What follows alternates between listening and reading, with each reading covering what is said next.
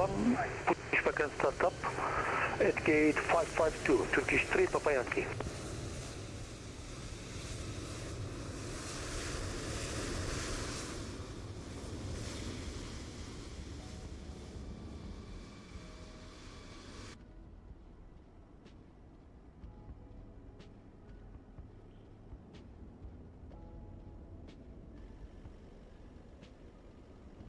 Heathrow traffic shuttle 18 Victor passing 1,500 feet, altiple Juliet departure to the north, final call, Heathrow.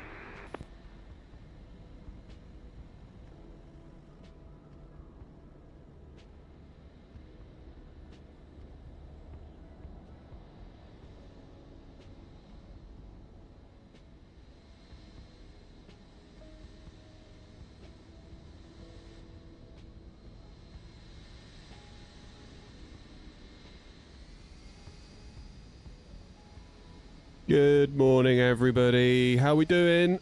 Nice to see you all. Are we all right after last night? We feeling all right? I'm guessing that's Grumpy in the A350 next to me. I haven't actually checked yet. How are you all? Nice to see you all. We've got... Who's that in Twitch? That is Sil, I think. Text is getting quite small on Twitch chat. I might need to make that bigger, so apologies.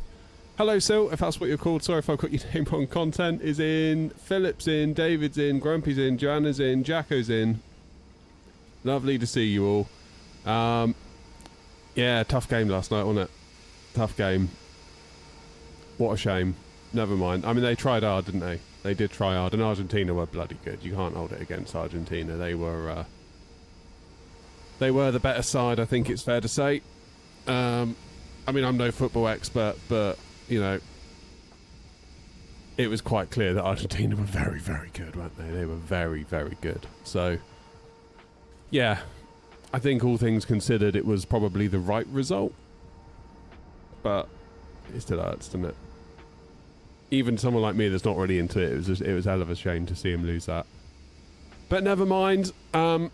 To make ourselves feel better, we're going to Bergen today. I love Bergen. Bergen's a little treat. In fact, that's kind of why I did Iceland back to Heathrow on Tuesday, because I knew that the next couple of legs after that were going to be Bergen, Heathrow, return, and I always look forward to that. So we'll do that today.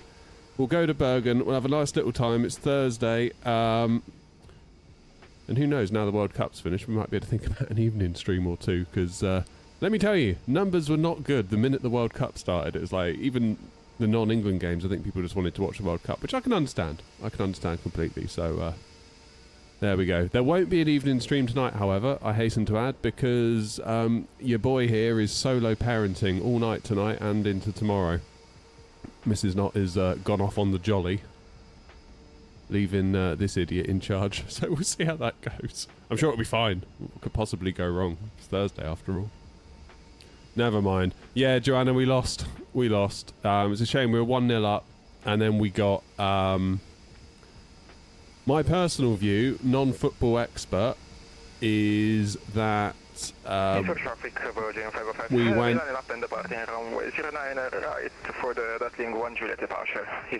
we went 1-0 up, and I was like, we just need to hold on to this.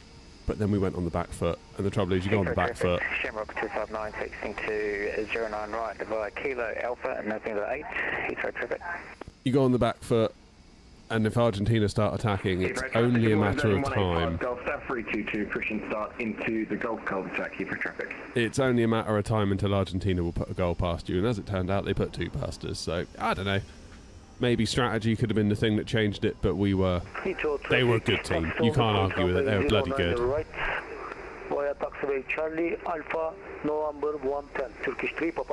Now, I've got my new tiller in today. I don't know if you can really see it. It's kind of hidden. It's kind of hidden by my stick, but it is here. I'm very, very, very, very pleased with it. Really pleased with it. It's fabulous. So... we got it buried into the pedestal nicely. The video went up yesterday explaining how I did it all, and obviously a bit of review of it. And today we'll take it out and give it a proper go on the stream, so that'll be nice. I'm looking forward to it. Morning, Murray. I know, selfish. I can't believe it. Good job, I'm such a good guy, eh? I'll sort it all out, Murray, don't you worry.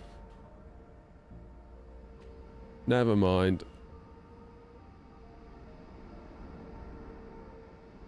Tactics were the worst I've ever seen for a minute 56. Minute 56 was when we scored, Grumpy. It definitely felt like we started getting... It's like, why didn't we try and get a second? Attack, attack, attack. Because when we were attacking, that was almost our best form of defence, because the ball was in their end the entire time. But, you know, what are you going to do? What are you going to do? We got another game, haven't we? Don't they do, like, the battle for third place? So we'll play France on... Is it Friday or Saturday? But there we go. Joanna says this is going to be strange, not being able to take notes while steering with your feet. That's true, actually. And like I did some Saturday. Thanks, Philip. I did a little trundle around Gatwick yesterday for the video review, and oh man, I was constantly trying to steer with my feet, like that muscle memory. Same thing happened when I was at Gatwick with Hanny, actually. Like the amount of times I was like, Hanny, the plane isn't steering. He's like, yeah, you need to use the tiller. I was like, oh, how embarrassing. Never mind, eh? Never mind. Right, let's get this thing fired up and let's get ourselves to Bergen. I love Bergen. I'm so happy we're going to Bergen today. There is also a Bergen tour, if any of you love it as much as Grumpy and I do. There's a whole like mastering Bergen tour where it kind of focuses more on like Scandinavian ops and yeah, a bit further afield as well, but yeah. Give that one a go if you are into it. We've also got the Formula 1 tour that went live. When did that go live, Grumpy? Was it Monday or Tuesday? Anyway, Grumpy put together a Formula 1 tour where we follow the Formula 1 season, so you can basically fly their stuff around, which is pretty cool. But there are some mammoth legs in that. Absolutely mammoth. So if you're not into long haul, maybe give that one a miss. But if you are, my word, has there never been a better tour for you. So that's going to be really cool. What's that? Just heard something click then. And drop on the floor. Never mind, let's get the plane fired up. Battery 1. I've moved my overhead panel as well. House of Synth. Thank you for subbing with Prime. What a hero. Thank you so much.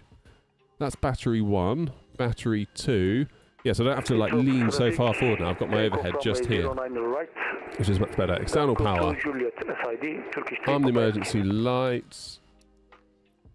No smoking on. Nav lights, crew supply, ground control. And I do believe that'll do us nicely for a minute. That'll do us a minute. House of Sims, thanks for that. That's really awesome of you. Really appreciate the support. God knows we need it at the minute because I've been working on the Infinity Pilot channel pretty hard for the last month or so, and as a result, my channel is in the toilet, which I knew would be the case, and I went into it with my eyes wide open. I'm not blaming anyone. It's just the way I knew it was going to be. Turns out I'm struggling to do this and Infinity Pilot and my job, so something's going to have to give, I think. Right, how many are we taking over to Bergen? 165 out of 180. So we're in the A320 today, IAE engines with Sharks. So that's cool. Let's have a little look. We've got 3.7 tons of cargo. 7.1 of fuel. Let's get them going then, shall we? Stumbled on the YouTube videos and downloaded Flight Sim 2020 on Game Pass because of them. Maybe I'll be ready for that sim one day. Oh, hopefully, House, yeah, hopefully. Like, just take your time with it. Take your time with it. There's no mad panic. I think I definitely felt the pressure because I had the channel that I should probably do it more quickly than perhaps others should. Like, every stream when I wasn't on VATSIM, everyone was like, why aren't you on VATSIM? It's like, I don't know how to do it and I'm scared. We did it in the end. We do have a video, House, on the channel called How to Start on VATSIM Without the Stress, and there's a few little bits in there that might help you out and get yourself going. You don't have to do it all at once. You can do it baby steps, which I would recommend. And also, if you want to fly along with us, fly in the train, there is such a thing as safety in numbers on VATSIM. If you go at the back of the queue, you can kind of see what everyone else in front of you's been asked to do. Chances are you'll be asked to do the same, unless it's like mental busy going into somewhere. Which is how I believe Joanna got started with it.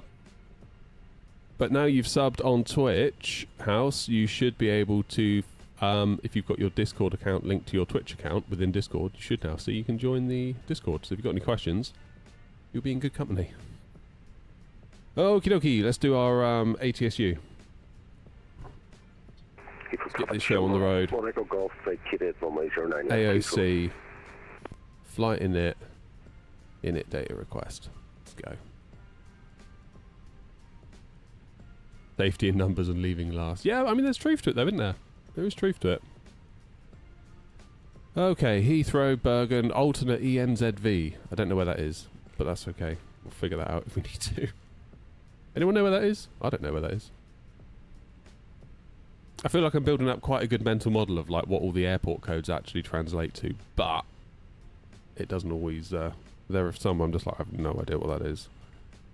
Flight number today, Air Not 88 Foxtrot. Now presumably we're doing cost index of 40, oh, I was going to say 60, but it's actually 41 and 370. So 41 in the cost index, 370 for our cruise. Go into the wind page, clear the scratch pad before we get told off by Grumpy, and do a wind request. Stavanger, where's that then, Grumpy? Is that north or of Bergen?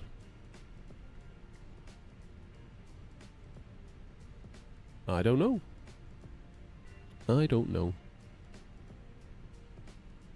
Why do I always have to press wind request twice? I feel like every time I have to do it twice. Because if I just don't do nothing now, nothing's going to happen. I'm sure some of you said, oh, we don't have to do it twice. But I've always had to do it twice. Am I just being impatient? And actually it will just do it if I don't press it twice.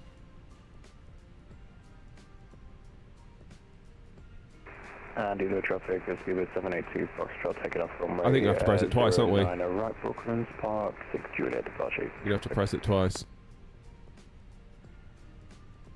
Stavanger, okay.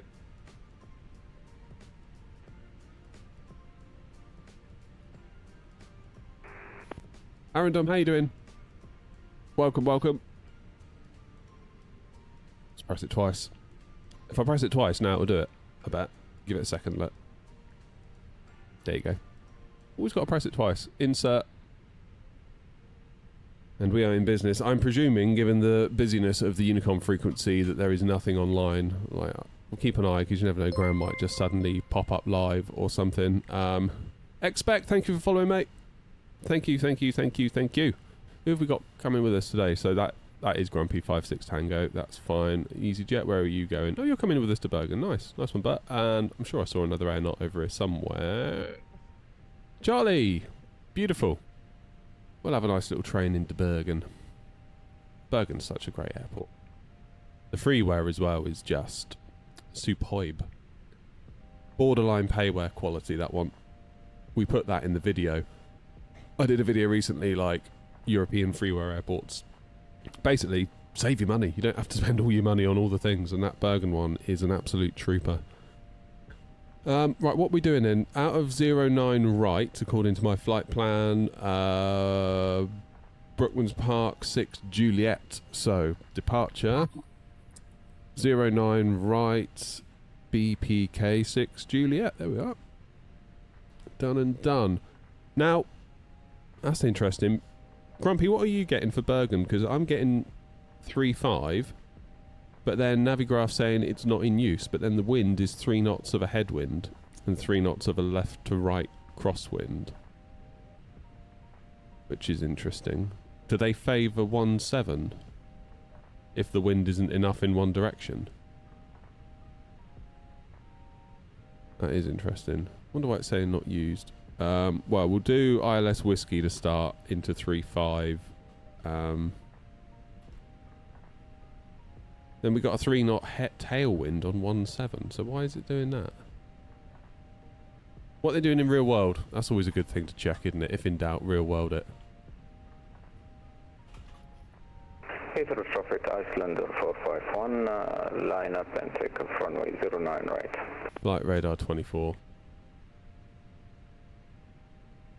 Oh, is Tower online? Oh, I didn't realise that. My bad.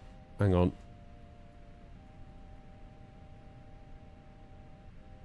Yeah, runway in use 17. Alright, well, we'll do 17, but we'll keep an eye on it, because you know, I've got a funny feeling it might flip on us on the way. So that's going to be an Aluva 2 November. Is that what you guys are getting? ILS Whiskey. So it should look something like this. 1.7 is preferred when the wind is dodgy. Oh, didn't know that. Yeah, so basically do a big old downwind, loop around, back in. That'll do us for now then. That'll do us for now. Is GSX loading us? Come on, GSX. Can we request boarding at the same time? Should be able to, right? Should be able to. Heathrow traffic, Virgin 185 Victor behind the departure in Iceland, lining up 09 right behind Heathrow traffic. Good Unicom calls this morning. I like that. Doing alright, aren't we? ILS Whiskey 17, I'll put in the MCDU, Aluva 2 November, and we will transition at Aluva. No, we won't, at Nepam. Don't know why I'm saying Aluva for, that's the star, isn't it? E Plonker, right. Just on my way to Corfu from Manchester in G-JZHR. Bongies, nice. He's on the tiller, enjoyed the video yesterday. Nice one, Cab. Nice one. I'm glad you enjoyed it. I was a little bit concerned. I mean, to be fair, my concern is coming true. I was a bit concerned that like the video wouldn't get that many views, and it sort of isn't because FedEx, God bless them, they lost my package for like so long, like so long. There came a point where I was like, is it just gone forever? Like, WinCtrl, bless them, they were very good. They were like looking into it, and you know, I said to them that there's no way. Like, even if it turns up tomorrow, I can't make the release date thing. Like, I need more time to turn. I could make a really crap video in like a couple of hours and put it up, but you'd all know I rushed it, and I don't want to put stuff up on the channel that looks like I've rushed it or I'm just doing it for views. I want to do something that I'm proud to put on the channel, not to sound too corny about it, but like I feel like you deserve it, the channel deserves it. If I'm going to put some work into something, views or no views, I want to make it nice. So yeah, that was the way of it. It did finally turn up, and yeah, of course I had to do a bit of a DIY job as well to get it into the tiller, into the pedestal. So it wasn't going to be as simple as, here's the tiller, here's how it turns, here's how it feels, here I am using it in the sim. There was obviously the element of getting it buried into the pedestal, which was going to take time. Just even if I didn't film and make a video about that, that was always going to take time. So that's okay. Right, 7 passengers have boarded so far. Fuel is done. So let's get the fuel pumps on, actually. Thinking about it. 1, 2, 3, 4, 5, and 6. And we can put the seatbelt lights on because we finished fueling. That's one less job we have to do later. And I suppose we could get the APU started, couldn't we? APU master, 1, 2, 3, start. Now let's just make sure the tiller is working. Yes, it is. That's good news. Now, a little bit more work down here before we go. Oh, my word. That was a big zoom. A little bit more work down here. We'll go secondary flight plan. We will go to the init page and we'll put in EGLL for Heathrow and then EGLL. And we'll put that in the from and to. Basically saying we go from Heathrow to Heathrow. Go back to our secondary flight plan by pressing the sec flight plan button. Press the secondary flight plan button there. Then we've got obviously Heathrow and then Heathrow and nothing in between. So we'll put in our SID that we're going to take. Departure 09 right. Brookman's Park 6 Juliet. We'll return out of there. So now we've got all those waypoints. That's all good. Come to the bottom EGLL and we'll pop in the arrival onto 09 left. And we'll just do that. We won't do a star. We'll just put in 09 left. Then, oops, you can see that there's the 09 left set of waypoints. And obviously we'll follow the same star route. But if we were to hit trouble, I don't know, like we don't have failures on, but if, for example, it transpired that GSX hadn't fueled us and we have to come back, we can vector ourselves and then we've got these waypoints to pick up the ILS. The ILS will be pre-tuned to 09 left if we switch over the flight plans, things like that. So that's all good. You're flying to Corfu IRL today? Really? Nice. Well, have a lovely time. We're not jealous, are we? We're not jealous. We aren't jealous. Backfire, thank you for following. Thank you very much indeed. Appreciate it. 1022 for QNH. 056 Tango. From stand 242, push and start facing first onto Lima. Now, as for our departure, we're going to be taking the 6 Juliet because we're on 09 right. So we will head up here, above 3, below 6, above 4, below 6, at 6. So I'm going to put in 6,000 in the window. That'll do us lovely.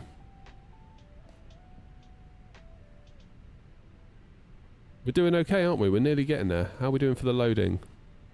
Almost half. Why isn't the cargo doing anything yet?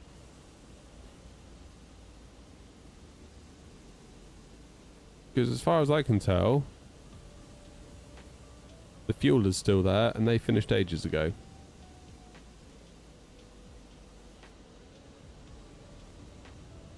Ooh, aviation spotter. Hello from a very miserable Toulouse. Just seen Qantas 350 take off for a test flight. Is that the one where they're flying it to...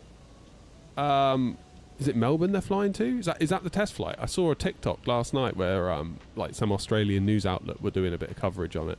Is that today? Is that what they're doing? That's crazy cool, isn't it? That's the 1000 ULR. Hey, Wendell. That is ridiculously cool. So what's the ultimate goal with that? Is it Heathrow, Sydney? Is that what they're trying to achieve? Or is it something else?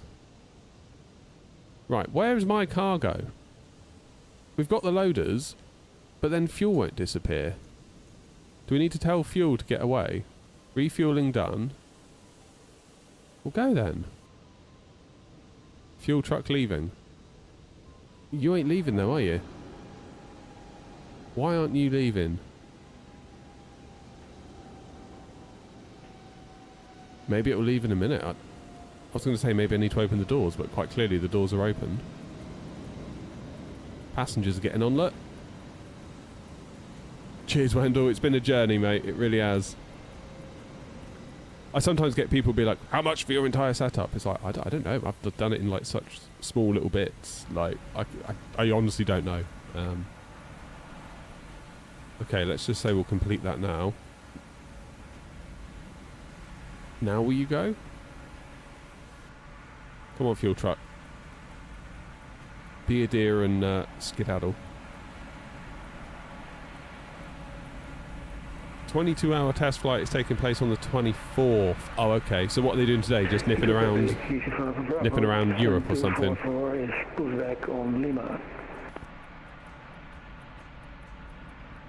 Coming to the UK for an air show. Is it? Nice. Wendell likes I've got Boeing and Airbus at the ready. Yeah, some people get quite upset by that. You'd be amazed the amount of people that get upset because of that. People see that I'm flying an Airbus and then they see that I've got a yoke and then that just triggers them. Like, they have to make a comment. It's like, I've got a side stick as well, guys. And they're like, oh yeah.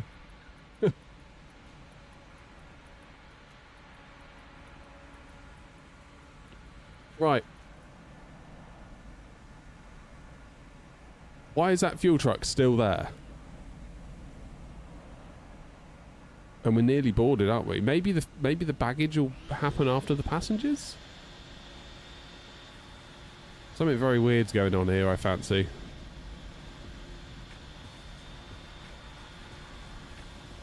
I fly my 738 with my side stick. Funny you mentioned that, because I was thinking of doing that at one point.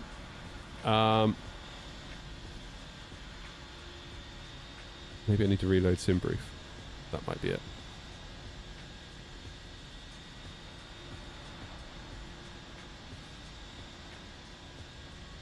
I actually found flying the 7.3 with my side stick with the force feedback enabled was very good. And it felt dirty as anything flying it without a yoke. But it was very nice.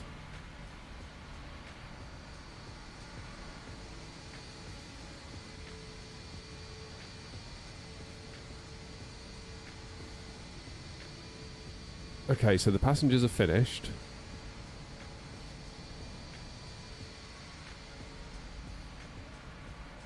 Heathrow traffic there, not 56 Tango Heavy, taxiing to holding point runway 09 right, November Bravo 11, 5 Bravo. What do I do here? We've been GSX. We haven't even left yet. We've been GSX'd.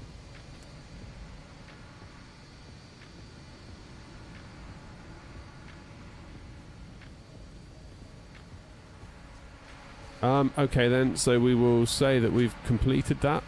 Okay, boarding complete. Does that mean my cargo's in as well? Okay, fuel's going now, look. Alright, so it's just done the lot. That's good. I'll take that. I know it's not quite how nature intended, but I'll take that. Okay, so we're doing 09 right. It is dry. I'm just going to make sure my live weather's on because we've had a couple of issues with that lately. Sync the weather. Sync the load sheet. 153, 153, 158. Why are we doing flaps 2? Such a big runway here. Bravo to November. Flaps 1, down 0.4 on the trim. Flex temp 68, 153, 153, 155. Send to the McDo. I know you will love it when I call it the McDo. Why am I using my mouse? I've got an MCDU here, init page. B, block fuel 7.1. Zero fuel weight 61. That all should be looking good. That's fine. Performance, has that come across? 153, 153, 155. Yes, it has. Flaps 1, down 0.4, flex temp 68. Look at us go. Alright, let's get that APU bleed on. Seat belts are on. My nav lights are on. So let's do beacon on, shall we? See you, Philip. Have a good day at the sim, mate. Philip, you still haven't sent me a photo of that frog on your dog's head. Hello, Captain. Can't do the octopus and not the frog.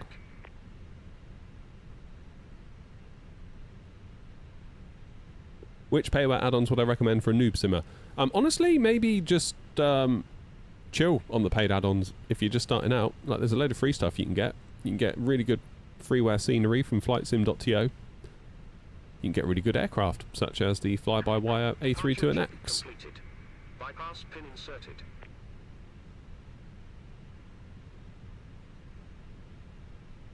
Like, I did not spend a lot of money on my sim for a long time, really. I bought myself a Thrustmaster Airbus stick.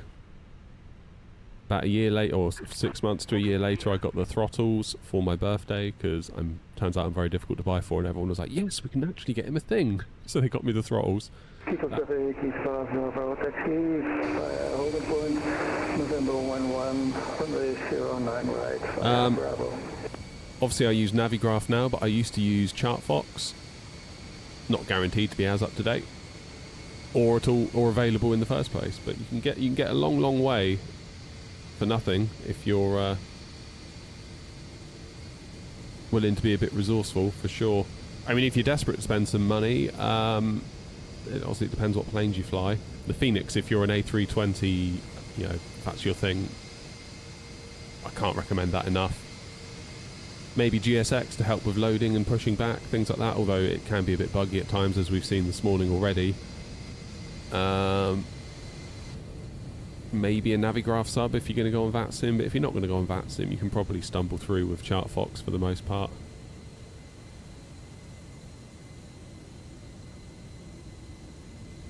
Right. What is going on here? We're zoomed in on my APU. That's what's going on here. Looking right up the butthole of the A320. Nothing around, is there? So we're going to face south on Lima.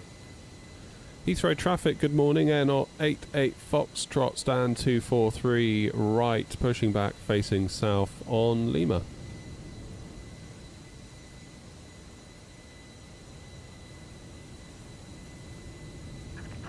Release parking brakes. Release parking brakes. Commencing push. All engines clear. Start at will. Cabin crew, arm doors and cross-check. Okay, engine into ignition. Moment of silence for the incredible sounds we're about to hear, please.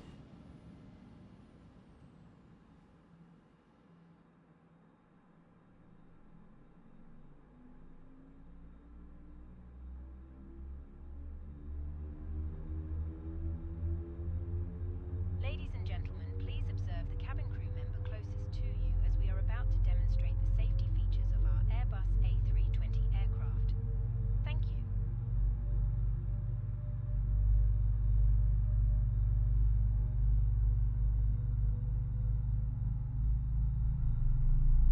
Ladies and gentlemen, welcome aboard our Airbus A320. Please pay attention to illuminated signs and crew instructions, including the following safety procedures. The safety card found in your seat pocket contains important information about exit routes, oxygen masks, life jackets, and the brace position, which you must adopt if you hear brace, brace.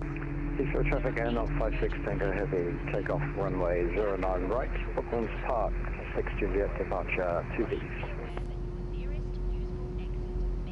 Okay, that's engine 1. Oh, it sounds good, doesn't it? Heathrow traffic, N0633. Start engine 2. It's 6-7 into its chat. Stop Set it. parking brakes. My kid says that's the illegal number. I mustn't say it. And we recommend that you keep it fastened at all times. If the air supply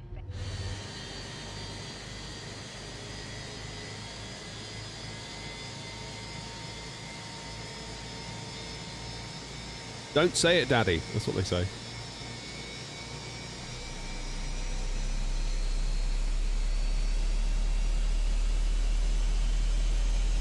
They claimed every time I say it, I have to increase their pocket money. I admire the hustle. I really do.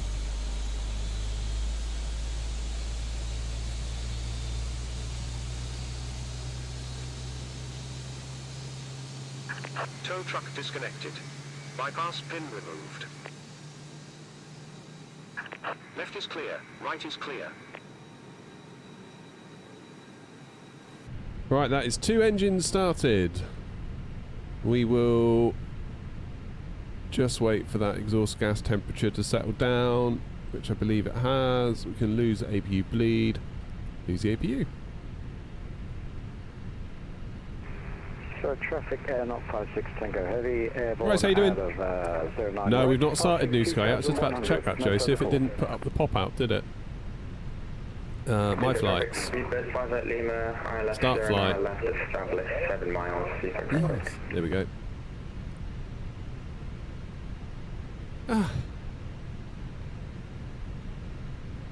Taxi light on.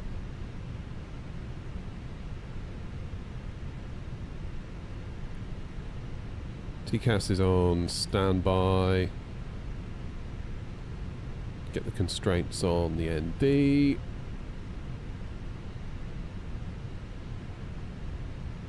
Now, do I have to be wary about taxiing? Anyone going to be in my way? There's a few of them queuing up near the entry point, but we're going to go Lima and traffic, N0633 November, taking off runway. Bravo or Alpha? Lima Alpha, I'll go, I think.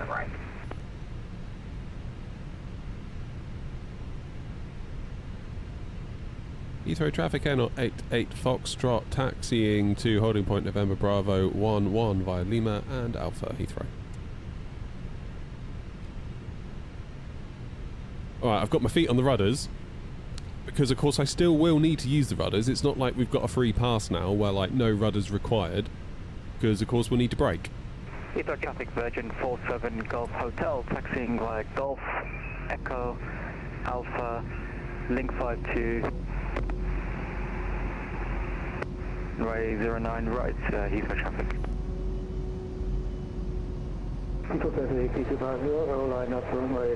Okay, so we're doing second right.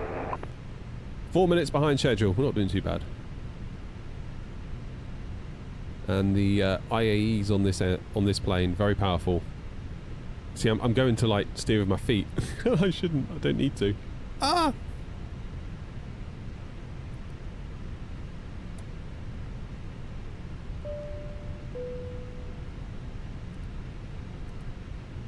just wait for the cabin to confirm they're ready.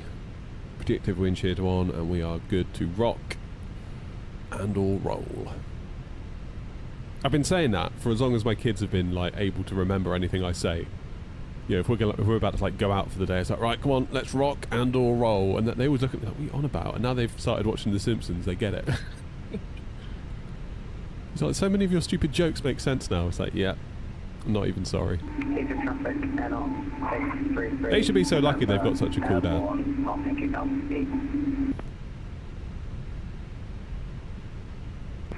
Bless him.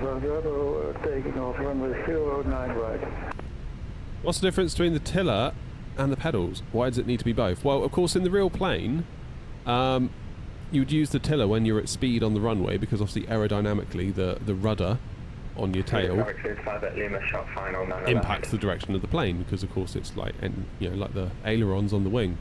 Whereas on the ground, you taxi with this thing, but of course your average simmer doesn't have one of them. Maybe doesn't even have rudders. Might sort of twist the stick. Right, let's see if we can get a nice little taxi on the go here. Come on. Yes! Look at me go with my tiller. So the tiller is for nose wheel steering.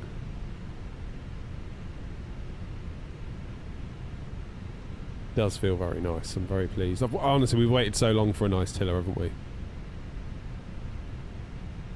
We've waited a minute or two for this one. I honestly thought Thrustmaster might be the one to give it to us. And then, of course, Expo happened last year, and then, you know, in a surprise to nobody, WinCtrl, I suppose, came out like, yeah, we'll do it, and it's going to be really cheap and affordable. It's like, damn. Nice one, WinCtrl. You've done it again. But obviously, when you're on the runway, I think it's once you go above, is it 45 knots? Is it the rudder? The rudder takes over and the tiller stops.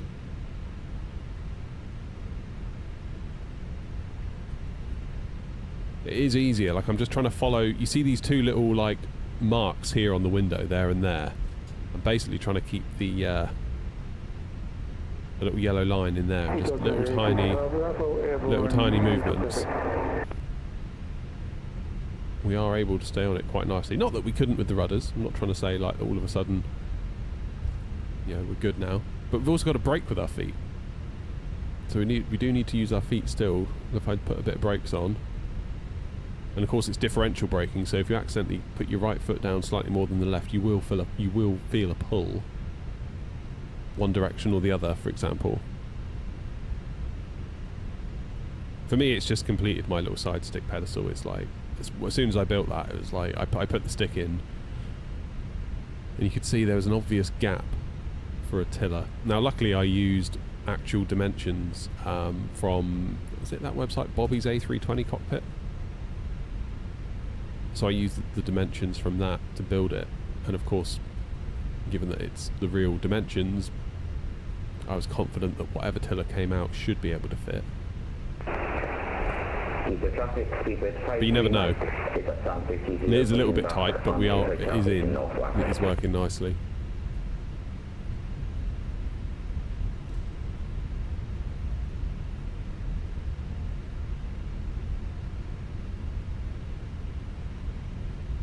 Again, it all just kind of harkens back to, doesn't it, just how flipping lucky we are at the minute. We've got all these brands that are like doing planes, they're doing hardware, they're doing add-ons, you know, it's just like flipping heck.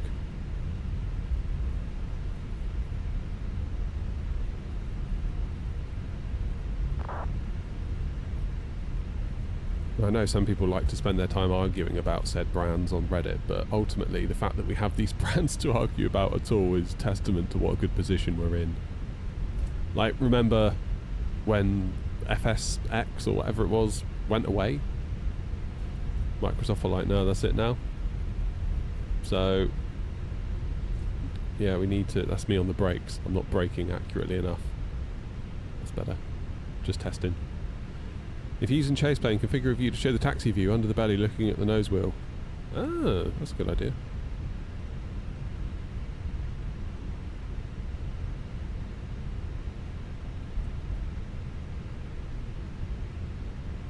Yeah, we're very lucky, really.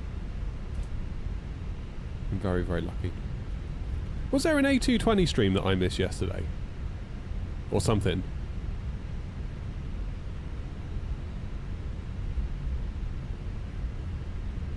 Oh, synth, yeah.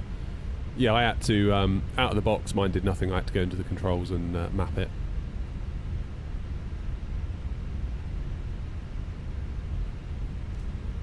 That is one thing, like, most of the gear that I've gotten from the likes of Moser, the likes of WinCtrl, you generally have to run it all yourself. You've got to go into your settings and dial it all in, whereas quite often with something like Thrustmaster, it's just sort of like, plug it in.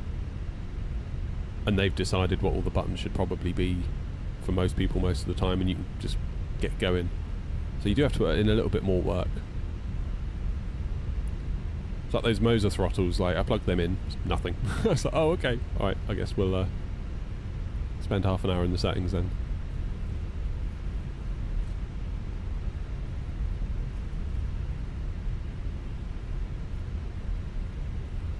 Oh yeah, that's a good point actually, yeah, because the handle on the tiller is metal, and obviously like you say, right now it's fine, but I hadn't considered in the winter. My dad's got a metal gear stick on his little car, and he's just bought one of those like silicon wrapper things for it off of Temu. For that very reason, it's like it's too hot in the summer and it's too cold in the winter. It's very rarely Bergen, nice. 47 Golf Hotel, departing runway 09 right on the full tip 100 departure Heathrow traffic. There was a dev stream yesterday. Is that still up? Because I tried searching for it on YouTube and couldn't find it. Heathrow traffic, shuttle 21 Bravo, established RLS 09 left at 9 miles, Heathrow. That guy sounds like a pilot. That's so cool. There are some people you hear on VATSIM, you're like, you sound like such a good pilot. And then you got people like me that are like, on frequency,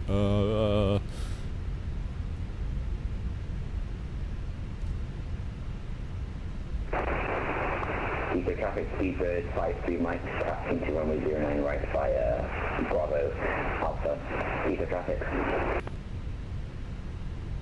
Right, we're here, nearly.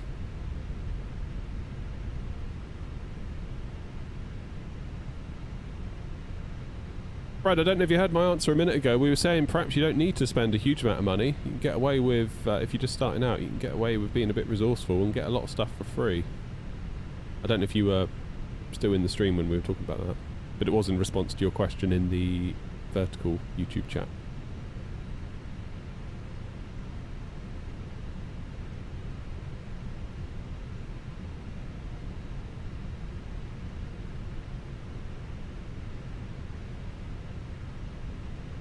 Right, Eurus B. Obligatory check of VATSIM radar. Is one passing to the speed. Thank you, see you later. Sure, Zan. Yeah, there's no one coming, is there? Just making sure nobody was lined up on 09 right, you never know. You never know. Oh, it's on Twitch as a VOD. Okay, nice one, thank you. I was obviously looking in the wrong place. Right, let's start the clock. Let's get the lights set. And let's do TCAS to Tara. And we'll do our predictive wind shear. There you are. I do believe we're good to go. Heathrow traffic, N88 Foxtrot, lining up 09 right, Brooklands Park 6, Juliet, departure to the east.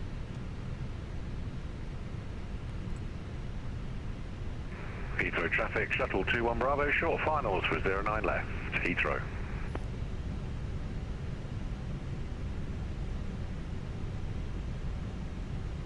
Am I right in saying with that 220 they didn't announce a release date nor a price? Again, I'm only going by what people said on Reddit earlier when I had a look. I think people were just basically whinging, being like, they didn't mention a price or a release date, what the hell?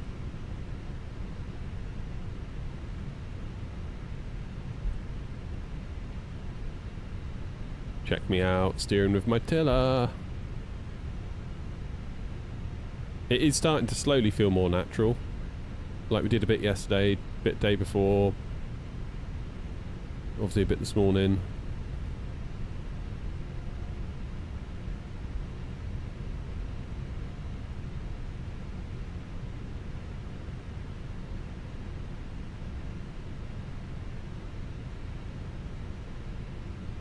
Heathrow traffic, Air 88 Foxtrot taking off runway 09 right, Brookman's 6 Juliet. Ready?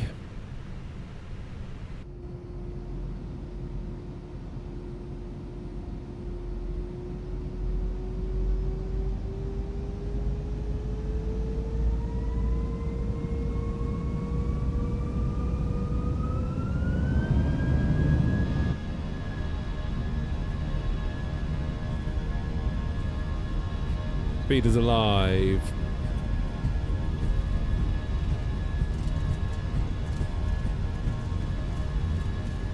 $80 knots.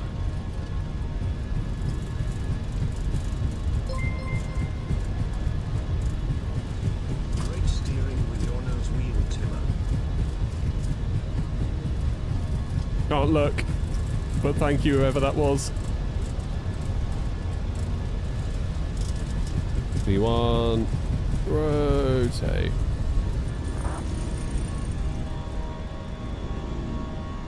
Positive climb. Gear up. No, it's Hanny. Thank you, Hanny.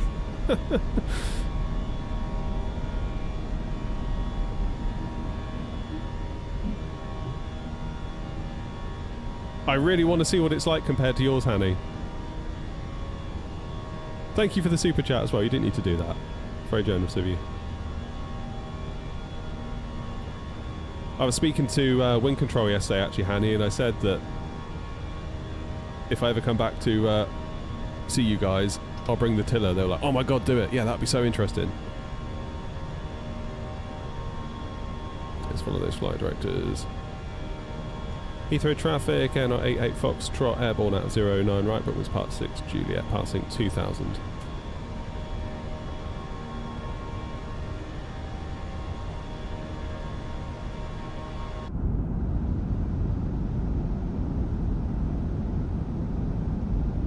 Yoki flaps away.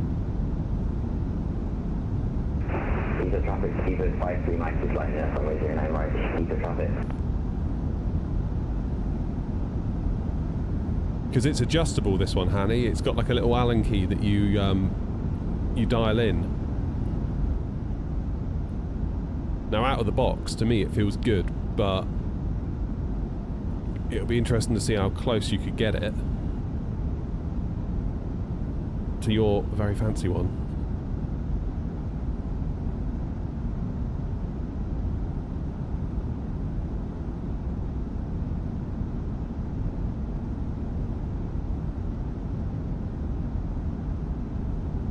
I love this screen. We can look out the window and fly. Just follow the flight directors on my little screen.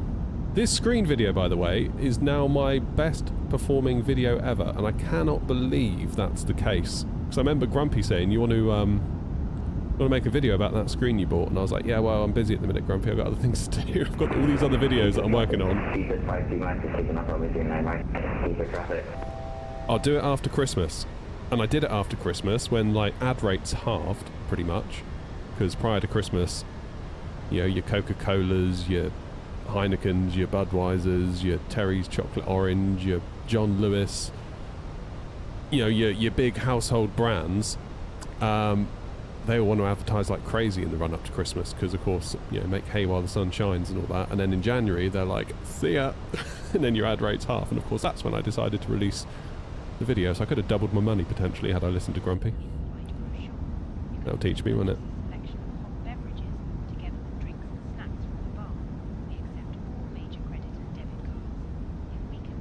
Where is that? Where am I looking down on there? Is that a train line? That must be. That looks like a train line. I get so lost in London. I sort of know my way around to a point. Like I can come in on the M4 and then it goes A4 and then obviously don't want to go too much further in a car these days because of the congestion charge. Annoyingly, when we went to Chiswick, it wasn't actually Chiswick. I mean, it felt like Chiswick. It was near enough Chiswick. is airborne. What is it called? Q Bridge? Which is to say Chiswick and then round the corner. We just went inside the ULEZ zone. That's so annoying. And I think our car was a Euro 5 engine. It's a 12 plate diesel, so it wasn't quite a Euro 6, otherwise we might have gotten away with it. Oh, sorry, Grumpy. Lesson learned. Right, question. I'm staying at 6,000 feet for a minute because I'm adhering to the SID. Traffic, spin at 7 Lima Papa, push and stop. Obviously, it's telling me to go to standard pressure, but if I go to standard pressure now, that might knock out my 6,000. Traffic. So would you do that when I decide to climb out of 6,000 is my question. I think that's what I should do.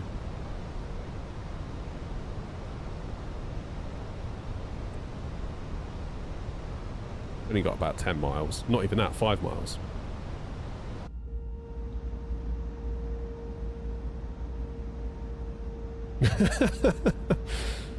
Annie, don't listen to Grumpy if you're still there.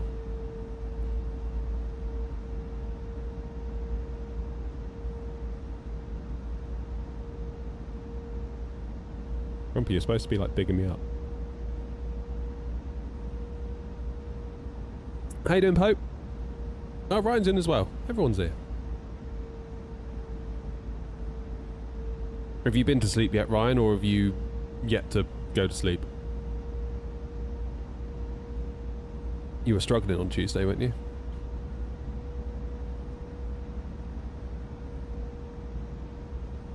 You have? I should reach out to WinCtrl about testing their yoke. Oh, God, that yoke. That yoke. I hope that's not a dud, because it looks so good, doesn't it, from what we've seen? It really does look like a good one.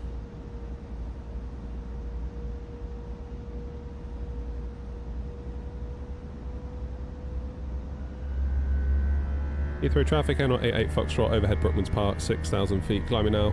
Flight level 370, final call, Heathrow.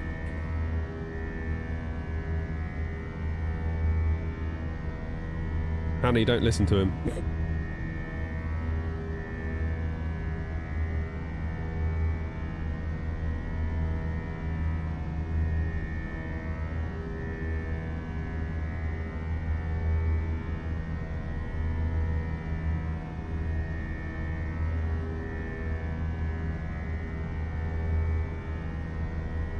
I must admit, I do very much enjoy my new overhead panel now. I've moved it. After the stream on Tuesday, I got a bit fed up because I had it too far forward. So I was... Let's get autopilot on a minute. I was sort of having to do that, whereas now you can just almost see it, actually. I don't know if you can see it. I'll put the lights on. Can you see the lights? Oh, that's a bit light. Don't like that. I can see how it might be useful to some of you to have the dome lights built in, but to me it's just far too... First of all, it knocks out my camera and it makes me look orange. And I just... Yeah, I would much rather they put more buttons. Because it is a... It is a, like a compressed version of the overhead, 10,000 feet.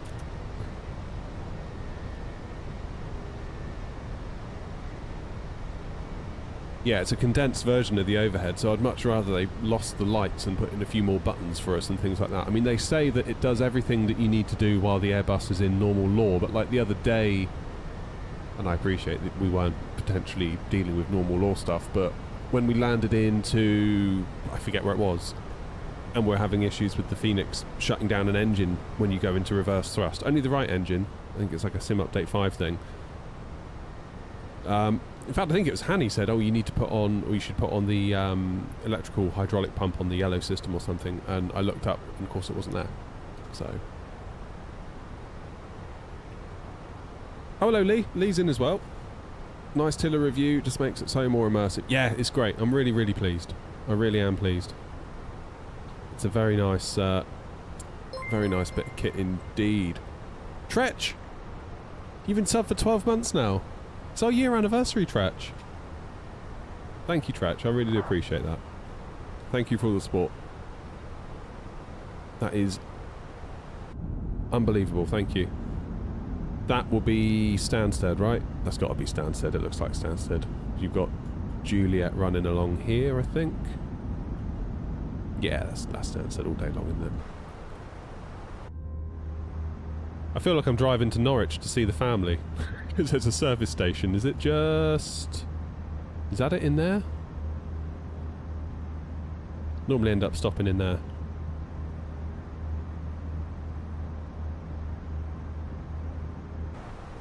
But you always think like, oh, it must be nearly there now, and you don't realise how far Norwich is. I always get to London and think, wow, you know, that's most of the journey done. It's like, no, it's not. About halfway. Barely halfway, depending on how the M25 goes for you.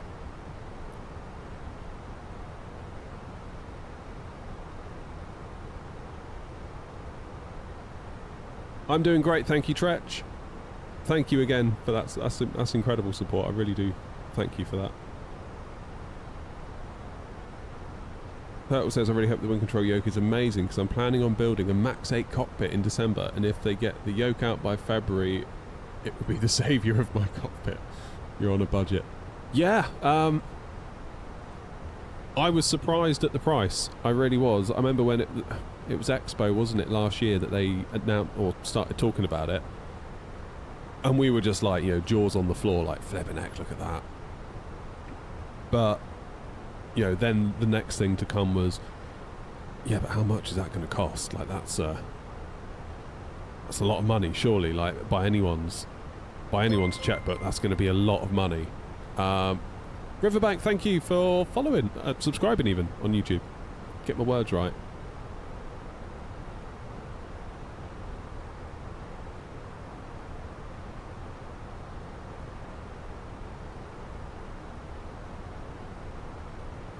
But yeah, we were certain, weren't we? We were like, oh, that's got to be 4 figures. That's 4 figures all day long. Like, that looked, just looking at it on the show floor at Expo, even through like video footage, it's like, that's got to be 4 figures. That can't be less than. And then they came out, obviously, at FS weekend, and it's like, oh, well, I'll be damned. Okay then. I'd love to know more about WinCtrl and how they do it. You know, what does it look like at their place? Because, like, how many things are they making? Like, just count the number of items they've got on the books. Like, all the Airbus stuff, all the military stuff, all the other bits and pieces I might not be aware of. Just, you know, making stuff's hard. Like, just making one thing, like, all the apparatus you need, the tooling, the everything. And they're doing all these different things. I'd love to see it, I really would. I was chatting to someone there yesterday on Discord. I was like, you guys have got to pull back the curtain a bit and show us some of that stuff. Like, that'd be so cool. There is a YouTube channel called Strange Parts. I don't know if any of you have ever watched it. A guy called Scotty. He's a bit of a maker, I guess you could say. Like, engineer, making stuff. He did a video, I think, where he wanted like a 256 gig iPhone, and Apple wanted too much money, or Apple didn't even sell the iPhone. So he lived in China in a little apartment, and he had access to all these tech markets, you know, almost like a big shopping mall, just full of all these little stalls that you go to. And he ended up buying this little, like a little template where he could put the solder onto the main board. Obviously, unstuck his original memory chip that Apple provided. I think they call it reballing the board, so all these little balls of solder which the chip can then drop down on. He must have gone through like 4 or 5 different chips by, like, you know, cooking it with his heat gun and messing it up, but he did it in the end. Like, it's incredible. But another part of his channel is factory tours in China, because he's just fascinated with their ability to make stuff, really, or anyone's ability to make stuff. He loves doing the factory tours, and it is incredible. It is absolutely incredible.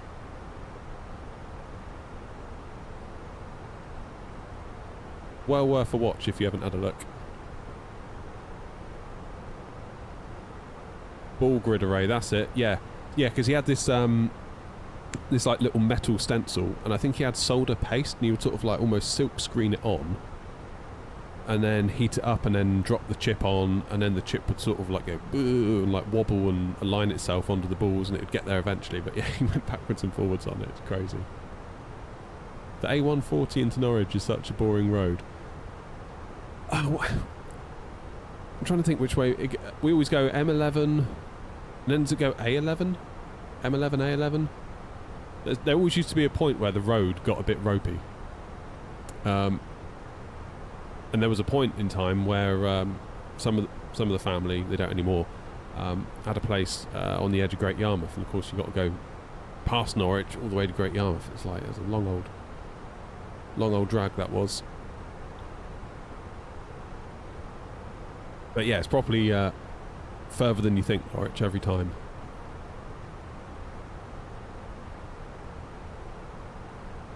Maybe I need to see if I can get myself a factory tour of Moser or WinCtrl. That'd be so... How cool would that be? That'd be amazing. I'd probably make a rubbish video because I'd just be there like kid in the candy store, just like, ooh, looking around the whole time, making absolutely rubbish content. But I'd have a great time.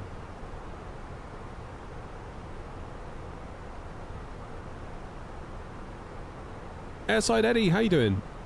Been a while since I've watched your AI videos. Which is better, Beyond ATC or Say Intentions? So we recently did a video of Say Intentions in 2026, and we did so while testing out the WinCtrl RMP. Then the plan is, I haven't done it yet, the plan is to do a Beyond ATC video in 2026. The last time I tried them, my kind of, like, it wasn't like one was good and one was bad. Like, they were both very nice. And considering that you just pay once for Beyond ATC, that makes it all the sweeter, I would say. But the kind of broad strokes feelings I had, and this was like obviously over a year ago when I compared them both together, was that Beyond ATC was a little bit more on rails than Say Intentions. Like, Say Intentions, you could be a bit more what's the word? You don't have to be as explicit with your language, because it's kind of got that kind of chat GPT-ness in like the amount of rubbish that I've typed into chat GPT in the past and it's made sense of it. I've always been like, damn, that's impressive. So it's kind of got that element to it. There's been a couple of instances with Beyond ATC where I've said stuff to it and it's done the whole, sorry, I didn't catch that last transmission. So it's like, well, you fairly certain you heard me, you just didn't understand me. It's almost like I wasn't quite saying the right thing to trigger it into doing the right thing. It felt a bit more, almost like when you're on the command line, you have to type the exact right thing, otherwise it's going to be like, no. So, but I think since the last time I tested Beyond ATC, they've introduced a large language model, I believe I'm right in saying. So that might change things on that front as well. So I'm looking forward to testing it. I'm very much looking forward to testing it out. Morning, Mr. Mint. There you go, Lee. Me and you in China. God, that'd be a laugh, wouldn't it?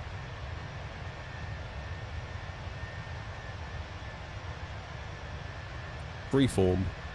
What do you mean, Shark?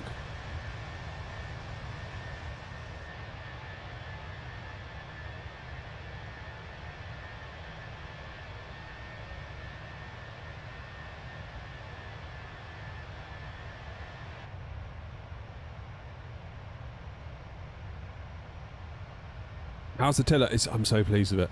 I really am so pleased with it. Obviously, we can't use it now in flight. There's no reason to use it now, but yeah, it's been absolutely cracking so far. Absolutely cracking. It's just like the cherry on the cake, really. Like, we've gone to all this effort building this little pedestal thing here, and the only downside is where the tiller is where I used to put my cup of coffee, so I have to find somewhere else for coffee. But that's alright, that's a price worth paying. Oh yeah, as in you speak freeform to Say Intentions, yeah. I mean, you could argue that maybe that allows bad habits. I don't know. And in the event that, say, that Beyond ATC does get a little bit like you're not saying the right thing, it does give you canned responses that you can click and it will say on your behalf. So, like, if you're not quite saying what it wants you to say, or you click the thing and it will say it, and obviously it'll get it right, but I don't think either of them are ever going to replace VATSIM. For me, ever. Like, VATSIM is just too much fun. Like, I noticed when we were coming back from, where was it? Zurich, with Sane Tensions the other day. We were changing frequencies every, few minutes. It's like, contact so-and-so, then you do, then it's like, contact this person, then you do, and you do it, but nothing changes. You're still just, like, following your line, basically, your flight plan. So it's like, you're changing frequencies, but there's no consequence. At no point was it like, vector right heading 220 traffic avoid. There was no. It was like we were changing frequencies, but then I was kind of left with a feeling of, okay, but so what? Whereas if you're on Unicom on VATSIM, people think, oh, Unicom's boring. It's like that's where you go when there's no ATC on. Like, boo, Unicom. Whereas actually, at Unicom is kind of got to keep your wits about you on Unicom. I would argue you need to be working harder on Unicom than perhaps you would if you're under ATC, because if you're under ATC, well, they've done all the thinking. They've worked out where you need to go to keep you safe. Just do what they say. Turn left, turn right, go up, go down. Whereas Unicom, it's you've all got to figure that out yourselves. So this idea that you can, like, put the recliner up once you get onto Unicom and crack open a beer, I think is a false narrative. Yeah, Grumpy, I've just noticed it's come up saying 17 not used. That's okay. We'll do a switcheroo. We'll do the old switcheroo. I told you it'd be 3-5. What did I tell you? ILS Whiskey Aluva to Papa. 3-5 Whiskey Aluva to Papa via River. I think I need to get another USB hub, by the way. I think although I've got a 90 watt one, I think I'm perhaps pushing my luck. So I've got the throttles, I've got the MCDU, I've got the ECAM, I've got the AGP, I've got the RMP, FCU, EFIS from WingFlex, I've got now my tiller, I've got my rudders, and my AGP is turned into a disco, I think, because it's not liking it.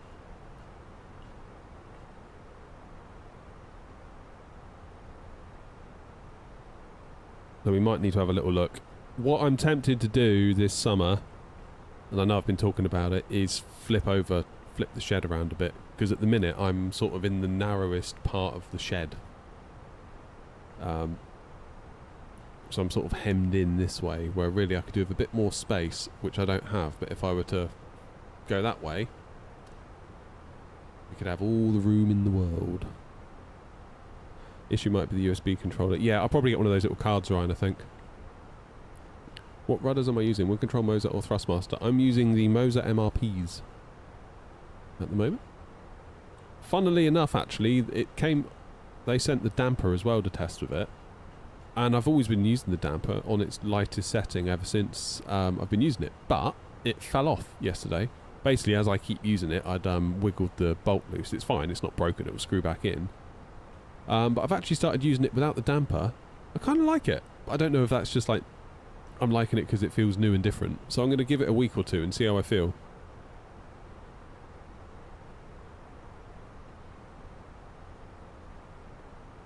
I have not, Joanna. Again, this is the problem. My AGP and all my stuff is here. In terms of a clean cable run, it is 4 meters to my PC because I have to go all the way along that desk and all the way along the perimeter of that desk, and then you finally get to the PC. So again, switching around to this way, we put all my stuff within firing distance of the PC as well. I've got to do something. It's getting too cramped. Like, my wife came in the other day, she was like, how the hell do you work in here? Like, there is no room. Like, I can't even come in here and stand. Like, you've got boxes. I've got boxes behind me. It's like, you've got stuff everywhere. It's like, I know, but I've got nowhere else to put it. She's like, you've got to do something. I was like, I will. Just like, give me a minute.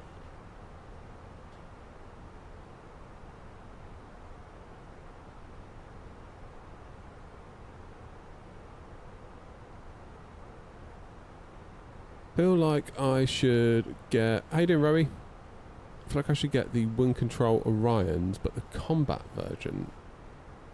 I'm just scared because they might release the 7.3 version in a year. Yeah, I don't know.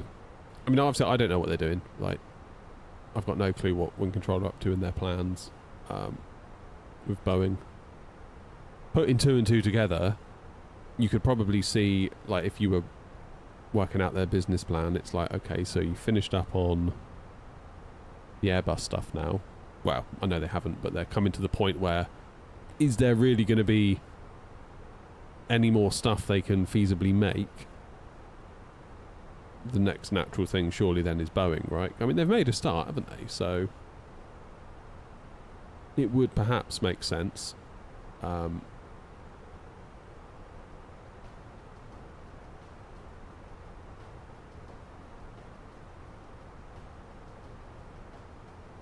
Apparently the 7.4's quite cramped as well though, Ryan, I've heard. Forget who was saying it. I think it was A330 driver. Obviously he was coming from the point of view of like going 7.3 to A330, you know, being like, oh my goodness, it's so comfortable, we've got all this room and we've got a little table, and I think he said that actually he had a bit of a false preconception that Mascot, thank you for following, really appreciate you, thank you. Yeah, he said he had a bit of a false preconception. Oh well, the 747 would be better because obviously bigger plane, you'd have more room in the cockpit. It's like, no, you really don't, not by much.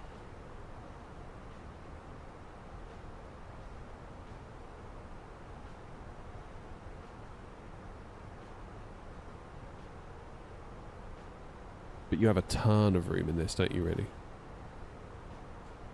Absolute ton.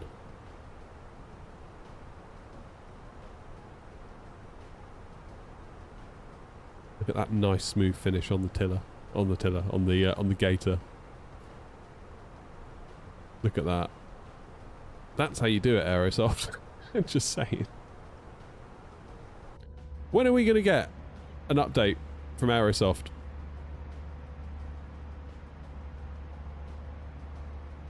On that A340, I feel like we need one sooner rather than later, to be honest.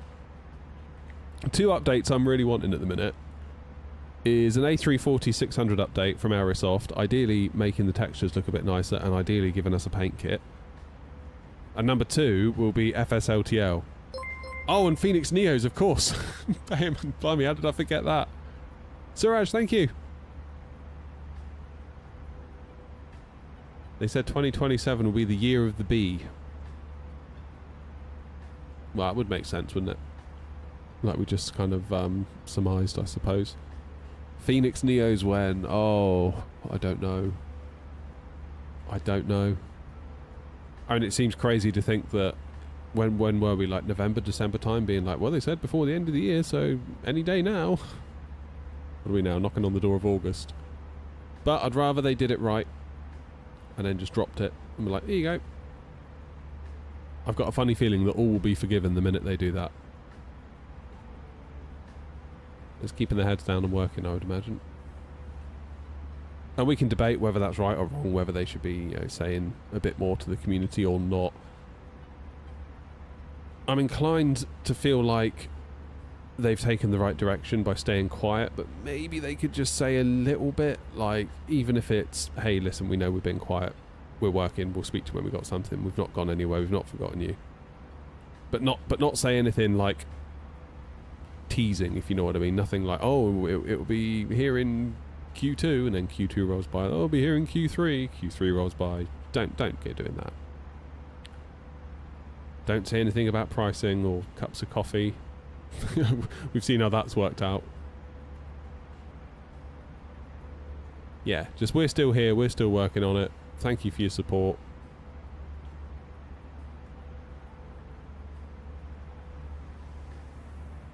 What's the most underrated piece of hardware in my sim? Ooh, underrated. Possibly the screen.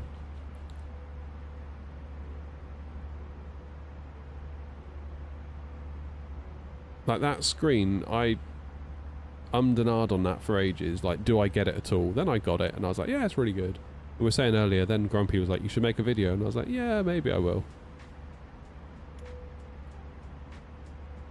I don't think many people will watch it though, I think I remember saying. Now currently my best video on the channel's history. So, shows what I know. You're waiting for Majestic's Dash 8. I hope everyone enjoys it. It's probably not going to be my sort of thing that I would fly, to be honest. But I hope people like it.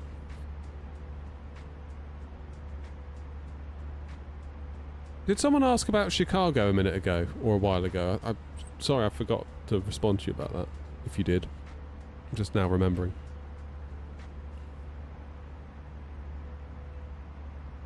But yeah, Bobby, to be honest, it wouldn't surprise me if Neo's a 27. The way things are going. But we don't know, because like they haven't said anything, so it could be a couple of months ago. Or a couple of months' time, you don't know. Oh, sorry, Bobby, what was your question? I just remembered someone asked about Chicago and I never answered. I don't know what I was doing. But not answering your question was what I was doing, Bobby, I'm sorry.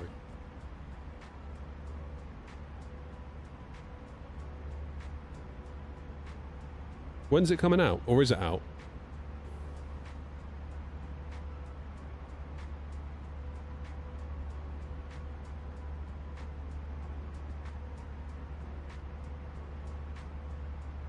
Azza! Just watched your Tiller video, love it. Can't wait to get my pre-order. Only thing is, ETA to the UK is in September. You could get it on the global store.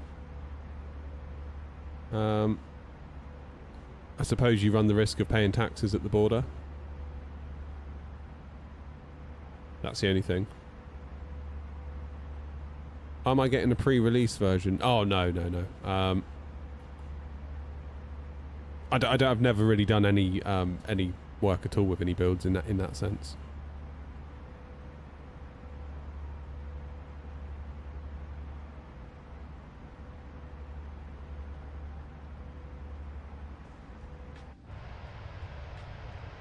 I did reach out to them ages and ages and ages ago.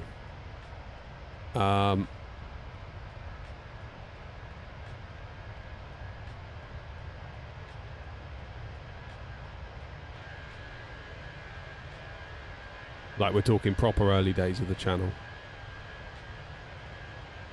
And yeah, somebody very kindly got back to me and just said that something like we'll review when we look at our content partners next year or something, but in the meantime here's a copy of Dubrovnik or something. I was like, okay, thanks very much.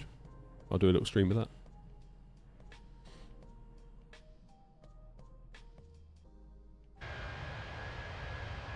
Probably Joseph. Honestly, like, I don't know. I don't know for sure, but fine by me.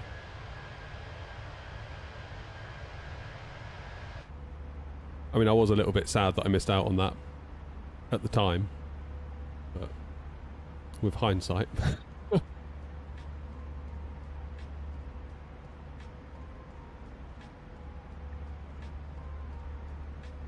Why don't you like O'Hare? What's so bad about it? Are we not liking it in real life, or are we not liking the sim version of it? What are we talking about here? You're confusing me. Which is easily done, I'll admit, but... You avoid O'Hare in Boston? Why is that, Ryan? Just like the busyness of the airport or the passenger experience? That wouldn't translate into enjoying it as a simmer though, would it?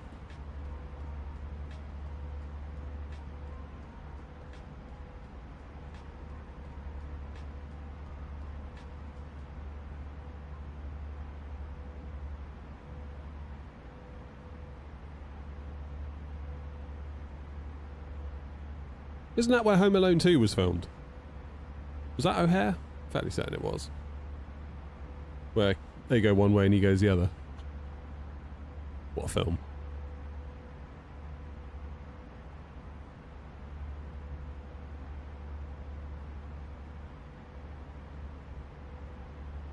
Messy taxiways. Bad experience. Okay, fair enough. What's the other one? There's another one, isn't it? Is it Midway? And then there's that little tiny one that you always used to spawn in like Flight Sim 2000. That's like right on the water of Chicago. remember trying to take off in a 777 there. That was always good fun.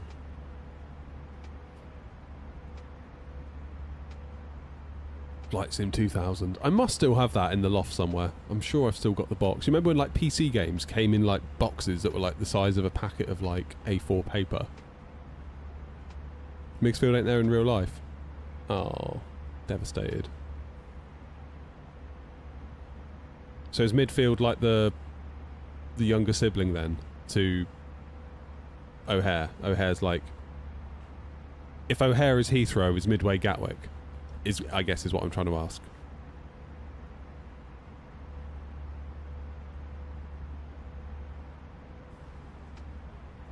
Old cereal. Yeah, that's it. Cereal boxes. I remember buying Transport Tycoon in this massive box, and I got home.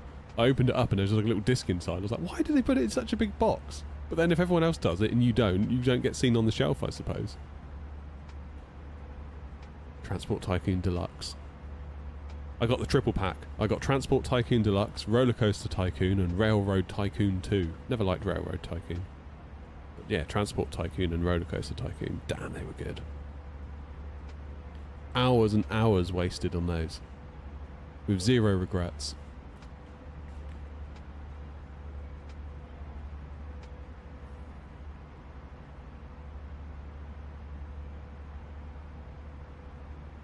O'Hare's outside the main city, Midway smack down in the centre. Really? You still got your Flight Sim 2000 professional big box somewhere? Oh, I need to find mine. Yeah, because... So, fun story. Well, it's not very fun. So, a story.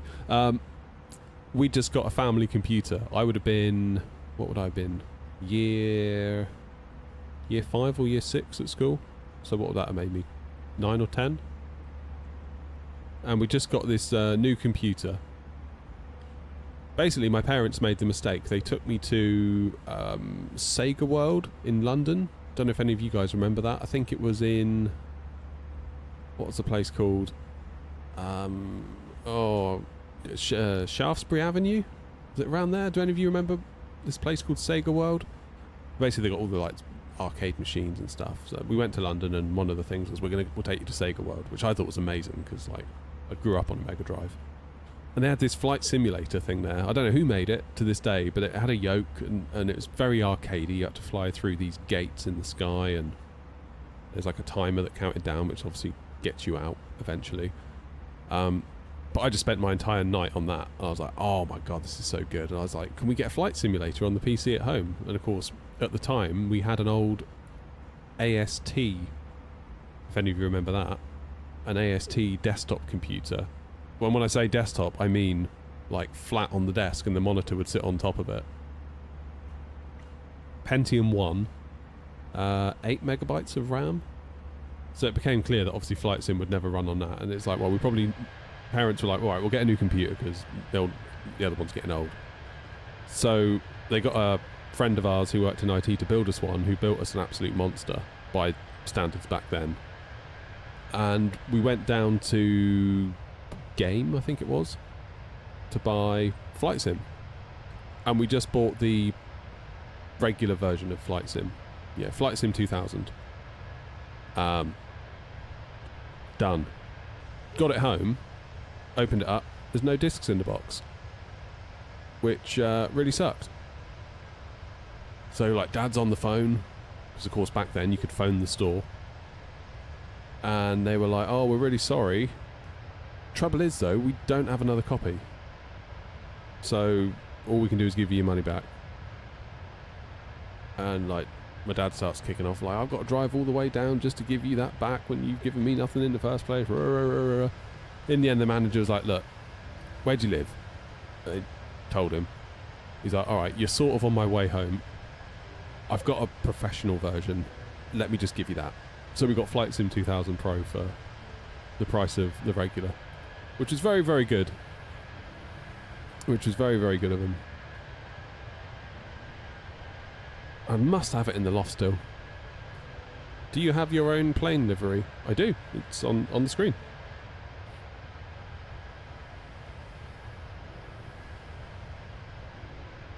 Flying on VATSIM right now, UAL122, and I've just had the most beautiful sunrise above New Yorkian airspace.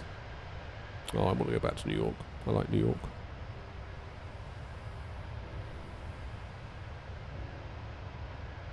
$156 for Grumpy's Tiller, and 16 of that was taxes. FedEx delivered on Monday. No impact tax was needed. 156.26. So what did that turn out into in pounds, Grumpy? That would have been like 120 thereabouts.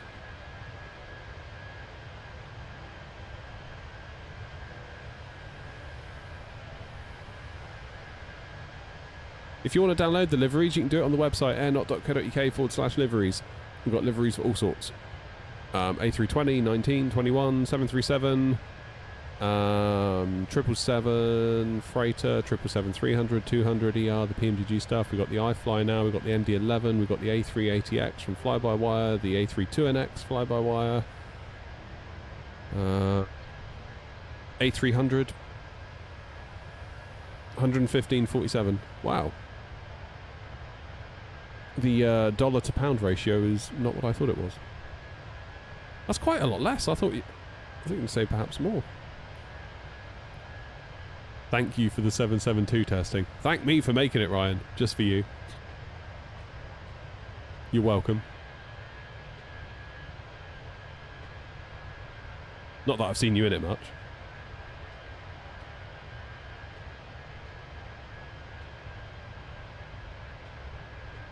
Trust the bus, Ryan.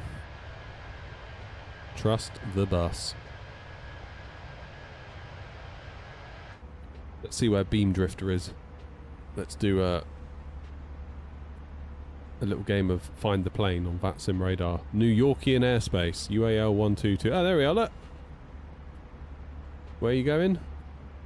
Heathrow. Jeez, you've got a long way ahead of you, haven't you?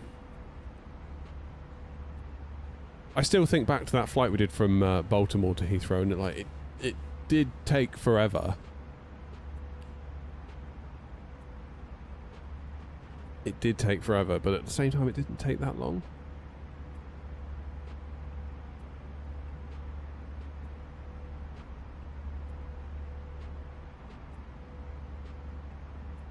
It's weird.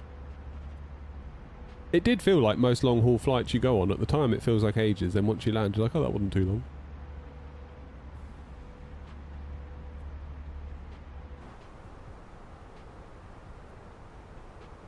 You tell him, Grumpy.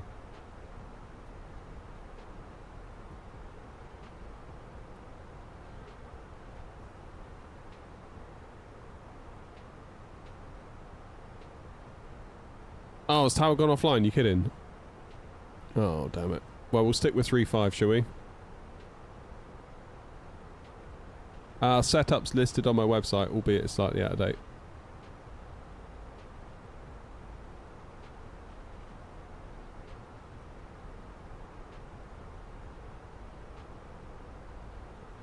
It's been catching up with the Moser releases. The FCU looks nice. It does, and I wish I could have had a video out for you, but the courier smashed mine to bits.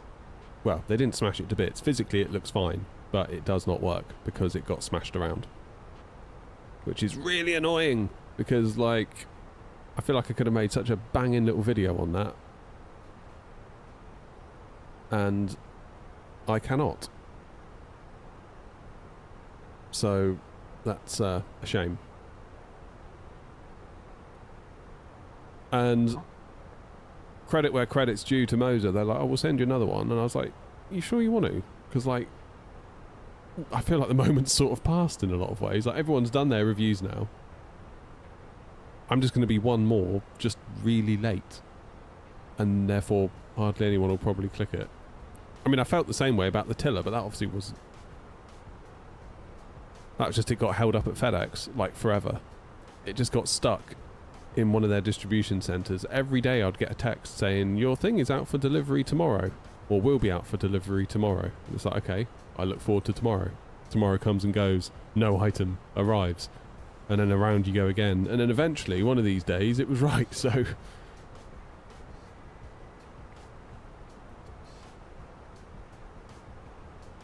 what are your guys' thoughts on the Moser stuff? Are you thinking like,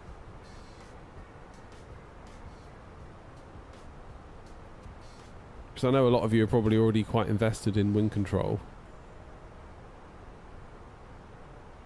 Would that affect your decision making?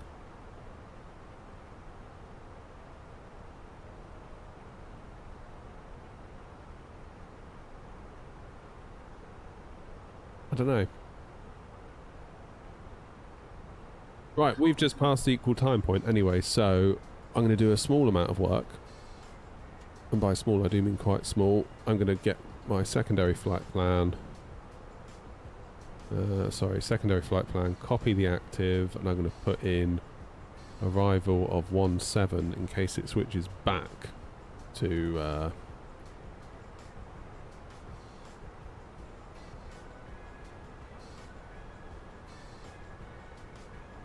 to 17, which it might do. I don't know for sure, but it might do. Let's have a little quick look. Yeah, there we go, look. So we're on the green line. So we're going to come out here, around and in. Secondary flight plan is we come up and around for 17. So we've got options for both.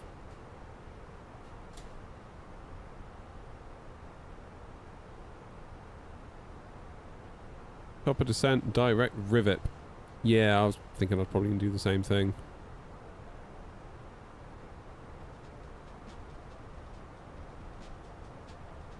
Nice gear, but most of their market likely already bought WinCtrl. Probably won't feel the need to upgrade. Yeah, I mean ultimately competition's good, right? We can't be mad at there being more competition. We like competition because competition means lower prices for us, which is important.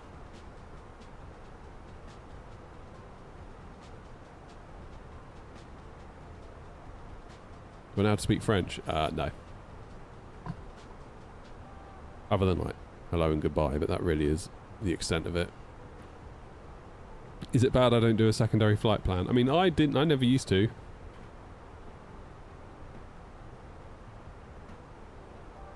It's all part of the journey. Learn a little bit more each time, and then it's not until you stop and look back you realise how much you have learned. Sort of drip feeding, if you know what I mean.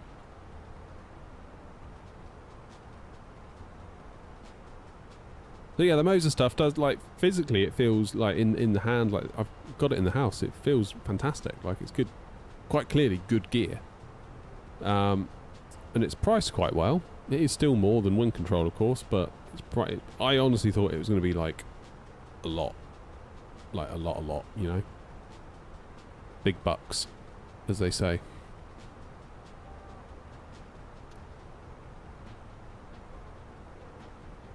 But it was not. They surprised me.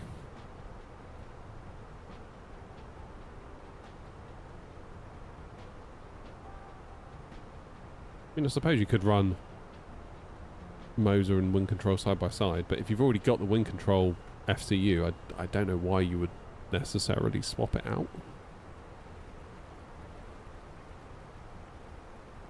Unless you're actively unhappy with it. I don't know.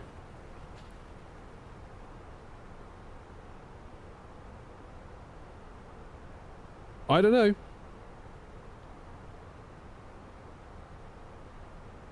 All right, YouTube's telling me to set a goal. Hang on. I better do what it says.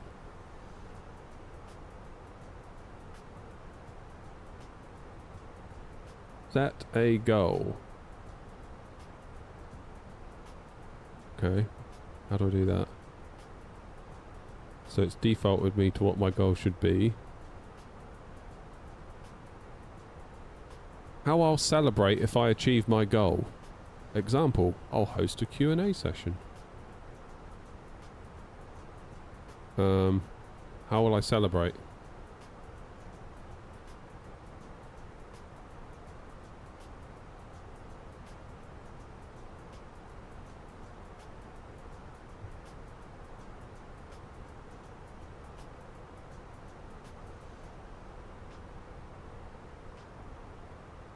Not entirely sure how I'm going to celebrate if I hit my goal. Like, what can I realistically do? I'll do the next stream in hot pants. I know how much you all love the shorts. I don't know why you don't like my shorts. I think these are nice shorts. Another leg.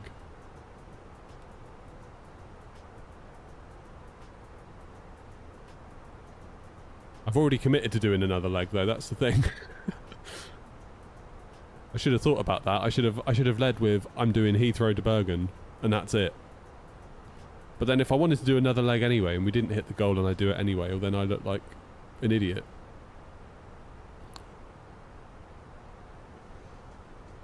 We don't want another leg if he's in shorts. Why don't you like my shorts? I love these shorts. These are great shorts. Get inspired with examples. Okay, what's it saying? Some examples could be, I'll stream again on Friday. Well, I can't stream on Friday. Hosting a community gaming night.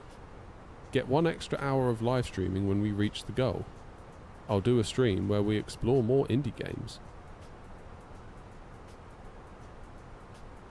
I don't know what to put as a goal.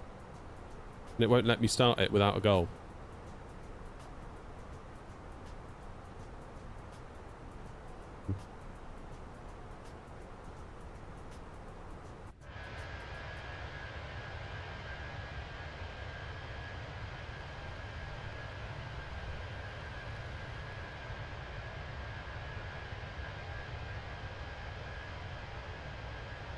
I could say I'll land into Heathrow with my yoke.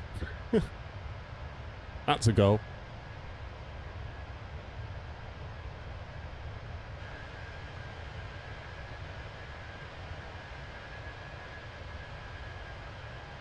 That's a goal. Alright, YouTube, let's see if this goal system works. You've been badgering me all morning to do it. So, do what you will with it.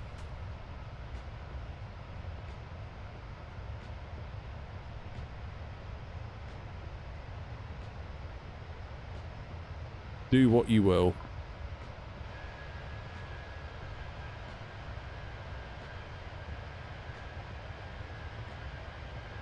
Right. Yeah, I think I'm going to do what Grumpy's done. So I'm out here at the moment. Where am I? Where am I? Here I am. Top of descent is between a Lottie and a Louver, so about there. I'll probably do a direct to Rivap. Which might mean...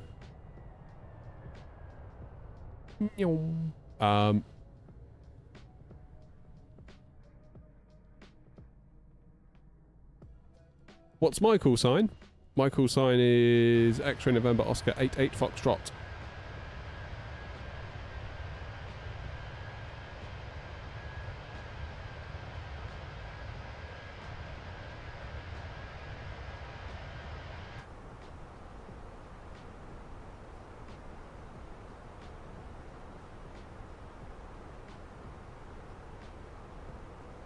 Yeah, direct Rivap might not be a bad idea. How long we got to a top of descent? 120 miles.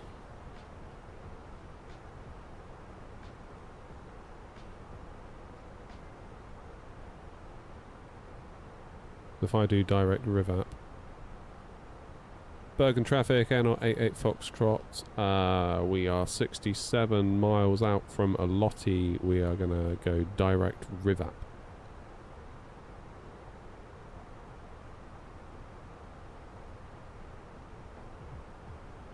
So what's happened to my top of descent? 113 miles. Yeah, we've lost 10 miles. And if I go cost index 5...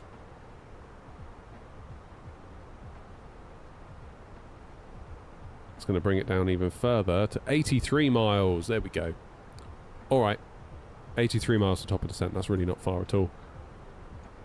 What are we doing for the arrival then? Runway 35. What's the weather?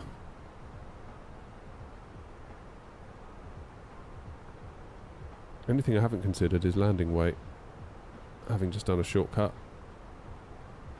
64.4 tons. That'll be alright, won't it? 64.4. Just under. Low auto brake will get us stopped in plenty of time. QNH1023, 20 degrees, 320 and 7. So that's going to be a left to right. But although apparently, according to Navigraph, it's only 4 knots left to right, and it's 6 knots down the runway. So we'll see about that. See how that goes for us. I feel like I need to redo my stream layout. I feel like it's getting a bit messy with the chat and stuff. I'm not entirely convinced about that bar at the top either. I'll have to look into that.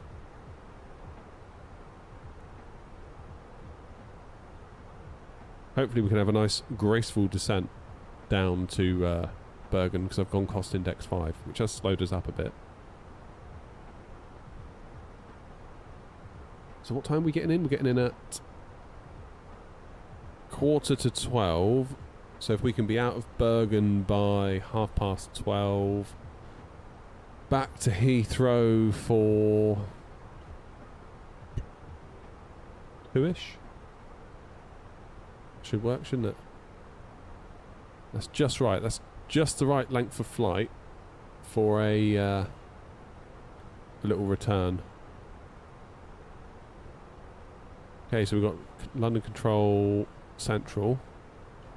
Tower's now on at Heathrow, that's good. Some busy on the ground there as well, look. Goated. Love that call sign. Bit of tower at Gatwick as well, look. Whoa, what's going on at Gatwick? That's really busy. Look at them all. Where are they going? Zurich, Copenhagen, Zurich, Belfast. Flight plan yet. All going different places by the look of it, aren't they? Manchester, Bergen, Jaha. That's really busy for Gatwick, isn't it, this time of day? Amsterdam, Krakow, Lyon, Amsterdam, Rome. How cool is that? Love to see it nice and busy like that. You think Gatwick's always busier than Heathrow? I don't know. Maybe we've got Tower at Birmingham, look. It's a shame Birmingham doesn't get more love on VATSIM, because quite often it's uncontrolled, isn't it? Unless you get, you know, this ATC area on. You sort of, more often than not, I've had Tower and ground as a result of London Control being on than I have actually there being Tower or ground on at these places.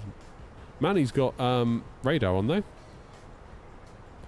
With ground also.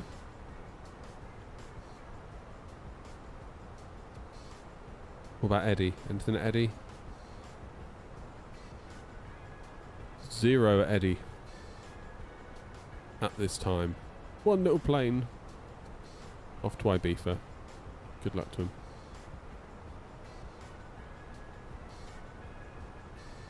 Here's our little train. That's a hell of a distance. Grumpy's ahead of me, look. Loads and loads.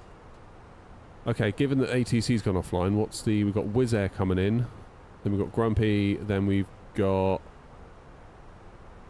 SAS plane.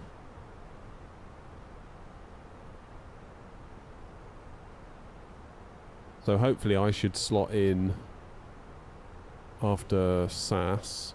Then it will be me. This should be fine. We should be all right just sticking to our plan here. Oh, there's Stavanger. Did I say that right? They've got Tower online as well. We should have gone there. Why don't we go there? Look at all those lakes. Amazing, isn't it? Did I get my car sorted? Has the battery drain been identified? That's a good point. I never mentioned that, did I? Got the car back yesterday. And they think, obviously time will tell, because you sort of have to wait for the battery to drain to know whether it's been successful. But they think they've got it. So what it was, well, a couple of years ago now, probably be 2 years ago this summer, we had a load of work done on the car in the garage. This is the old garage that we don't go to anymore. They took forever to do it. Like, they're one of those garages where you book it in for a Tuesday, you drop it off on a Tuesday, and then you think, well, maybe they'll phone me by the end of the day just to let me know how bad it is or whatever. You don't hear a word from them. You phone them on like Wednesday or the Thursday and be like, oh, just wonder if there's any news on the car. Oh, we haven't looked at it yet. So why did you tell me to drop it off on Tuesday if it's just going to sit there for 2 days? Like, we could have done with the car on those days. Like, how about you ring me the minute it can go in on the ramp? But it's like, yeah, well, we need it here just in case, like, there is a chance for it to go on the ramp, but there wasn't. It's like, oh, my God, just, like, just work on it when you say you're going to work on it, or don't. Like, just make your mind up. Anyway, they spent forever working on the car. They fitted a new headlight. They fitted a problem that they fixed a problem that they'd caused by fitting the headlight. It went on and on and on. Anyway, got the car back just in time for us to take a trip to London, do a bit of sightseeing with the boys, and went into Membry Services for something to eat, and came out, started the car, and all the smoke started coming out of our steering column. And what it was what they call the squib, which is the thing that slots in behind your steering wheel that your indicator stalks come off of. That essentially had just melted itself and short-circuited, and all this smoke came up. The green flag guy that came out, or the AA guy, or whoever the hell he was, he said I was quite lucky that the airbag didn't go off in my face when I started the car. He said he had seen that before with our car in particular, and that fault. So, got in touch with the garage, being like, we literally picked the car up yesterday and we've broken down. Not saying it's your fault, but can you have the car back, please, and look at it? And they're very good, because they thought maybe they were to blame. They've got straight on it. And they said to get one of these new squib things, you're looking at about £900 plus VAT, I think they said. They were like, normally, where possible, we would use a third-party part, because a genuine BMW one's just going to be so much money. But they go, in this instance, there is no third-party part available. You have to get the BMW one. Which was a bit of a, damn it moment. But they said, if you get one off of eBay, you'll probably get it for about 120 to 150 quid. Give it to us, we'll fit it for you. Here's the part number. So I went off and made sure I got exactly the right part number, which I did. Gave them the part, they fitted it, and they were like, cool, problem solved. All inside of like £200, which I thought was, including labour, which I thought was very, very good indeed. But then, shortly thereafter, we started getting these battery drain issues, and I wrongly assumed it was the headlight, because they'd messed around with the headlight as well. I never even considered it could have been that. But apparently, they never bothered to code the new squib to the car. So I think they thought the squib was working as if it was on a slightly different variant of the car that we have. So therefore it was constantly pinging the car, being like, where are you? Where's the car I should be seeing? And our car's like, well, it ain't me. But for whatever reason, all the indicators still did work. Like, the signals were getting through, but they were just yelling at each other, not communicating effectively. And that was stopping the car from going to sleep. So yeah, the garage, they said, like, has anything gone on with your indicator stalks? Because we're seeing some weird things on that when we plug in our diagnostics. I was like, oh my God, yeah. And I totally forgot. I never even told them. I was like, I'm so sorry. I should have told you about that. Yeah, like, we broke down, and the other garage that we don't go to anymore, they fitted a second-hand part of eBay. They were like, yeah, they never coded it. They just popped it in, probably moved the indicator stalk, saw that it worked, and were like, done, and got rid of you. So, yeah, lovely. So they've now coded the indicator stalk thing, the squib. I think that's what they called it, the squib. I think I'm saying that right. Apparently sometimes it's also known as the clock spring. But the idea is that obviously you've got a wheel that spins, but then you've got electronics that need to get fed to the wheel, because you've got all your volume controls for your radio and stuff like that. It kind of does all that as well as your indicator stalks. So yeah, they've coded the part, and they've like, all those errors have gone away. So they're like, try it, see how you get on. We're confident that that's probably it, but if it isn't, we'll have another look. So what a palaver. So I'm really, really hoping now that kind of spells the end of it. Because every time you start the car, you'd get a message being like, excessive battery drain while stationary, all electronic consumer units have been turned off. Which is handy, because if it didn't do that, you'd wake up to a car that wouldn't start. Because obviously it would have just let itself drain completely flat. But the car identified there was something weird going on and just goes and cuts everything out. But what an absolute mess. So I'm just really hoping. I drove the car home yesterday. It's on the driveway. I'm just going to let it sit there until like Saturday, because if it's going to throw up an error, it would normally do it within 2 or 3 days. That's enough time for the battery to, you know, wear itself down, as it were. Bergen traffic, N88 Foxtrot, flight level 370, inbound direct to Rivap. We're descending now for 4,000 feet, level by Rivap, Bergen.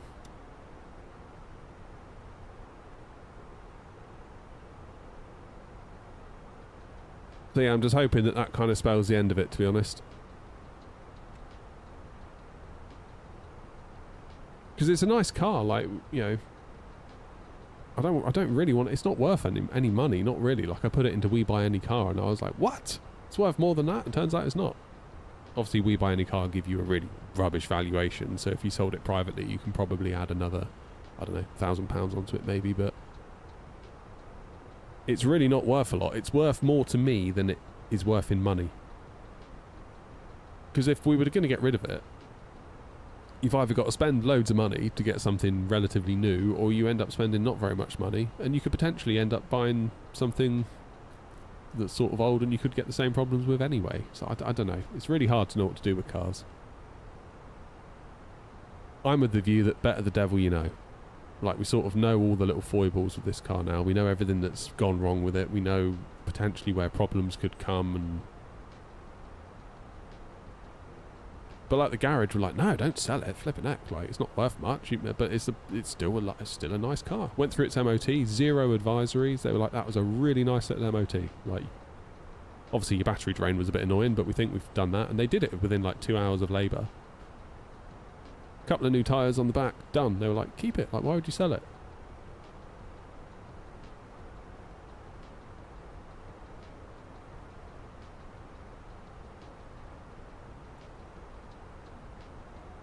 So yeah, we live in hope.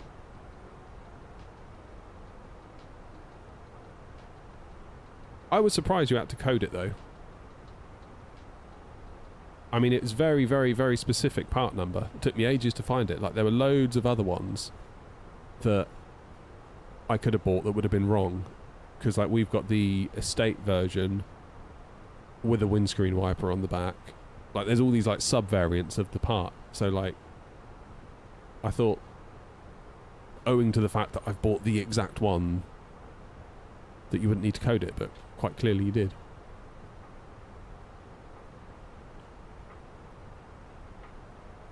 All-off value of new cars is so high. Oh, God. Yeah, it's like...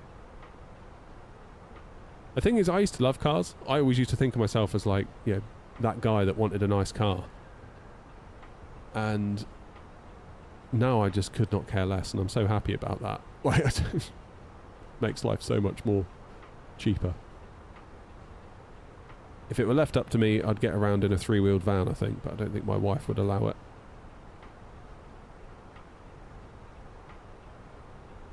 But yeah, to buy a new car, my word, like just the money that you lose on that thing. It's borderline philanthropy, isn't it, buying a new car? Because the amount of money that you lose on it, and then let the next person get what is essentially a car that is as good as new for way less money. It's remarkable, really. It is remarkable.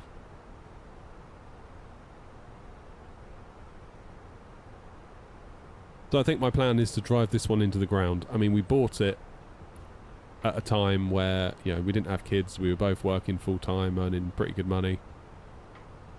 We were quite spoilt and selfish, really. Like, it was just me and my wife. Paid all our bills every month. Had money spare, so we're like, oh, we'll get a car. We bought a car. It was nice. Like, we wouldn't be able to do that now, I don't think. But it still does drive like a nice car. It's just old.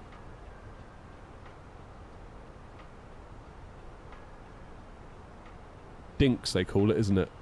Double income, no kids.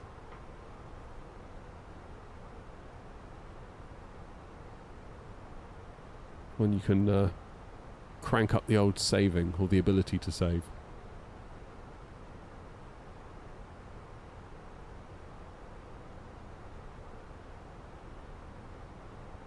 Right, how's that SAS one looking? Good. Okay, you're going Glasgow. I'm going to put in a little measure thing there. Make sure we're all good.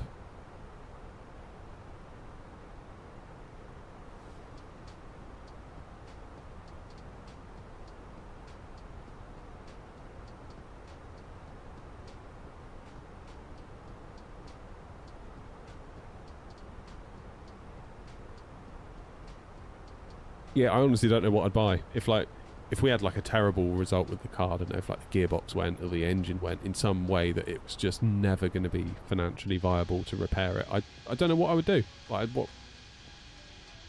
I wouldn't even know which brand to start looking at. Like where'd you go? Where'd you start? One thing we did look at was a Mitsubishi ASX, and they seem like they are incredible value, like crazy value. Now, you can't buy them new anymore because Mitsubishi stopped selling into the UK, so my one concern there would be perhaps that parts might become scarce at a certain point. The Mitsubishi garage, or the garage that was selling it, that used to be the Mitsubishi garage that have now transitioned to be another brand of garage, they assured me that that would be absolutely fine and that wouldn't be an issue. But then they would do, wouldn't they? Because they want to sell the car. But, like, it was a relatively new car, relatively low miles, and it was like under 10 grand, which I know is a lot of money, but relative to what you could spend, you go over like the VW garage and start looking at a Golf or a Tiguan or a Passat. It's like, damn, like that is an affordable car. Now, it felt like a affordable car, to be fair to it. It wasn't fancy inside, it was a bit basic, but I don't care. As long as it rolls, it's kind of all I really... If it's got Bluetooth and bit of cruise control maybe, and it rolls, it's good enough for me. Your base for the joystick is the Moser AB9. Correct, it is indeed. Can't see it because it's buried in here.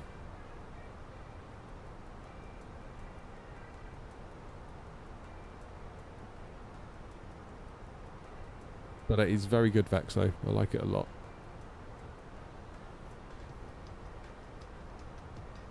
How many miles out are we from our next? 68 miles to Rivap. I think whichever way you slice it, cars are just hard work and expensive, aren't they?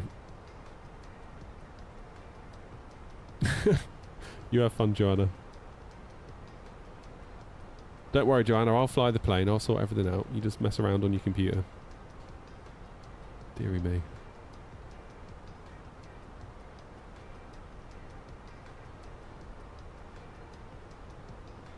New cars made in Europe have all these attention surveillance things in them that shout at you for looking away from the road for 2 seconds. Do they really? See, I haven't really driven a new car in a long time.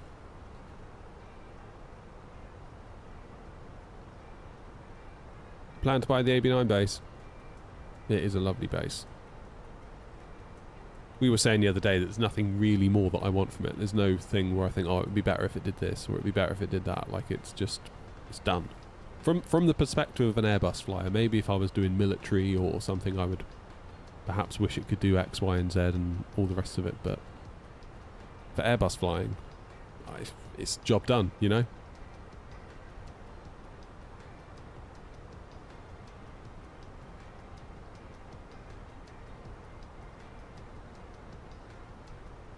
Does feel a bit invasive though, doesn't it, Mr. Mint, all that?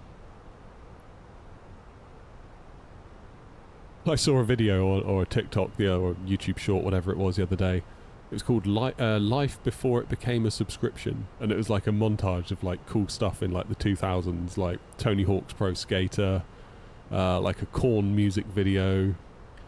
What was the other thing it came up with? Like the OG Xbox, people playing Halo, split screen, all sat on a couch, you know, like... Oh man, that was a nostalgia trip, that was.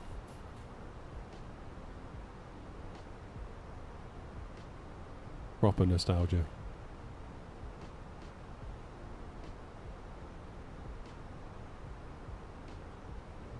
Well done, Grumpy. Pressure's on me now then, is it? Pressure? No pressure. Halo split screen. Oh god, Halo split screen. It's crazy to think that Halo 1, like the original Halo, the multiplayer was very much thrown together at the last minute. Like, that's so cool.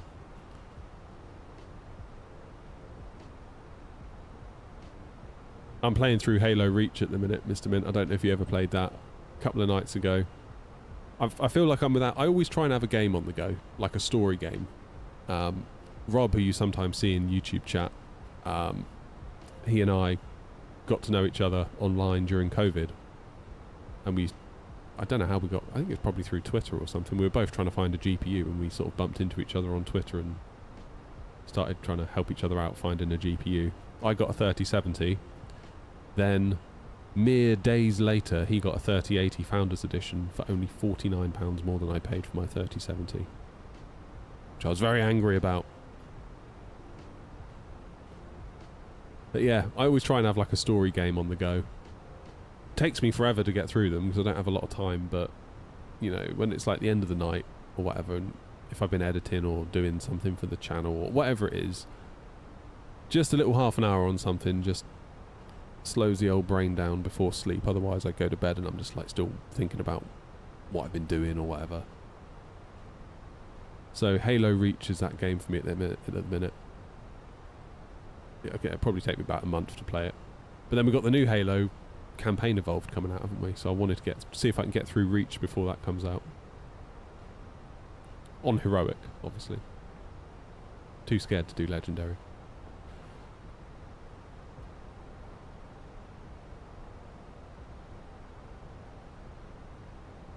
Ooh, excuse me, I've got hiccups.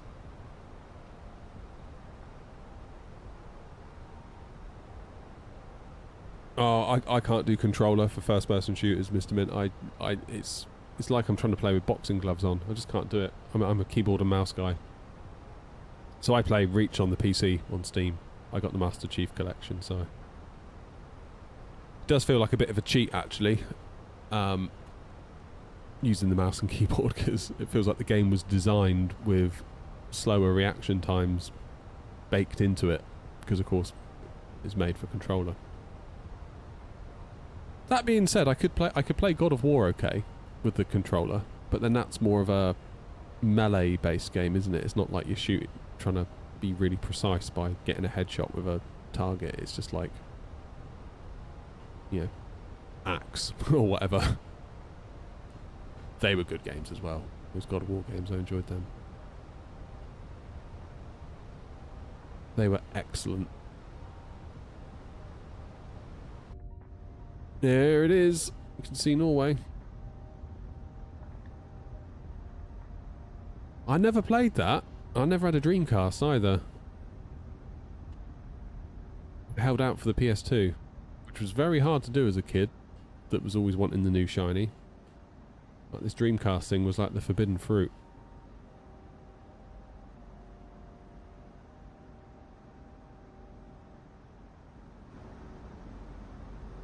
It really was the forbidden fruit.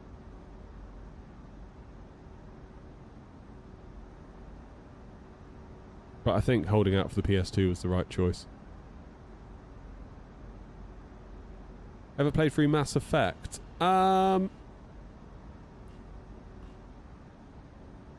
I tried Mass Effect, so I think I got the Mass Effect trilogy on the PS5 because Sony gave it away on the PlayStation Plus free games that they do every month. I started playing through number 1 and it was alright. It didn't really call out to me though, to be honest. Again, I think I struggled playing a shooter on the controller as well, which didn't help.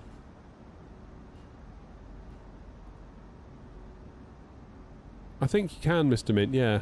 I don't know how effective it is, or what potential gotchas there are, but I think you can. How old was the N64 joypad? Yeah, that's... Nintendo were never afraid to try something, were they? That's what I've always liked about Nintendo. They'll give it a go.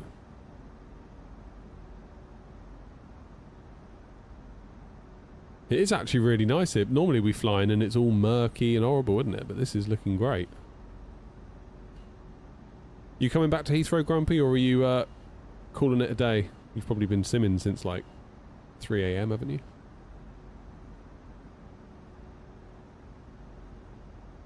N64 controller's basically a weapon, yeah. That was a cool controller. I remember playing loads of GoldenEye multiplayer with that. Golden gun mode with my mates.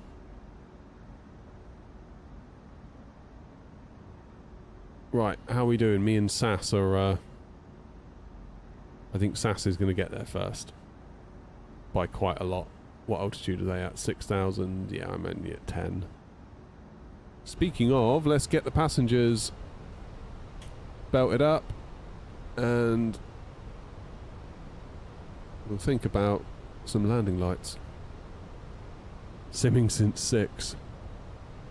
Oh, yeah, let's get, yeah, we will be getting hot.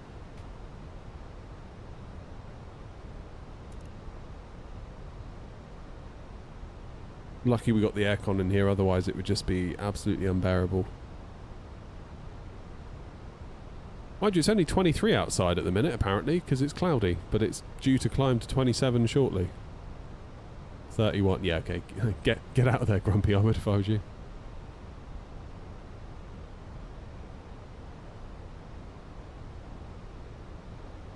What was that multiplayer level? Was it Temple on GoldenEye? That was a great level, that was. Terrain level of detail, I think I've got 150, I think. Temple was a great level. And then Perfect Dark came out, didn't it? And it was advised for you to get like the memory expansion pack thing. Which I thought was pretty cool.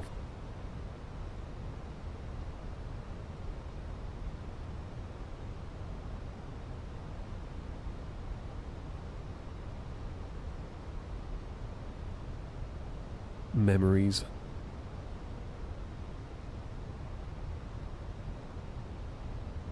Right, we need to be 220 knots at Rivap.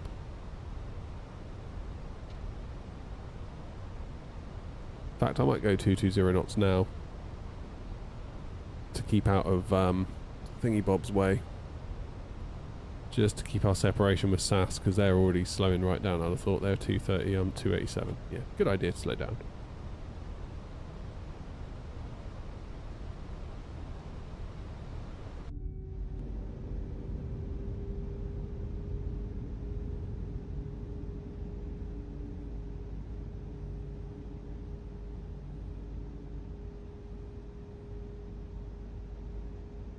Okay, 2,500 in the window.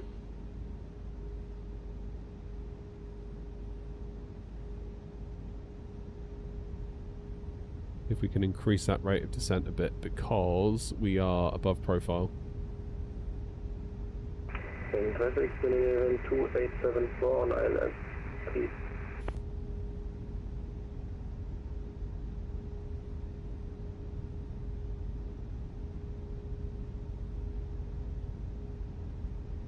Local pressure 1023.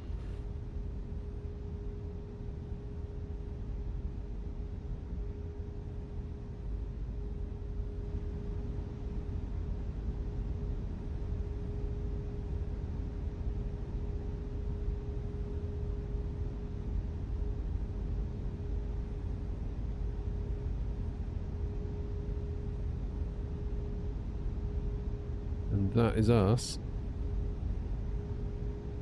Back on profile.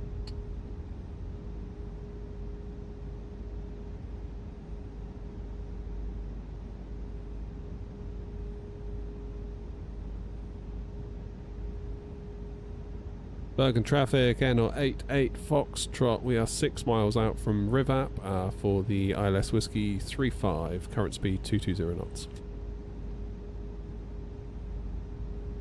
Speed brakes again. Struggling with the energy a bit today.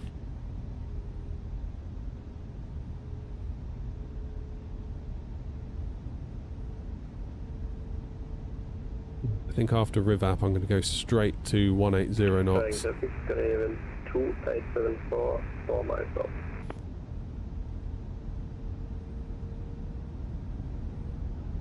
Do that now, in fact. I don't want to be fighting it because we're not far out. Oh, look at that view.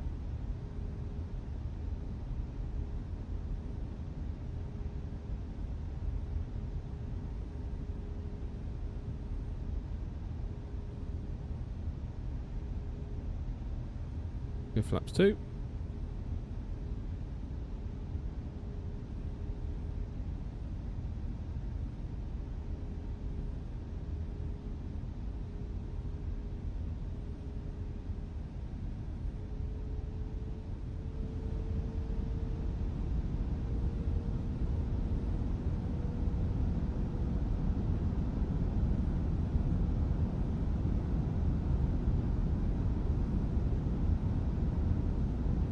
Pedestal a little shufty here.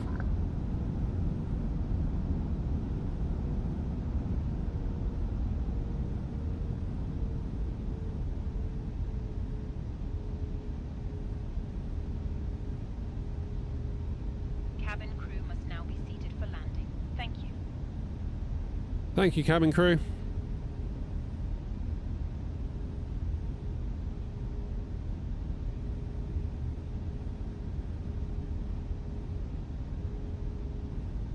Yeah, 170 knots. Laps 3.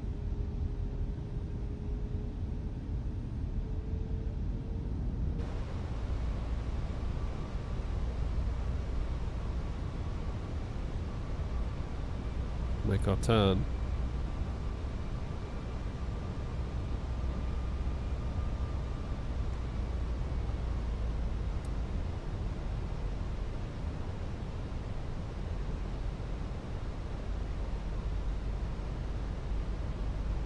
Oh, Bergen's lovely, isn't it? Absolutely cracking is Bergen.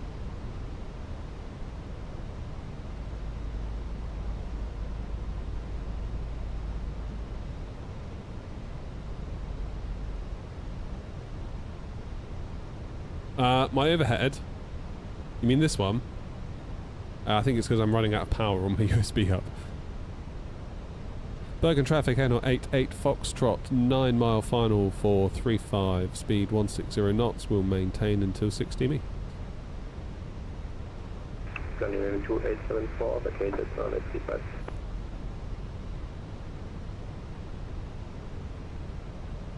Oh yeah, the beacon light, sorry. I forgot you could see that.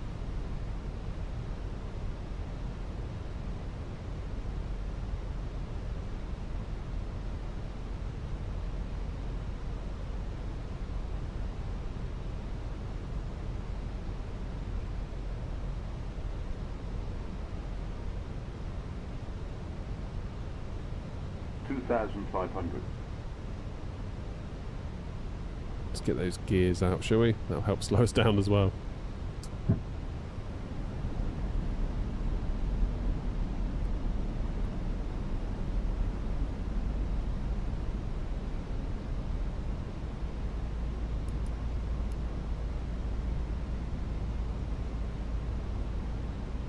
Okay.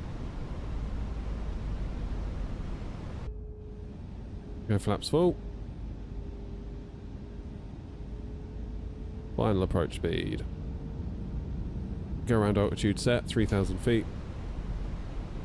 So, gear down, 3 greens, auto brake low, flaps full, speed brake armed, lights set, go around altitude set.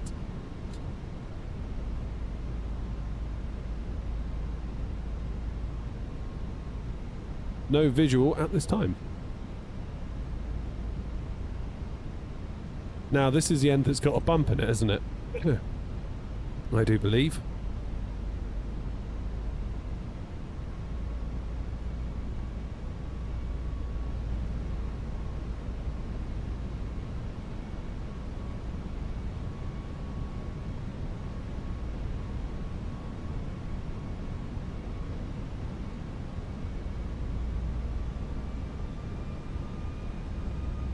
Right, fingers and toes for a nice landing then.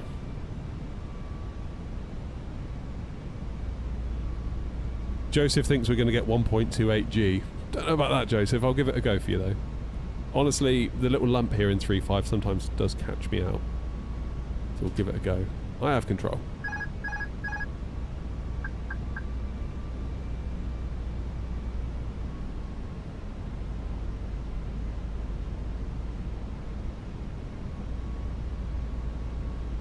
Feels like quite high visually. Well, maybe not. Bergen traffic in on 88 Foxtrot, short final 35.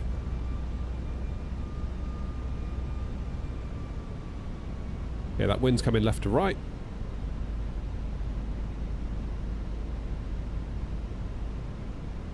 Beautiful day for it. 500. Almost got no excuses, which does alarm me somewhat, because we do like a good excuse on this channel. 100 above.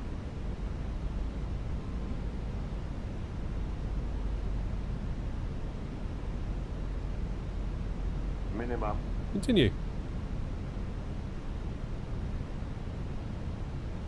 Light slow. Oh yeah. Going round. 50. No chance. Bergen traffic out on 88 Foxtrot going around. Silly boy. Do runway heading 3,000 feet.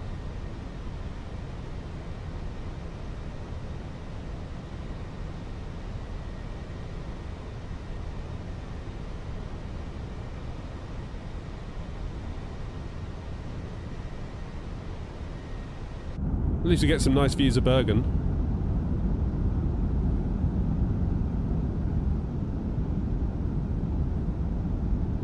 Got to set you lot an example, haven't I?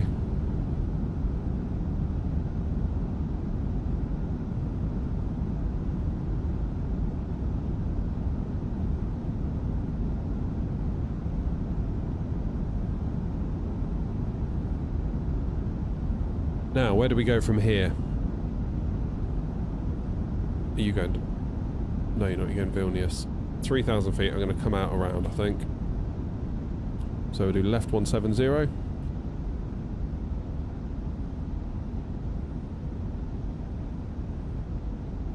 Bergen traffic out on 88 Foxtrot, turning left heading 170 for the downwind. We'll pick up the ILS 35 whiskey again. Excuse not armed going around. Yeah, we're going around.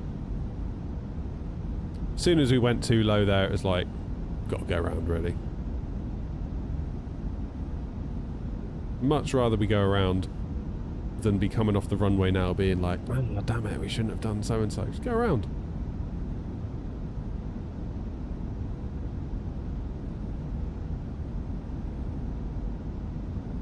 You can always go around. Quite right too.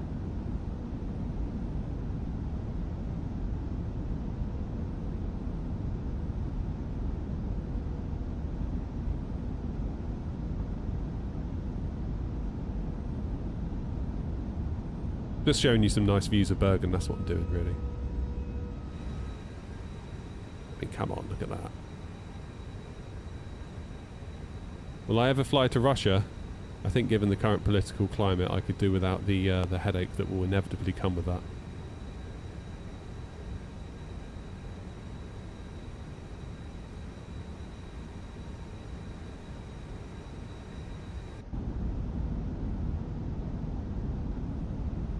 Right, there's the airport.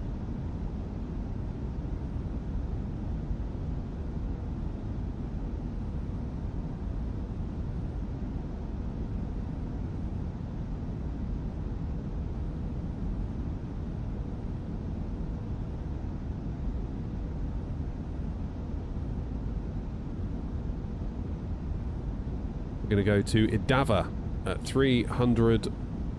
3,000 feet, 200 knots.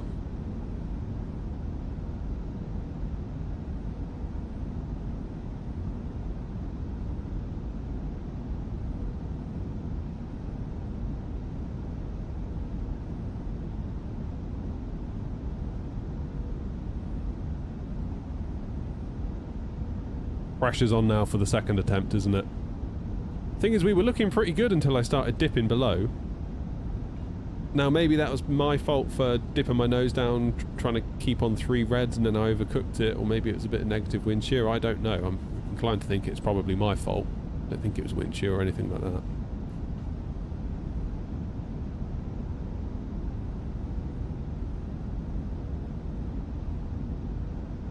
I do not believe that to be the case. Right, I'm going to start slowing myself down here. 180 knots.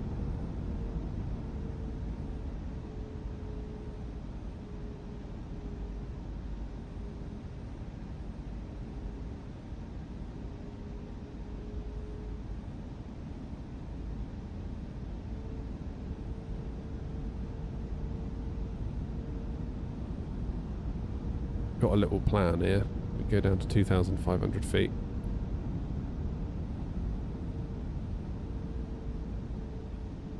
Then we can whip round to Foxtrot, Foxtrot 35 Whiskey. We'll have another go. Oh, thank you, Grumpy, for answering my question. Yeah, what Grumpy said.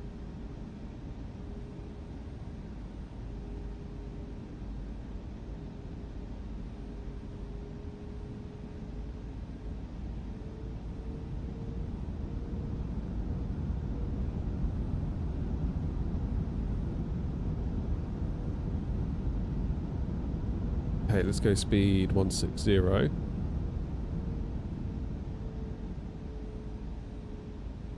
a minute, we'll do a direct to Foxtrot, Foxtrot 35 Whiskey.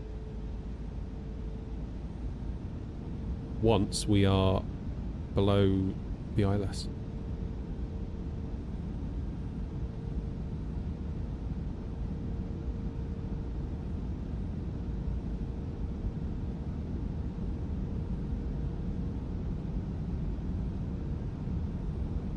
I'll wait until we're about one tick below it, which would be about now.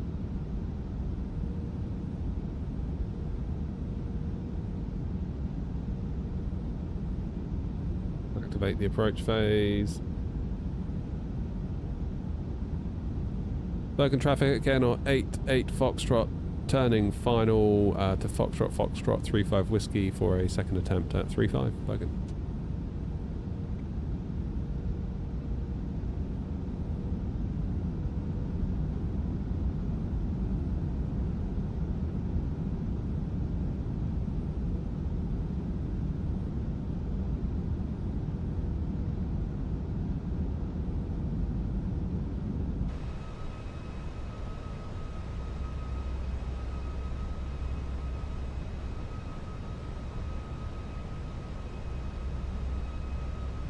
Haven't had a go around in a while, have we? I mean, we've had situations that maybe should have been a go around, but we haven't had a go around actual in a while.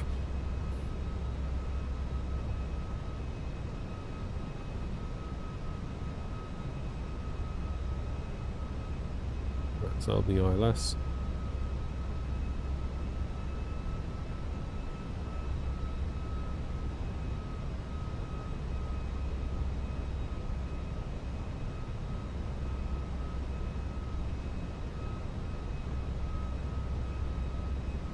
Oh look, Alex is off to Eddie.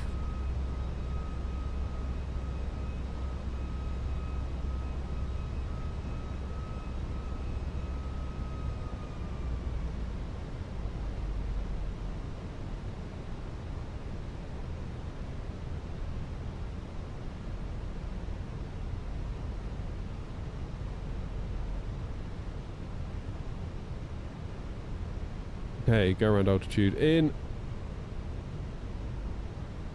Get that gear down again, shall we? Bergen traffic, Air 88 Foxtrot established on the ILS 35 again. 7 miles to run, Bergen traffic.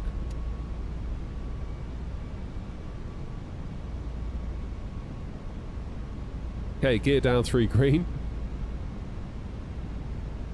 Flaps full, speed brake armed, go around altitude set. Turned out we did need to do that. Lights are set. And it's mine to lose.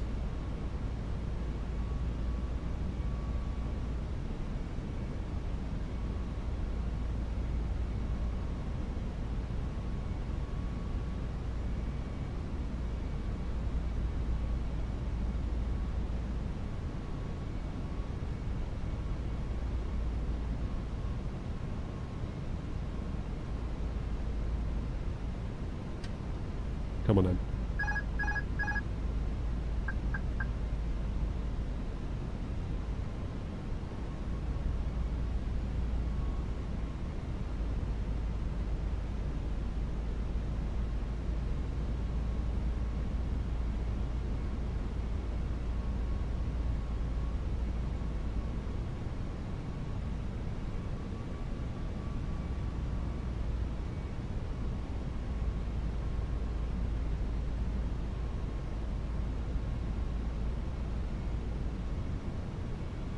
This is feeling alright so far. Second attempt.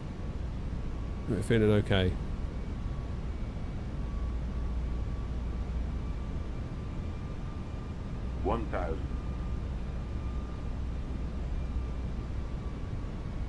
A little bit of a lump there. It's like I had to sort of like nose down through it, if you know what I mean. Bergen traffic, Air 88 Foxtrot, short final 35.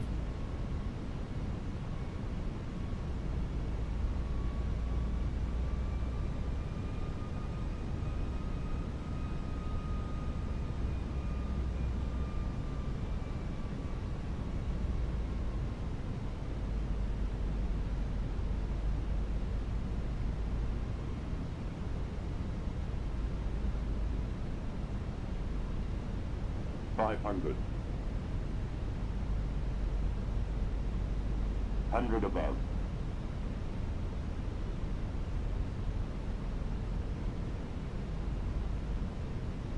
Minimum. Continue. Not again. 100. Looking better. 50. 40. 30. 20. Retard. 5. We're down. No idea what the landing rate's going to be on that. Potentially not great.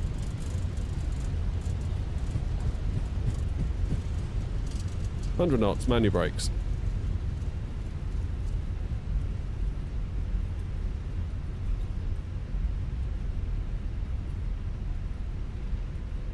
Oh, we'll wait and see on that one, shall we? Okay, tiller. In case you're wondering, it turns out a tiller can't help you land any better.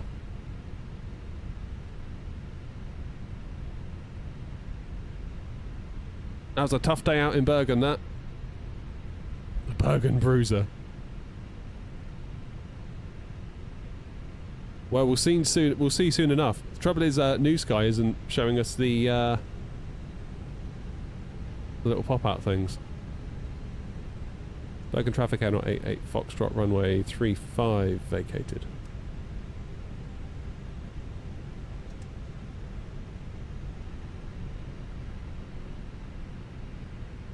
Right, landing lights off, strobes off, APU start. I'm trying to steer with my feet and it wasn't working. Of course it's not going to work.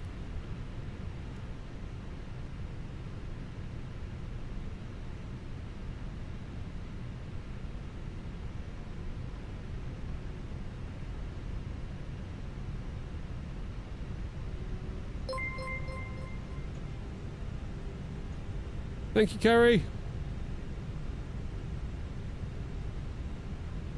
Right, where am I going to taxi to?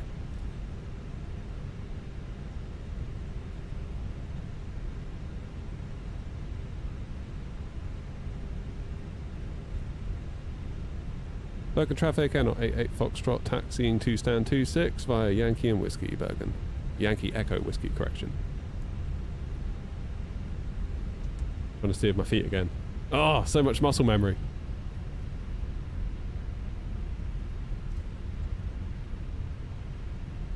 It feels like you got quite a lot of control, Bobby. Like, you can just move it a little bit and do nice little fine movements. It is quite impressive. Right, GSX 26. No.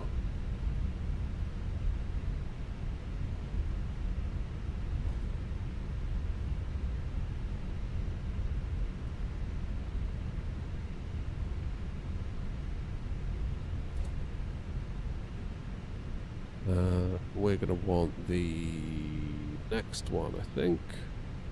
We don't want this one. Right. Keen to see what we're going to get. Because sometimes you get that noise when you land from the Phoenix, and it isn't as bad as the noise makes it sound.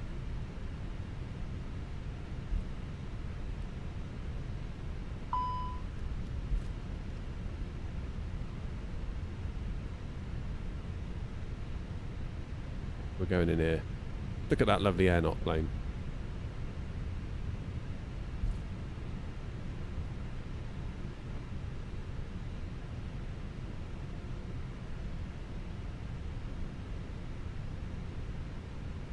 Have I tried the Aerosoft A340? Yeah, I like it a lot. In general. I feel like the textures could be better, the sounds could be better, the EFB could be better. But it does fly very nicely. I feel like the bits that Throttles did are very, very good.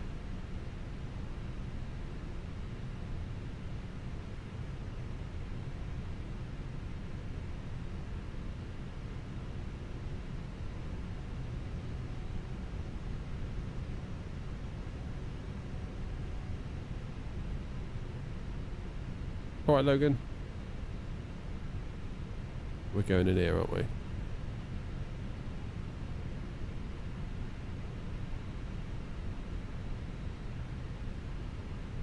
And we will do so with our tiller.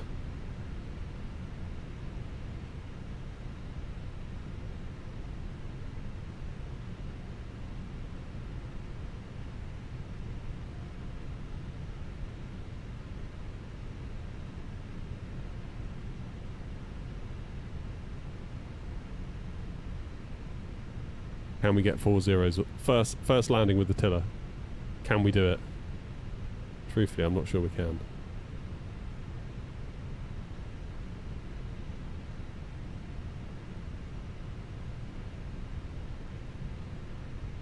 Come on.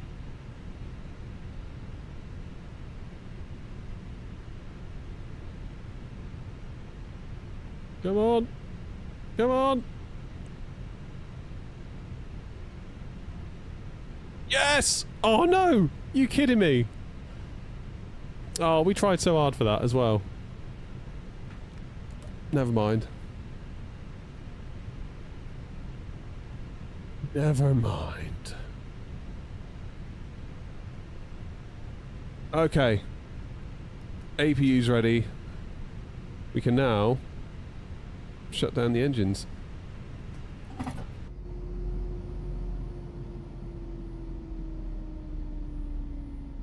And we'll see what the damage is from New Sky on that landing. I'm not 100% convinced it's going to be that great, but we'll see. Cabin crew disarm doors. Everyone ready?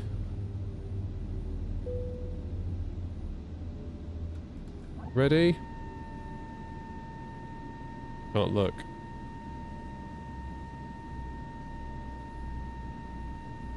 Average touchdown. 1.47 G, 400 feet per minute. Are you serious? Oh my god. Yeah, that's not good, is it? And we got a 5 call out as well. Oof.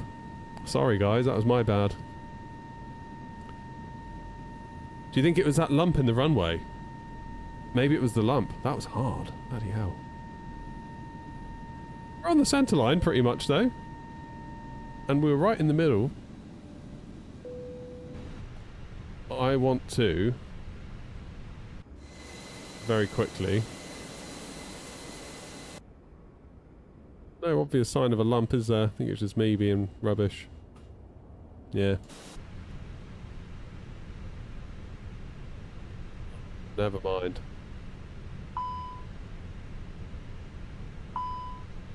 What's my speed brake lever doing? Why are you popping up and down?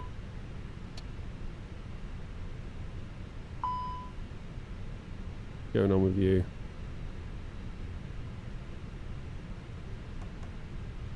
Yeah.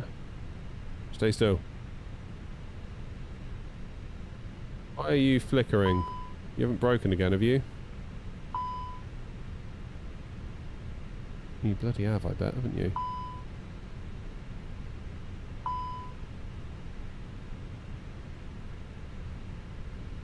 Stay there.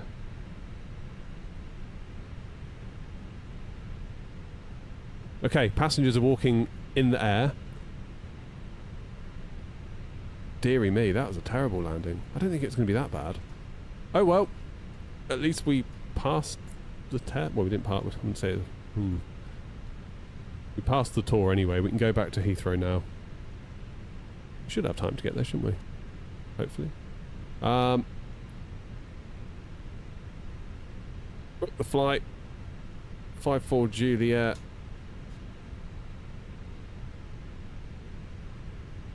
$320 we want with Sharks. Book the flight. Oh, sometimes you have a bad day, I suppose. I've got no excuse. I've got no excuse. I was struggling a bit. Again, I felt like I was going low again on that last little bit. I don't know why that was.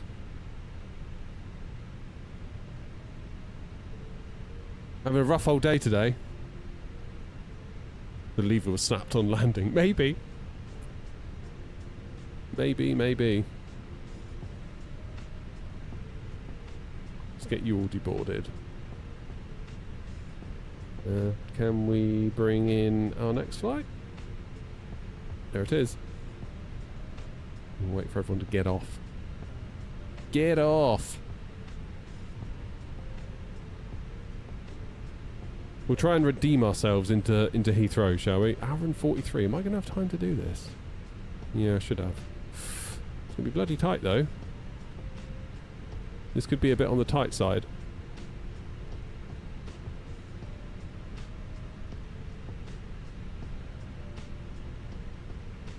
This could be a tight one. 5-fold Juliet's my call sign, isn't it?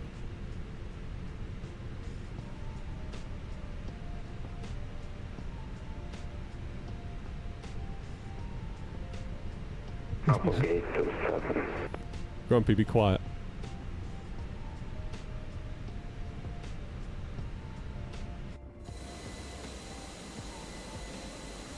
There you go. Clear off. You've had your money. Even had extra time in the plane.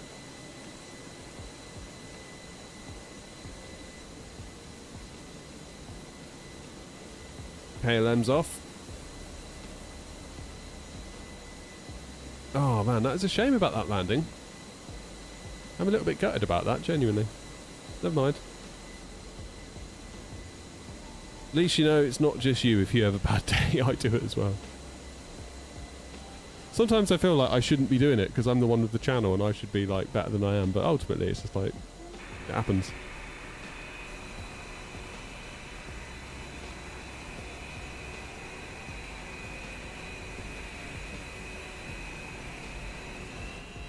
Maybe I need to fly a little bit differently with the IAE engines, because I normally fly CFMs, don't I?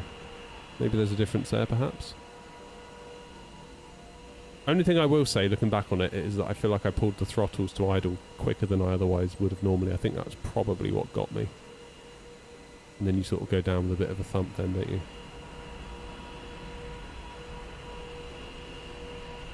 That's all I can think of. Anywho.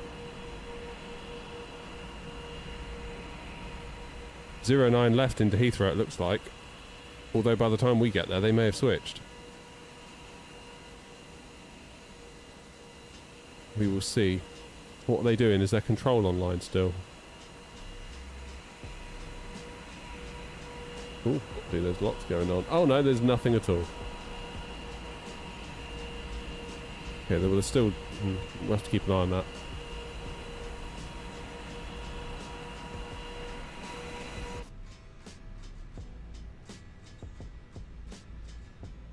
There's some feet. Right, we want the last few to get lost. Come on. 61 of you to go. What I'm going to do, I'm going to start the plane reloading.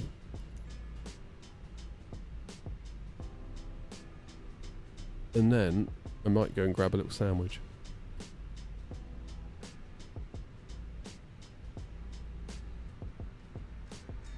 Okay, let's take external power. Turn off the APU for a minute. Oops.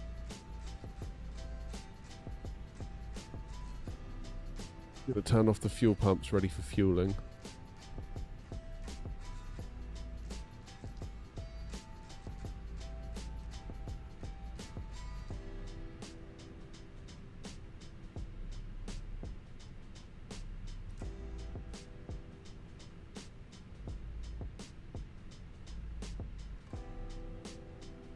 Almost done.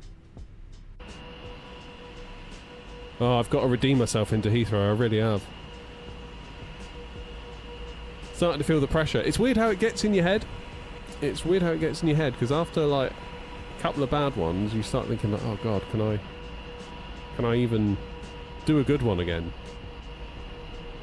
It can definitely get in your head.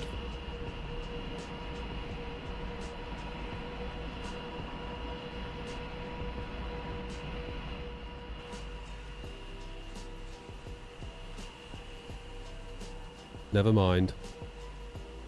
We won't get sad, will we?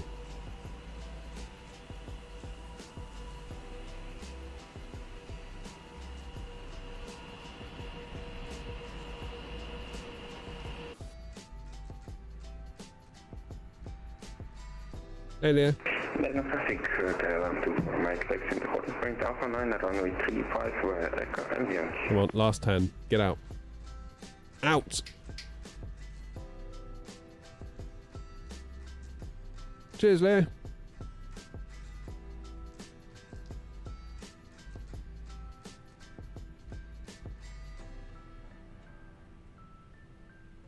Ouchie, ouchie, ouchie today.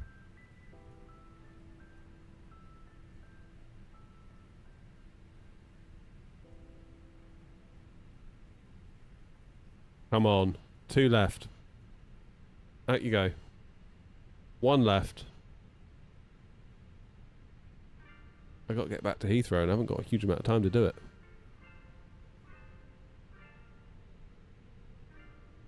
Come on. Out.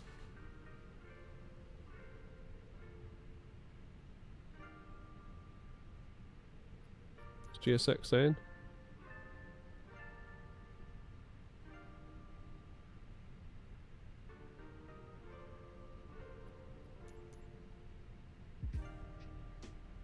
Deboarded. Complete now. Oh no. Are we going to get GSX'd?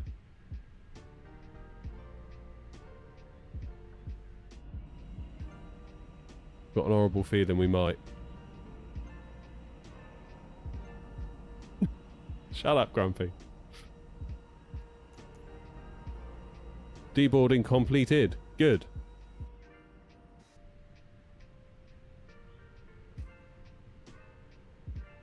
Get.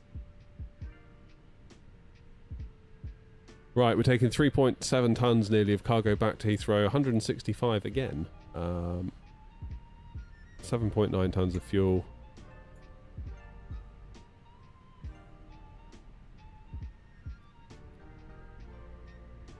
Fuel truck's on the way.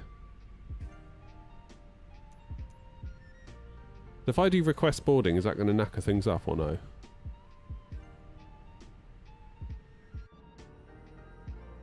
No, there they are. There's the... What's all this flashing?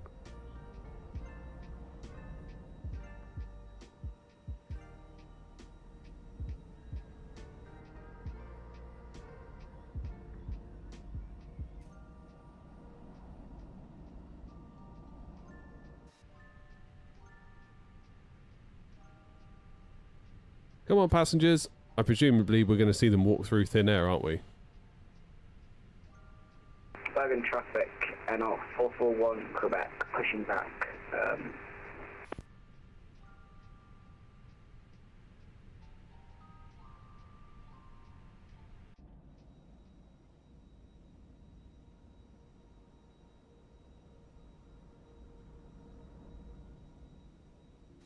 Slightly concerned about my speed brake lever. The moment I touch it, I better not have gone funny again, because this one's been replaced. Ladies and gentlemen, Look, welcome on it's all over the show. Please place your large bags into the overhead lockers, wheels first, and keep your small items under the seat in front of you. These include laptops, handbags, Bergen traffic, LM 24 Mike, line up in the parking runway 35. emergency exit row, or a front row bulkhead seat. All of your items That'd be annoying if that's gone again. into an overhead locker. Once you have safely stowed your cabin bag, please take your Right, mate. to help us ensure an on-time He's loving it. we would kindly ask He loved that landing. the aisle clear. He thought that's perfect. All remaining customers, I thought it was perfect, actually. your seatbelt can now be fastened ready for departure. This is a no-smoking service. Thank you. Recalibrate it in Simat Pro. I had the same thing. Really? Here they come, look. Lovely. Right, now we know that passengers are on the way and fuel is hopefully going in.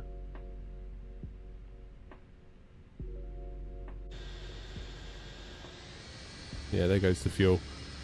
I'm going to go check on the dog. I need to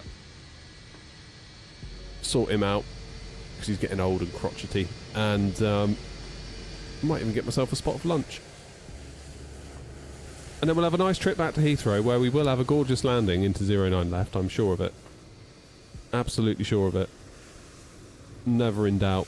I don't know what happened. It must be a scenery issue here at Bergen that caused that landing. It must be. It's got to be. Either that or it's because it's the engines on the plane being weird. It's not me! Kidding, of course. See you in a minute.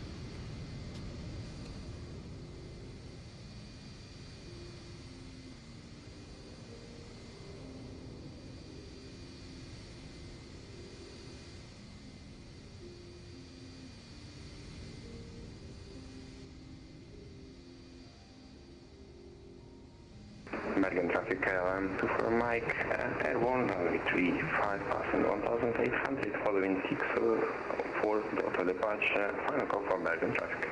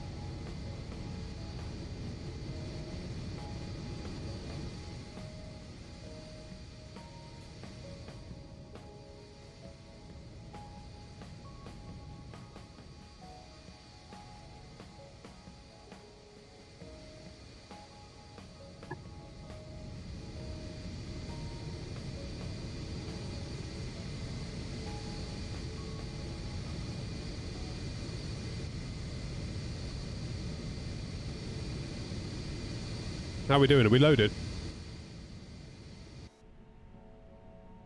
Nearly. Cargo's in. Fuel's nearly in. Passengers are nearly in. That's good. That gives us some time to sort the plane out real quick. Because after that landing, trust me, it needs sorting out. Okay, AOC menu, floating it. Hello, Stu. Stu, you're in the wrong chat. I wasn't used to seeing you over there. Right, EMBR to Heathrow, alternate of Manny. Be for Grumpy to empty his toilets again.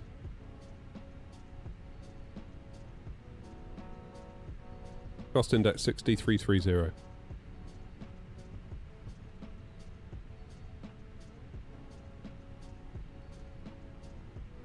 What's my call sign? 54 Juliet. 54 Juliet.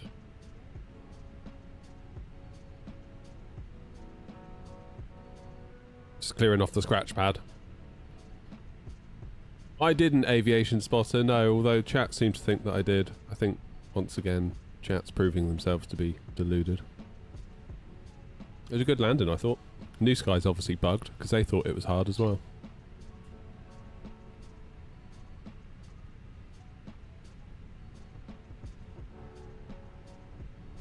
Not my fault.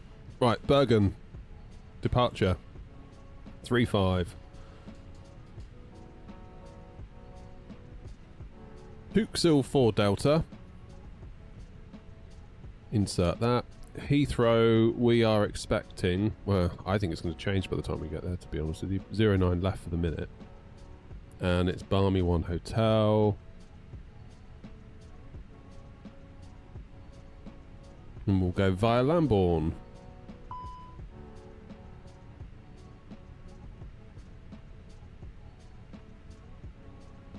A Bosch.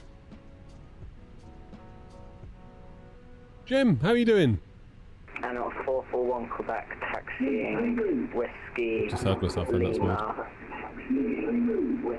And Yankee to Alpha 9. No need to apologise, Jim. You get your beauty sleep. Secondary flight plan. In it. ENBR/ENBR.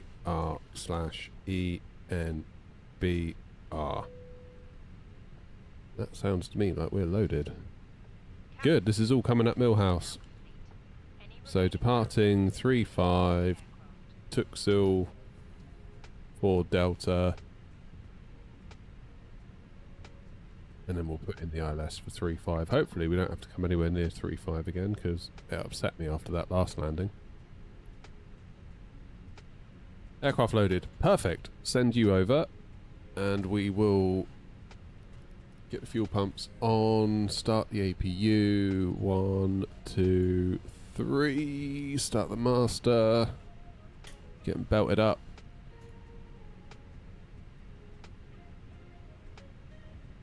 Just on flaps 2 again. Strikes me as weird, that. Okie doke. 144, 144, 146. Flaps 1 down 0.466. Good. Send to McDo. Will you stop? Ah! I'll just arm you, and that'll shut you up. Okay, init page. B is across. 7.9 tonnes of fuel is on board. Performance is also across. Beautiful.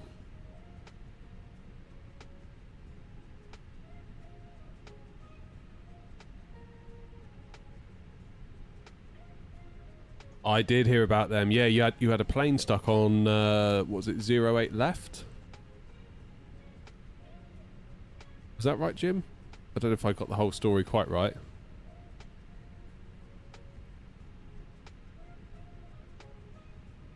Yeah, sounds like you must have had a bit of a manic shift.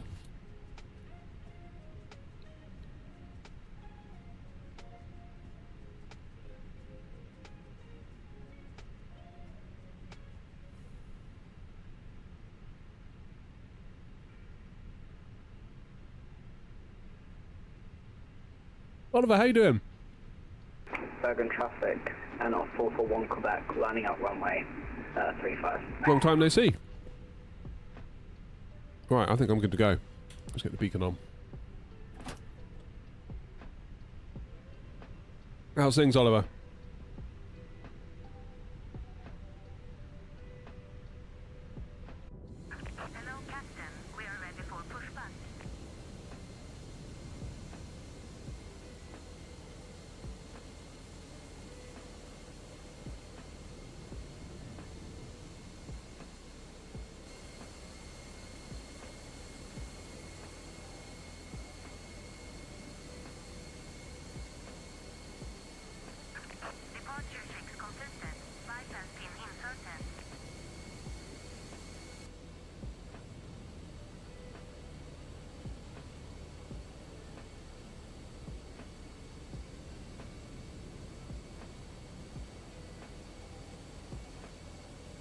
Right, we really are going to have to get a move on here.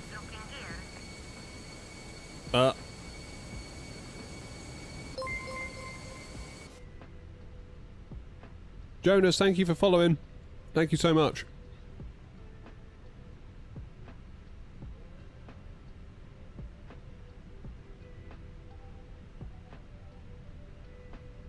Oliver, the flight into here was not the greatest. We had a go around followed by a hard landing. So yeah, not quite what I would have hoped for, to be honest. But we are where we are.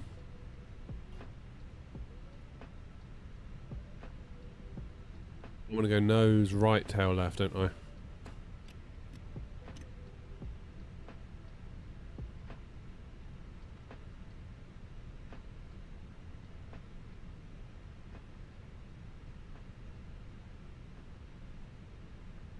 Lights and traffic, Air 54 Juliet, pushing back from stand 26, facing south on Whiskey. Release parking brakes. Please commencing push. All engines clear. Start at wheel. Cabin crew, arm doors and cross-check. Where in the world are we going?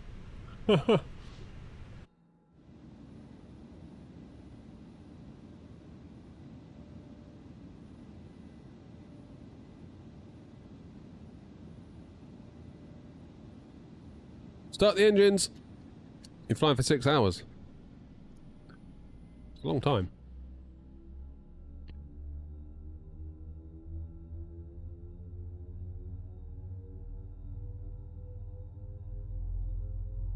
Ladies and gentlemen, please observe the cabin crew member closest to you as we are about to demonstrate the safety features of our Airbus A320 aircraft.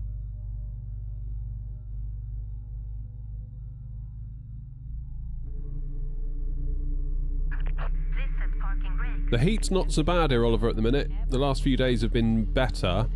The weekend was pretty hot, like it went up to 30 something, like 30, low 30s. Sort of feels like I'm getting a bit used to it.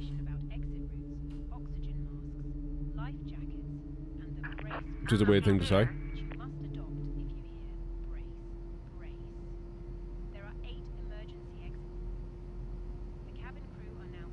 I think there was a thought that maybe it would die off sort of about now, but it hasn't. It's just set to continue.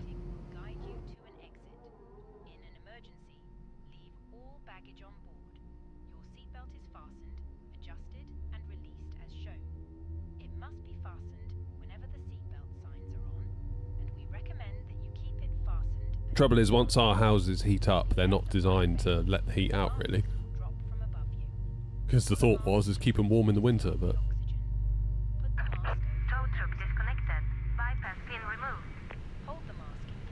What am I doing for trim? Down 0.4.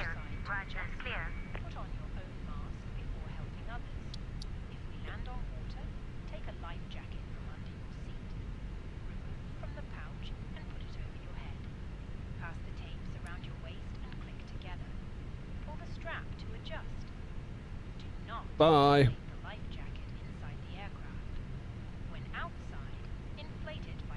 Close to traffic, Air 54 Juliet, taxiing to holding point Alpha 9, runway 35 via Whiskey and Yankee.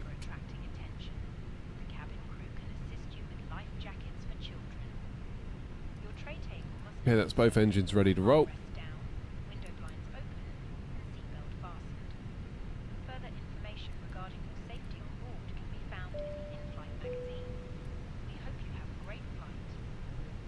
Let's go then. Because it's already 12:30. We need to get back to Heathrow pretty sharpish.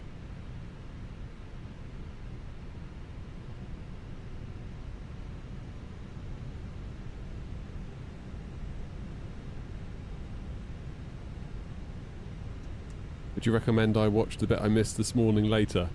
Depends if you like hard landings, Jim, and go-arounds. If that's your thing, then fill your boots.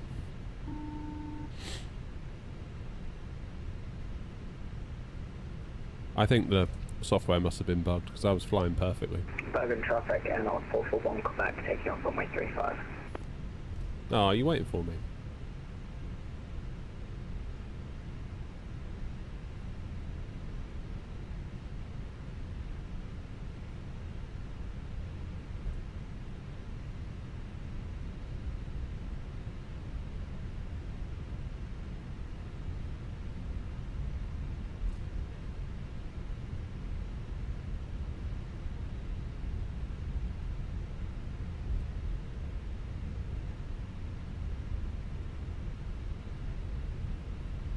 Tiller's feeling good though. Tiller's feeling lovely. I think it is easier to steer with it compared to doing rudder pedals. I do find it hard doing the brakes with my feet and the steering with my hand, which I know you do in a car, but I've gotten so used to doing it all with my feet. It doesn't feel quite right.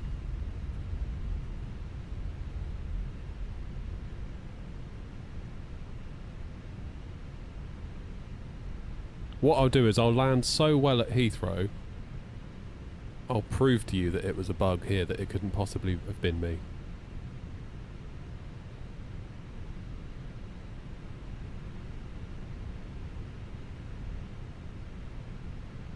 Okay, left is clear, right is clear.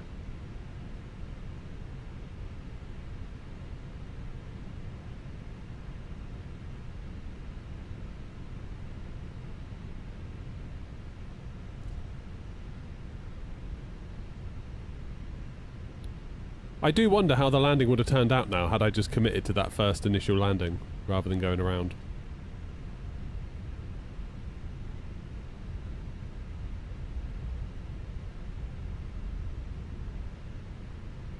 I guess we'll never know. Brake test.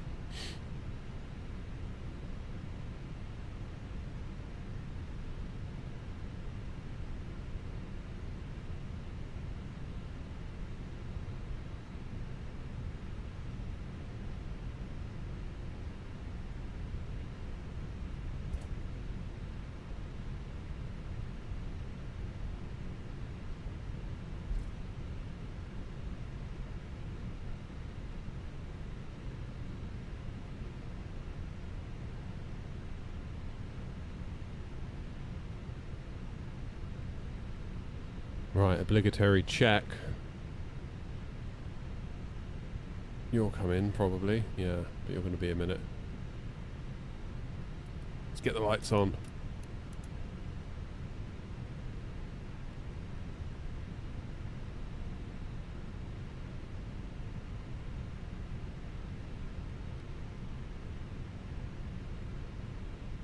Bergen traffic, Air Knot 454 Juliet, lining up, taking off runway 35, Tuxil 4 Delta departure, Bergen.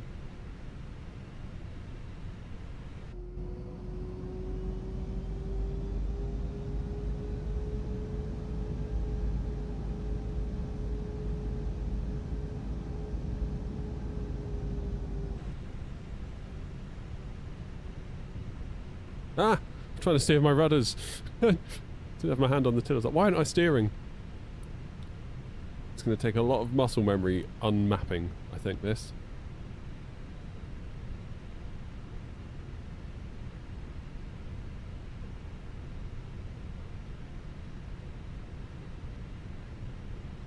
It's starting to feel a bit hay fevery in here. I feel like a load of pollen's being blown into the shed somehow.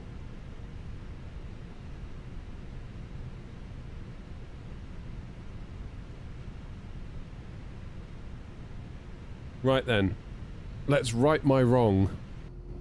See if I can get you a good landing into Heathrow.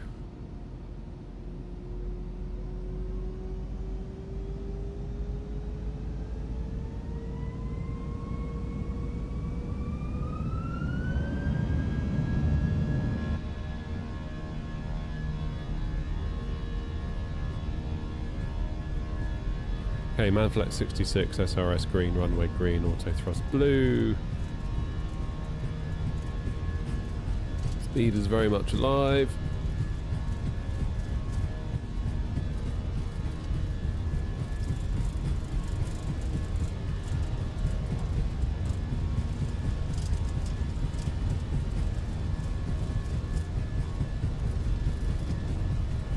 B1, rotate.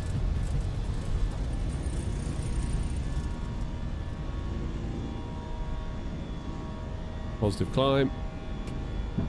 Gear up. Flash on traffic, Sky 60 Yankee, taxiing to 1 point, runway 835, flash on traffic.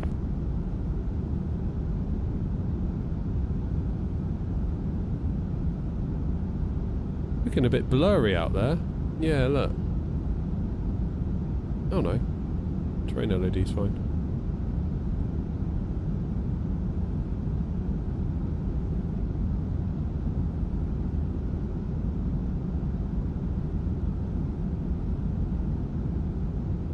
Levers climb. Dip the nose.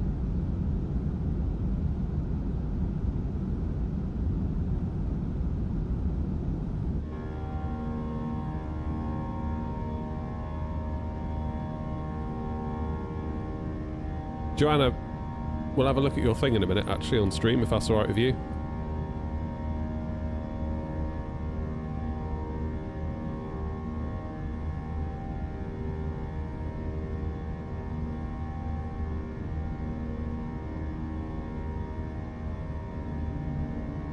Flaps away.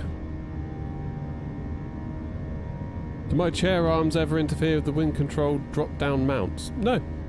No, they're alright. I can sort of move them. They're like these, I don't know what I think they call them, like 4D. It's a very marketing-y term, but they go up, they go down, they go side to side, they go forward and back, and they twist. So you can generally get them where you want, pretty much. As a rule.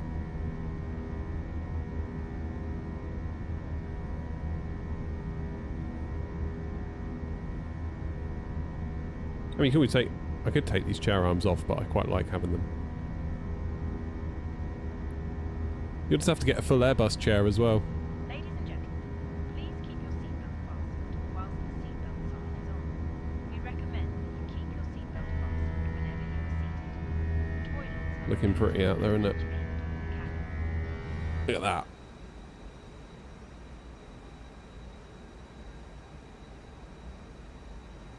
Commence our in-flight service, offering you the chance to choose from our fresh selection available today. Full details can be found in your in-flight brochure. You can also purchase a selection of beverages together with drinks. Round we go. from the bar. We accept all major credit and debit cards. That's 136, Scandinavian 60 Yankee lining up runway 35. That's not good.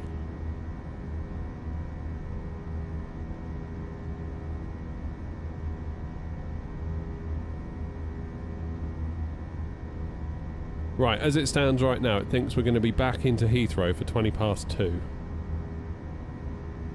Which I'm hoping... Let's go standard pressure. Which I'm hoping will be alright. That would be spot on if we get that.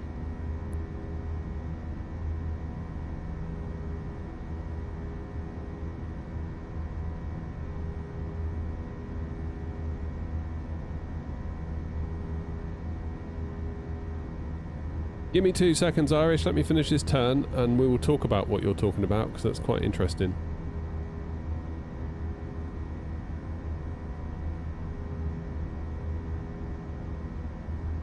And plus on Pacific, Scandinavian 60 Yankee departing number 35, opposed to 3 Delta.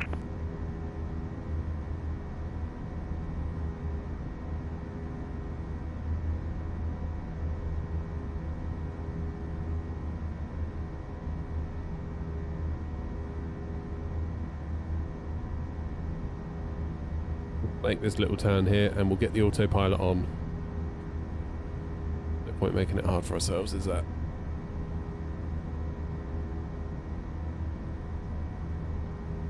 It's 10,000 feet. Get the lights off.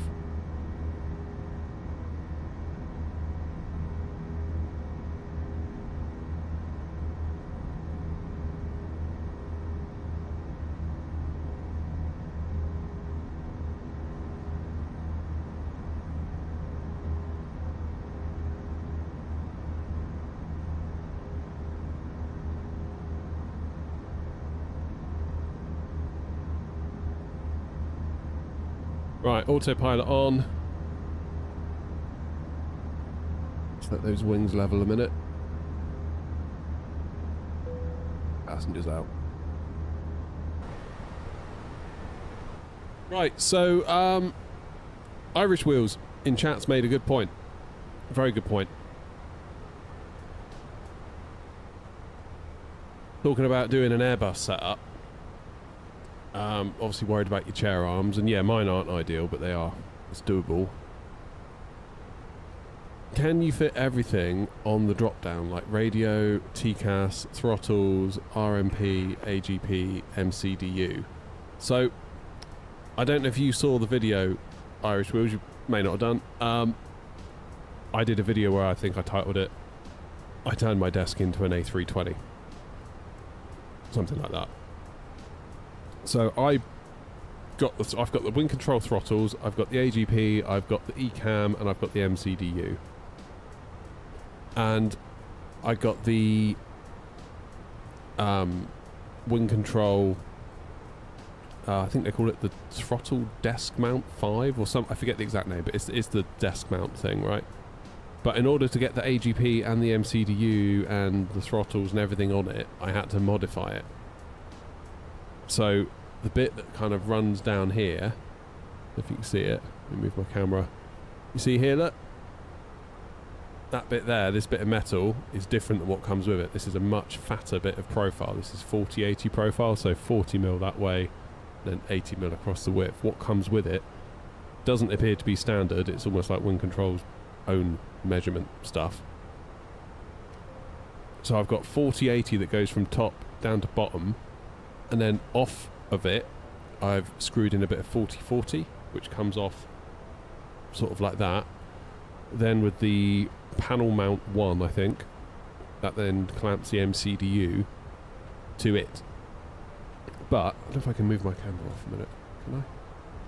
There we go. So there's my throttle, yeah? There's my MCDU, ECAM, AGP, and that's the end of it. Trouble is, can't get anything else beyond this. So you, in its current form, I can't do RMP, I can't do TCAS, I can't do anything else. So I'm a little bit stuck. I've sort of reached the limit of what I can do with this setup. But what you can do is use the desk mount expansion system. I could basically put this one back to its stock setting, so get rid of this fancy profile that I bought and just accept that I probably wasted my money on that. Go back to basics on the throttle bit, then get a desk mount expansion system, and then I could do MCDU, RMP, TCAS. I know TCAS is on the wrong side, but really, does that matter? That's probably going to be my plan. Then I've effectively got a pedestal, or everything I would want from a pedestal, without needing to have built a pedestal. Because if I was to build like a full, like this, like what do I really need from this side? Like it's only I fly on my own, okay? I'm famous for being antisocial among my actual friends in real life. Lo and behold, I enjoy flight sim. So what do I actually want from this right side? Well, I don't need a second MCDU, do I? That would be pointless. I don't need a second RMP because we've got one over here. I don't need a second one of these buttons because we've got one over here and we don't have a physical one of those yet anyway. Only thing I would want from this side is the TCAS panel. So I think my plan would be to have one WinCtrl throttle desk mount doing this centre bit. So we'll have the ECAM panel, the throttles, and then obviously the you know, speed brakes and flaps, whatever. Parking brakes. And then on over to the left I'll do MCDU, RMP, TCAS. And that'll probably be about it, I reckon. The only thing is if I want to have used the little plates that came with the speed brake and the flaps lever,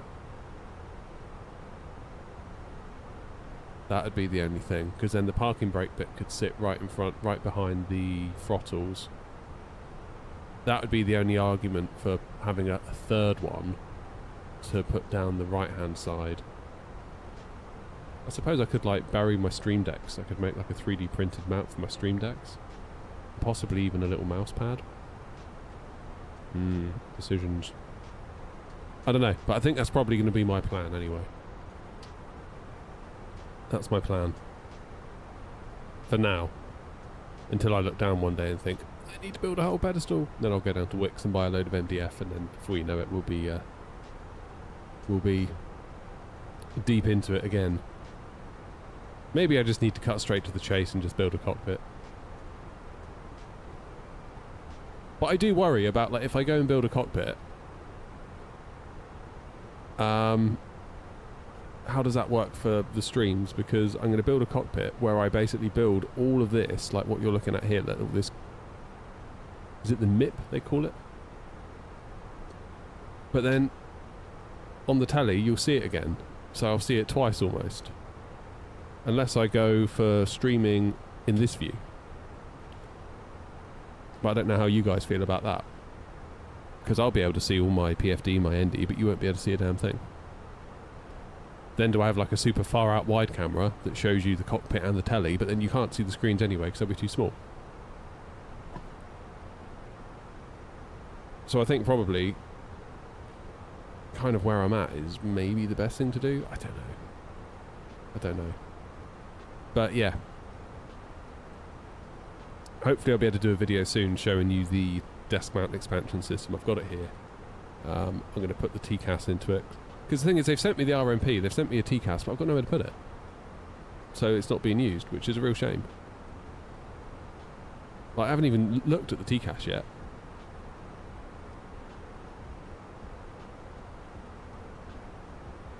I think this is it here, actually. Oh no. That's the box for the RMP. Where the hell's the TCAS?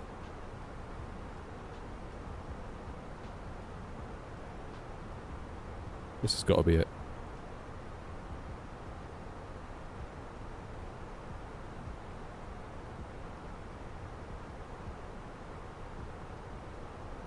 Hey, here it is. It's only little.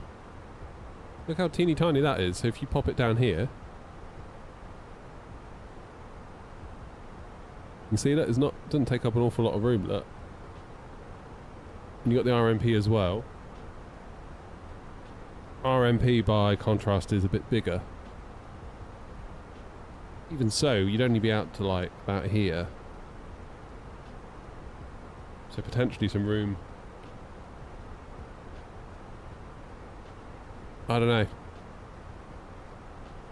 I mean, it's all lovely gear. I've got to put it somewhere. Which then calls into question this.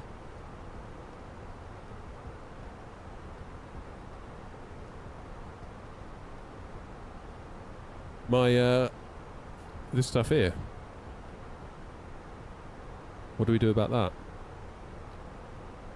Oh man, there's so many questions to answer and I don't have the answers. Have I seen CSD's setup? No. He said about 20 grand. It's a lot, isn't it? Like, where do you stop? I mean, thank God for WinCtrl, really, for, like, doing it at whatever price they do it at. Like, Tiller. 85 quid delivered. From the UK store. It's crazy, isn't it? Like, RMP.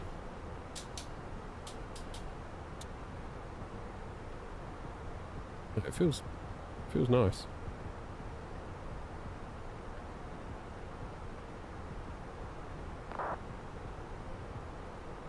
Does feel nice. So yeah, keep your eyes peeled on the channel. I've got the desk expansion thingy. We'll have a go.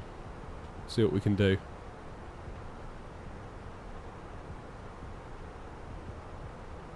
I'll let you into a little secret. They did also send their FCU and EFIS the other day. So we'll have a look at that as well together. Can't help but think they sent that because they were like, shit, Moser have released their stuff. Send those to our not, maybe we'll do a video. Fair play to them. Like, can't argue with that logic.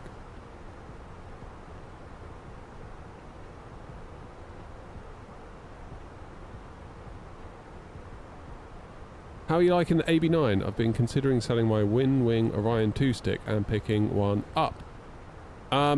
Great. Great, yeah. I've had it now for... How long have I had it? It would be a year in April I've had it. Really nice stick. Really, really, really nice stick. Like we were saying earlier, as an Airbus flyer, I don't know really what else we could want from it at this stage in the game. There's nothing more it can do that could make me happy. It's like, it's done. It's like, it's solved the problem. It's a solved problem now. It's done. Like, you gotta get your wallet out to solve that problem, but it will solve your problem. The AB6 as an Airbus flyer, I'm not sure did. Lovely stick, like, don't get me wrong, you'd have a nice time with it, But if you're pursuing as realistic of a stick as you can get at home, the AB9 is the way to go. I think you'll be disappointed with an AB6. And that's only because of the way the different force feedback models work. AB9 is belt driven, AB6 is gear driven. And as you move the stick on the AB6, you can feel the teeth of the gears sort of going click, click, click, click, click, click as you move it. Almost like the movements, you can just feel little increments of movement. Almost like the second hand on a clock ticking as you very slowly move. And of course you are actually very slowly moving your stick when you're on short final. You think you're moving it loads, but actually you're not moving it that much, and you do feel every single little notch on the AB6, whereas the belt drive on the AB9 you don't feel. You do feel an ever so slight bit of vibration through the AB9.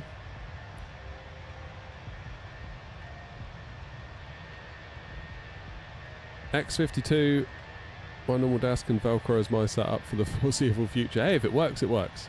Like, don't be getting FOMO just because, like, you see other people doing stuff for their stuff, you know?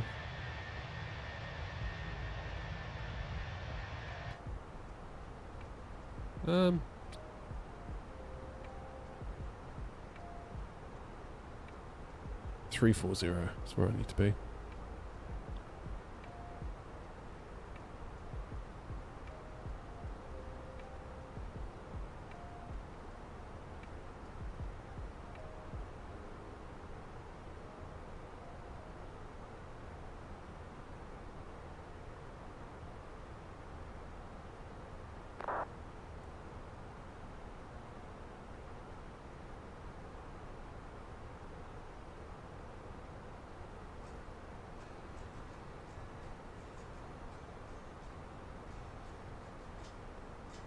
Right, so at NAC, apparently we need to be at 340 because we've got a step climb.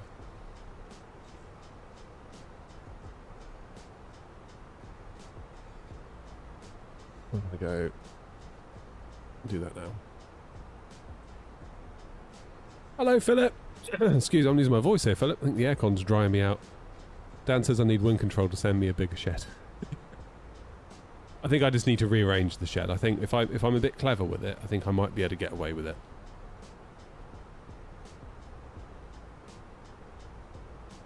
Yeah, that's fair enough content. I see a lot of people using the WinCtrl Ursa Minor and they have a nice time with it. I've never tried it.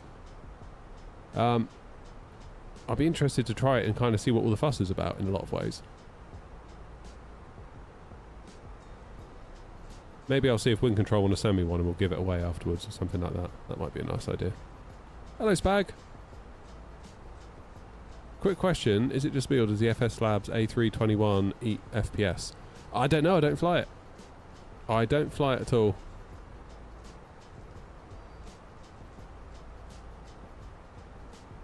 I couldn't tell you, mate.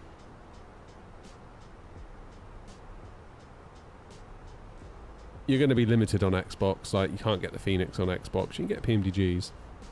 But there's just lots of things that you... Like, VATSIM you can't do on Xbox. Fly-by-wire you can't get on Xbox.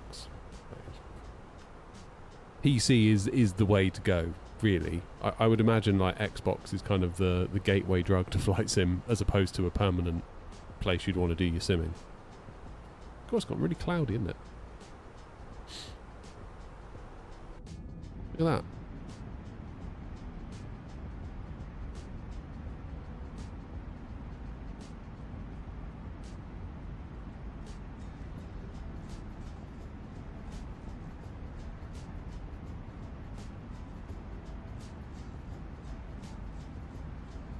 A320 both sides, about 20 grand. Flipping heck. It's a lot of money, isn't it?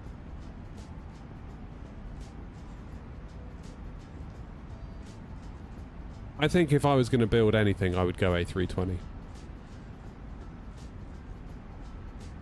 Where's Barton, Philip? Barton Aerodrome, where's that? Is that local to you?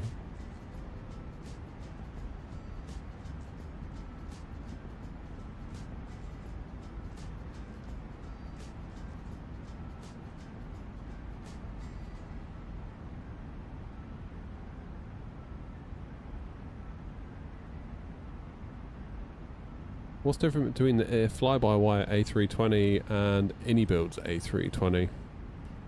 Oh, that's actually where your sim is based, Philip. Okay, got you. I thought it rang a bell somewhere. Next to the Trafford Centre. As in Old Trafford, or am I getting my wires crossed?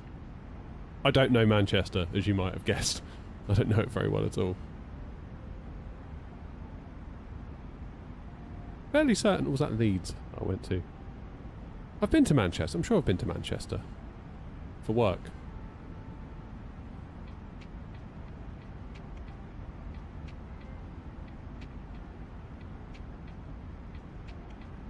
Sure I have. There's a radio station I had to go there. Something to do with a radio station in Manchester. We had to go and do a bit of maintenance work on it.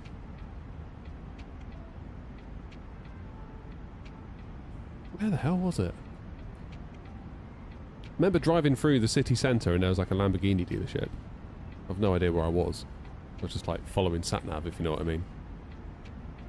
Not having a clue where it was and where I was going, just heading for like trying to get to a motorway to get out of there. I must have been fairly deep in the city to have been near the Lambo dealership, and it felt like I was in the city centre bit, if you know what I mean. It had that buzz of a city centre rather than just a retail park. What on earth was I doing in Manchester? I can't remember now.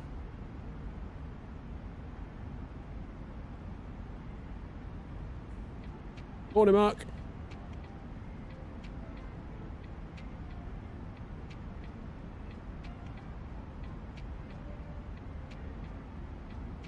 How's that Les Paul of yours?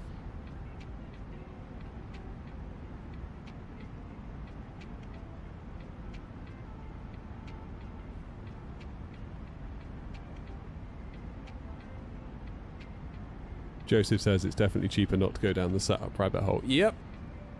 But we're here now, Joseph, so we've got to make the best of it. God, like looking back when I said, I remember I got that Logitech radio panel and I was like, I think my setup's complete. Don't need anything more, do I? And someone was like, yeah, you don't know what you're talking about. Like, it never ends. And I was like, no, surely. Surely not. And lo and behold, they were right.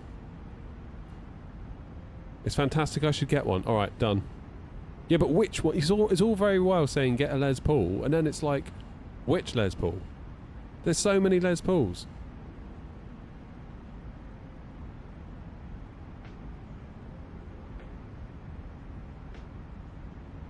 It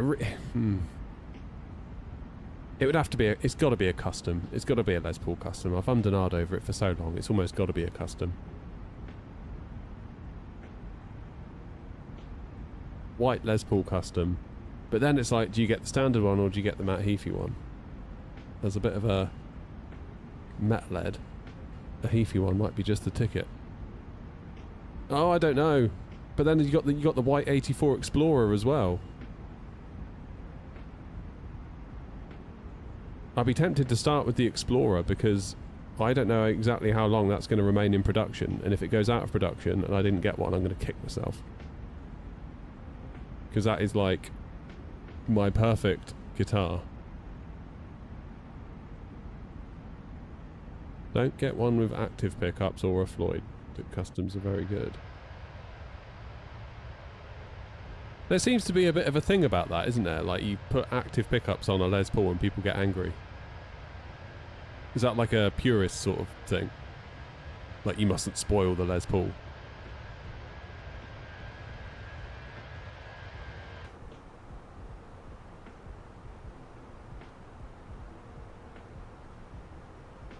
I think what I need to do, Mark, rather than obsessing over which one guitar I get, I need to get a collection of guitars. That's probably the thing to do. One for every possible style of play. I think that's the way forward. So we don't need to feel bad about buying the Explorer, having not bought the Les Paul, because we'll get the Les Paul next. Big brain move. Figured it out. I've always had such a soft spot for an Explorer. Such a soft spot. Like when I was 18, 19, I remember like going around every guitar shop I could find. I was like, have you got any Explorers? They're like, nah. One had a Jackson, and they said it was an Explorer. I looked at it, I was like, that's not an Explorer. Like, okay, I get it. It's got a bit that sticks out, but it's not an Explorer.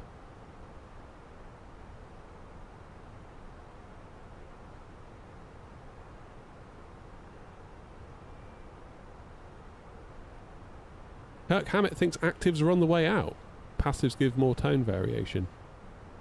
I must admit, like, I've been sort of going down the YouTube rabbit hole of, like, listening to people play, like, EMGs versus not EMGs versus this versus that. And more often than not, if somebody, like, plays the, I don't know, solo from November Rain or something like that, if they play it on a passive, you know, Epiphone Gibbo, it really does sound like it's got some tone, whereas you play it on an EMG, it sounds quite scratchy.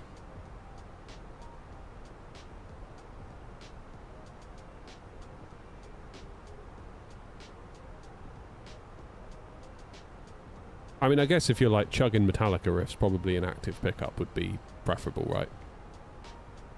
Will I fly the Horizon Sim 787 one day? I mean, I suppose. I wouldn't really know how to. I'd have to learn the plane. Your Jackson. Is that the red one?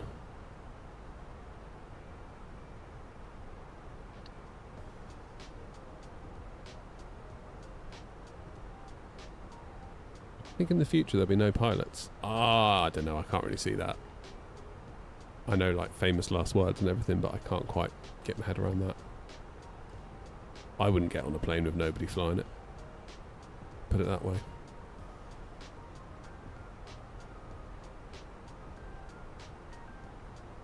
Everyone in chat's like, why are Mark and Dave talking about guitars? Why aren't we talking about flight sim? Didn't come here for guitar talk. But guess what? You're getting it anyway.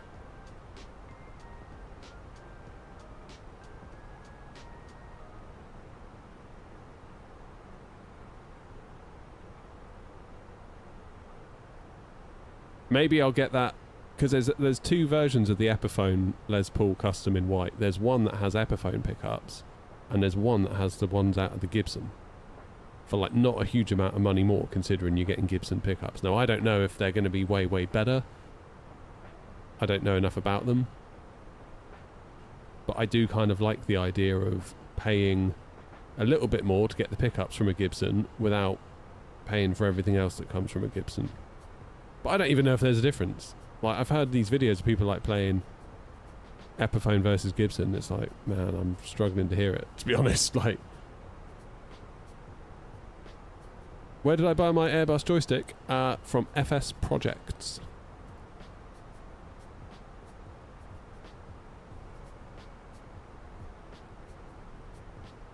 Is there a big difference, Mark, would you say, then?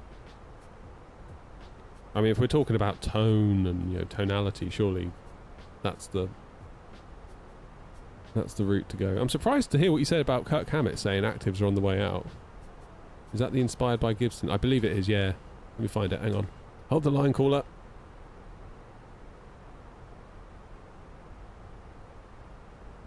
Oh, Christ. I just typed in Gibson Les Paul Custom. You can get one for $4,399. Right, come on, guys. Donate.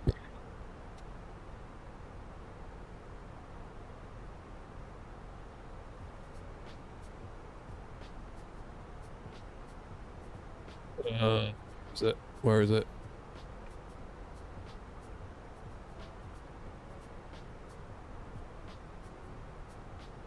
Oh, it is actually quite a lot more. That's more than I thought it was going to be. Damn it.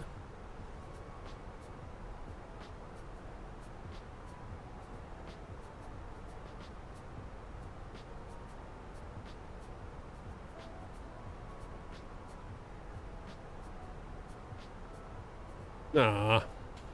Okay, so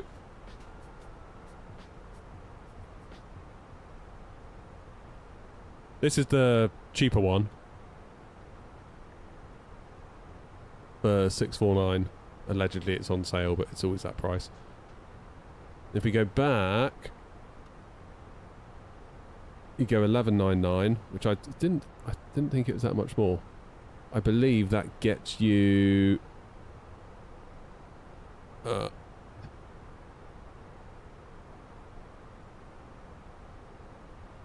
yeah, Epiphone have gone the extra mile by loading it with Gibson USA humbuckers, CTS pots, Mallory capacitors and more. This is the proper Les Paul experience.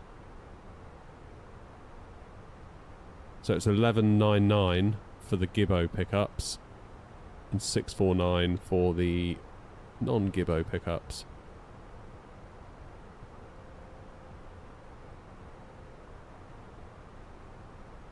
Epiphone's Roebucker custom humbucker, which are based on Gibson Customs custom bucker humbucking pickups. God, that's a mouthful, isn't it? Yeah, so this one is the Epi. I mean, maybe that's probably the way to do it. Who knows? So that's a good chunk of change difference, isn't it? It's almost getting off for double. Is this the A380? No, 320. What MCDU? I'm using the WinCtrl one. Do I think WinCtrl will send me the overhead or the yoke? No idea, to be honest. Content? No idea whatsoever. Like, if they want to, great. If they don't want to, that's fine. Like, I don't expect anything.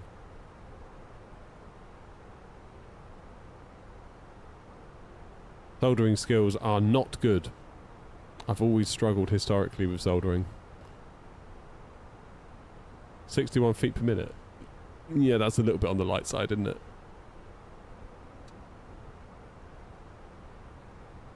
Power, ground and radar online. Get on. Let's have a look. Where am I?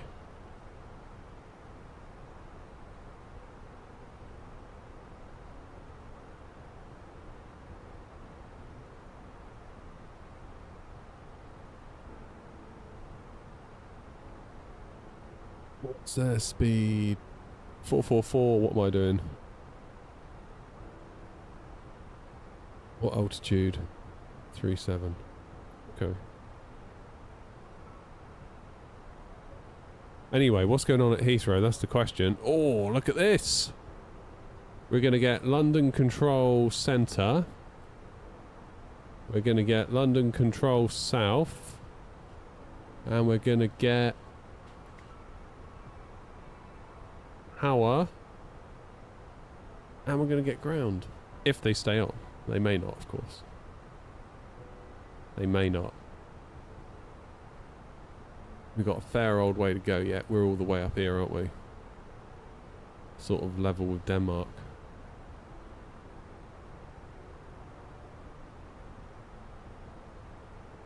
Am I streaming on Twitch too? Yeah, Twitch and YouTube.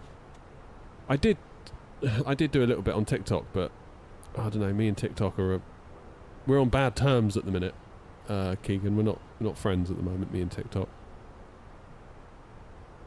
I keep getting in trouble for hate speech on TikTok, because you know what the Airbus says just before you're about to touch down. I won't say it in case I happen to upset YouTube or Twitch or anyone listening, but TikTok takes great offence to that, and it tells me that I'm violating their code of conduct and that I'm doing hate speech, and then I go to appeal it and they immediately say no.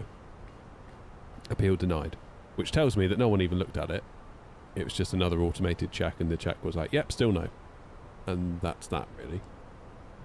Now, I was talking to BT Whistle the other day. Some of you might know him. He's a controller on VATSIM. He also streams to TikTok and all that stuff. He said they've got an auto bleep feature now, which he started using, which actually solves the problem for him. So I might have to have a look at that.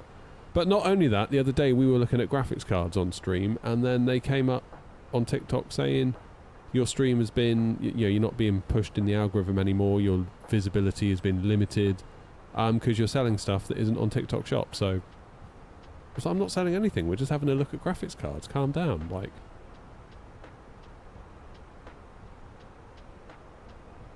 Can we not look at graphics cards and just have a little chat about them? Turns out we can't. So I kind of just wanted to put the middle finger up to him, really.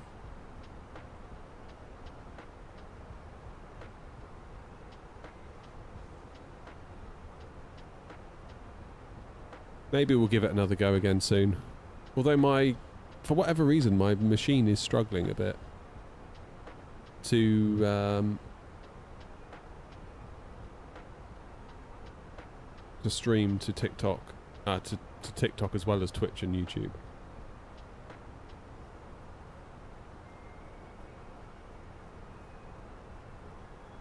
Because I think we've got a dual streaming code now going to Twitch.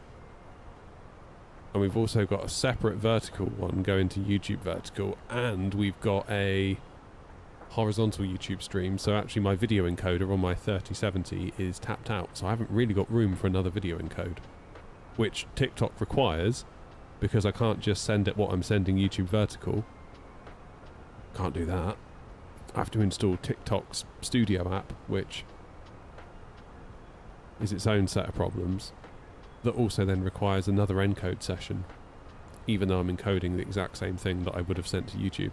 So I could do one encode, send to YouTube, send to TikTok. But no. So annoying. So it's almost easier not to. It's a shame though, because there's some good guys over on TikTok, like British Steve Ways. He often comes in, says hello. Mag, AG24, like some of those guys, they're all good guys, and it's nice to catch up with them on their Welsh dad. Shame really.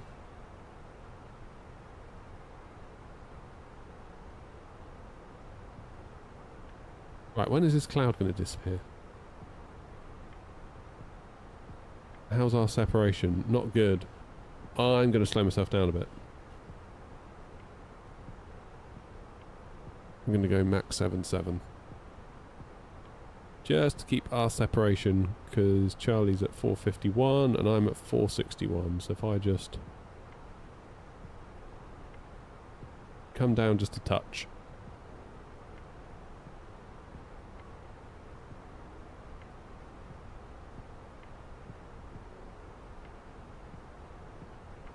Should do us nicely. Hey, we're through the cloud. You can see. We can see again. Joanna, what's the link to your app?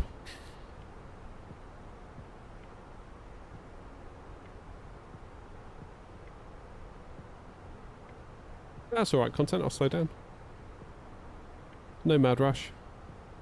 Heathrow ain't going anywhere.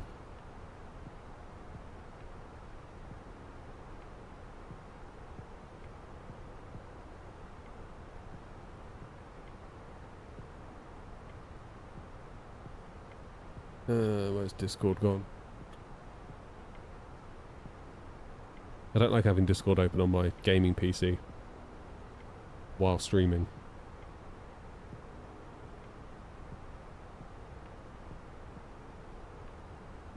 I feel like it slugs my machine up a little bit.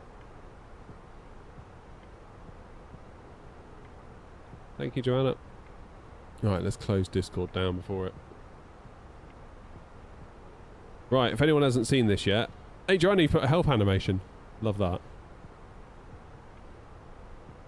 If anyone's wondering how the VA's doing and what routes are busy, come and check it out. So Joanna's put this together, for those of you that don't know, from data that I've exported from the VA, from New Sky, in the form of a CSV file. And we can work out where's busy and where isn't. So you can see London's obviously a fairly big deal for us. But there are some routes, look, that don't get a lot of love, like this one. Where's that one? LPPT, Porto. So we've had 4 flights to there. Which ain't a lot. Whereas if you look at Eddie, we're now up to 60 flights. So the plan is that we want to find dead routes. So you got a little filter over here. Let me get all my rubbish out of the way.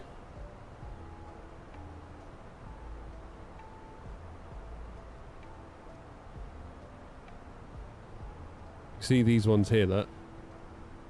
These grey routes, which I appreciate is a little bit hard to see, grey on grey, but you get the point. These routes have not been flown once. 0 routes. So really, it makes sense for us to delete those on the VA, because for every route we have... I'm in Chrome, Joanna.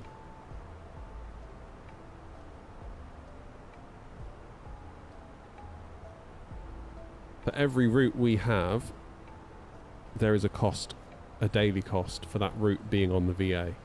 Because if you look at this one here, like... that's a bad example because I messed up the airline. Istanbul down to Rhodes.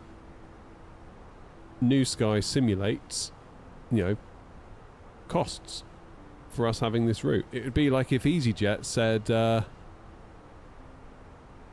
it's like if EasyJet had a route from Gatwick to Edinburgh, but then no one turned up to fly it. Well, of course EasyJet would have to put their hand in their pocket because people have turned up to come to work that day and they've got to pay wages and ground crew, but then no flight happened.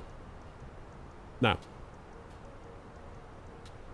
New Sky doesn't simulate passengers turning up until somebody books a flight. Once you book a flight, then it simulates like passengers turning up to the aircraft. If you don't do the flight, if you don't do it, if you book it but don't do it, then it punishes you, because it's like, well, passengers turned up to the airport with their suitcases ready to go on holiday and then you didn't fly the flight. So we had to put them in hotels, we had to give them food vouchers, we had to make things right. You get a fine per passenger. Anyway, you can see here we've got quite a lot of routes that literally no one has flown. Not one person has flown it, which is fine. I'm not having a go at you. It's interesting data. Australia is a funny one. A lot of these sort of connecting routes in and around Australia don't really get flown. And what we can do is we can bring this down. We set it to 0 to 3. So if I set this to 3... have I done that right, Joanna? That actually changed at all.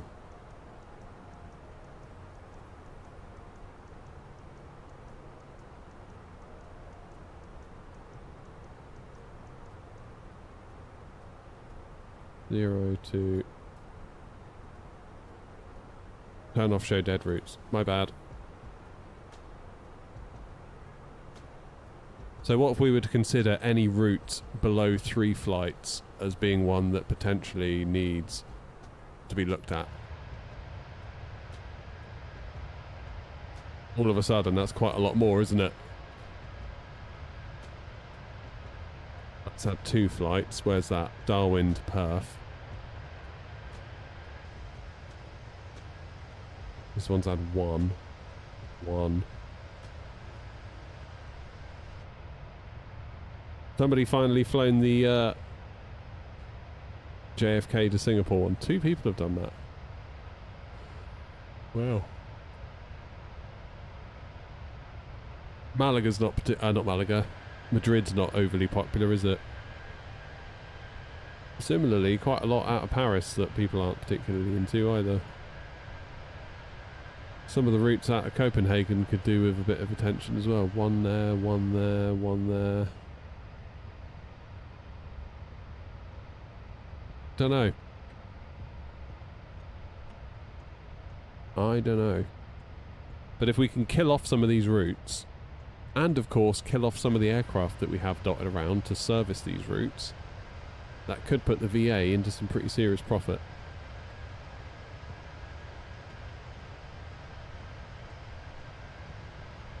But where are the planes? Yeah, here's all the planes, look. You see them dotted around.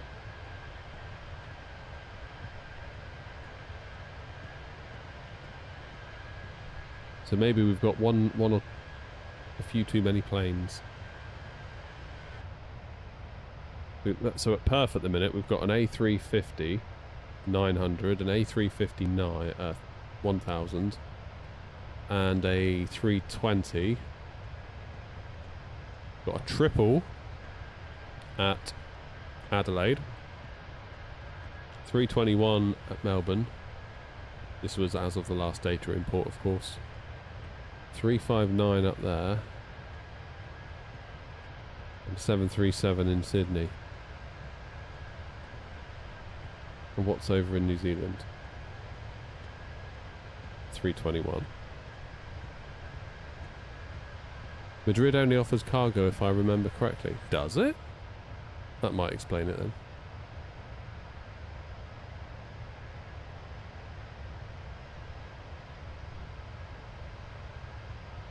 Fairly certain there's a passenger route. Yeah, Madrid to Paris. In fairness, that is only one route. Maybe we need to do a Heathrow-Madrid route. But yeah, this is amazing. Like, Joanna's worked really hard on this. I didn't quite expect Joanna to go quite as to town on it as she has. But if you're having fun, Joanna, don't let me stop you.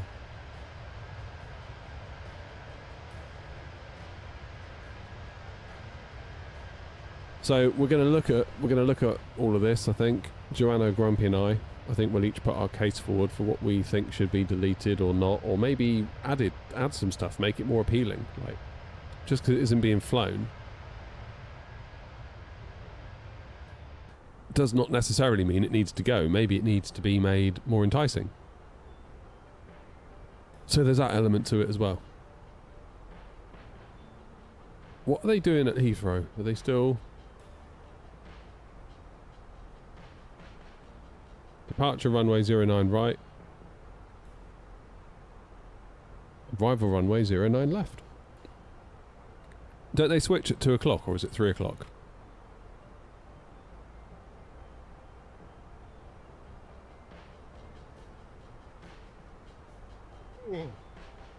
Yawning.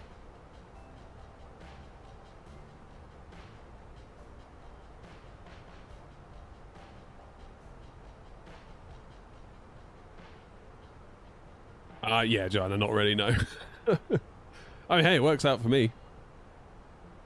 I get more stuff. Am I flying the 340? No, 320. We should fly the 340 next week. I'd like to fly that next week. See if we can get to grips with that plane, because that is it's a handful, that one. Big, confident flare in that one. Yeah, we need to get it on the website, really, Joanna, don't we? I was thinking I'd do like a map.airnot.com and just point it there. But what I also might do is surface some of the data from the database on the website as well.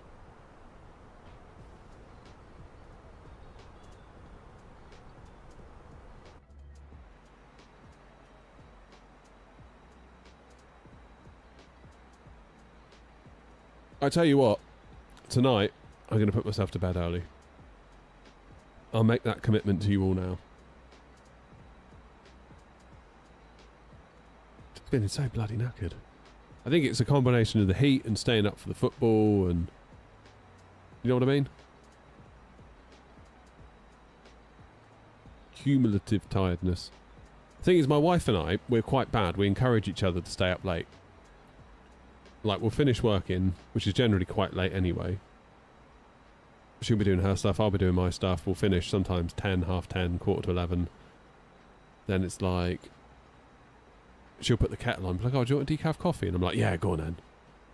It's like, oh, do you fancy watching something quick on TV? Just something short? Yeah, okay, fine. And then, oh, what if we just... There's nothing short we can watch. Oh, we'll watch something big then. We'll just watch half of it. Yeah, okay.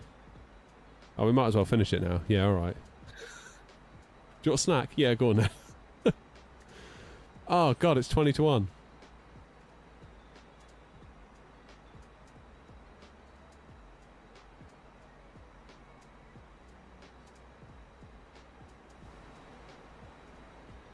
Sounds are super weird in the Phoenix, because look, you can barely hear it outside.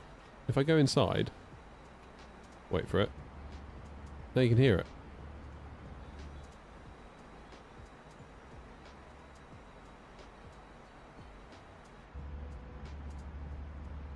Good day to fly, it is. Sadly, I couldn't do us proud on the landing into Bergen. I do apologise to all of you, again.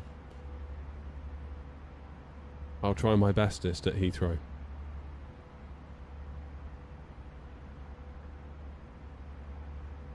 I will.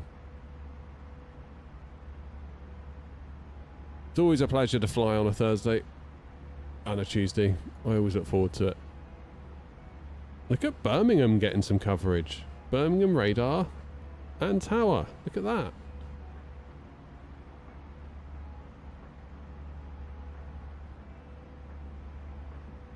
Getting good ATC today.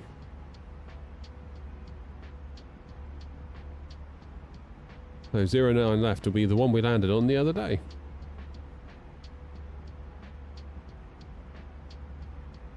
Nice and busy on the ground, look at that.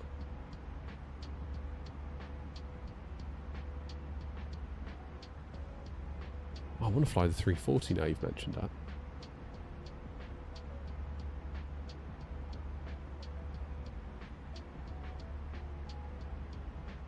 I feel like we need to pad America out a bit more, and I need to start flying in America. That's going to be my goal for this summer, is to get good at flying in America, because I know it's a bit different. Similar but different, isn't it, America?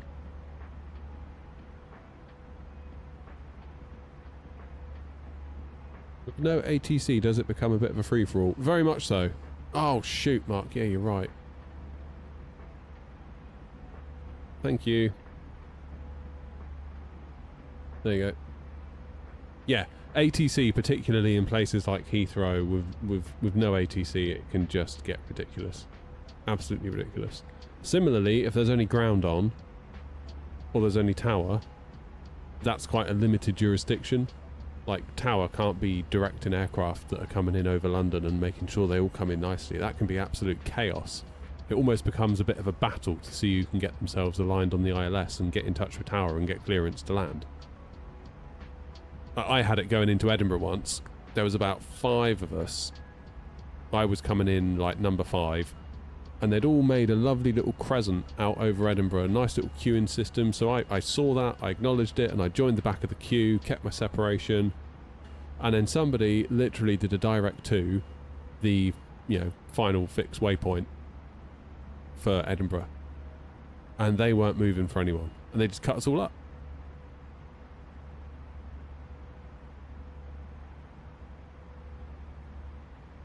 I imagine probably for the last 300 miles they had that set as a direct to. Which is annoying when that happens.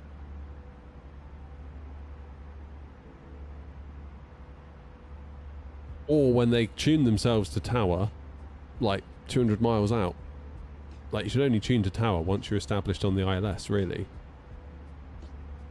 Like, I had somebody that was tuned to tower while they were over the Isle of Wight coming into Gatwick. So we're like on Unicom trying to contact them, being like, what are you doing? What are you going to do? What's your intentions? Because obviously we're going to clash. No response.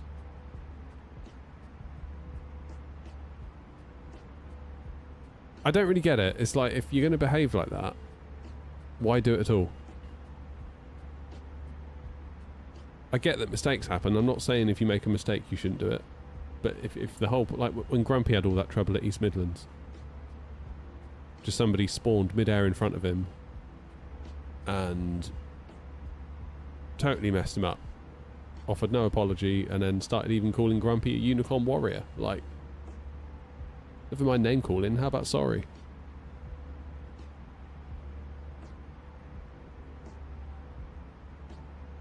And then said, I'll do what I want. So I'll do it offline then. If you're going to just do what you want, like, why are you doing it online on VATSIM?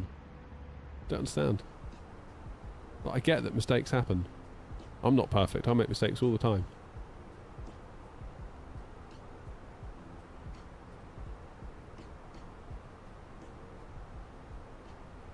But surely you have a...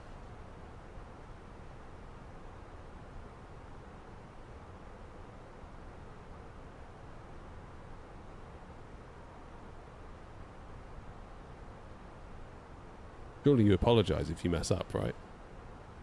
I don't know. People's... Anyway, we're making pretty good progress. Where are we? Won't be long, and we'll be getting in touch with London, I'd have thought. Because we're going to sort of come in down this way and basically follow the Thames estuary. And at Lambourne we need to put in a hold. Just have a little look at the charts. So Lambourne, do not proceed beyond Lambourne without ATC clearance. So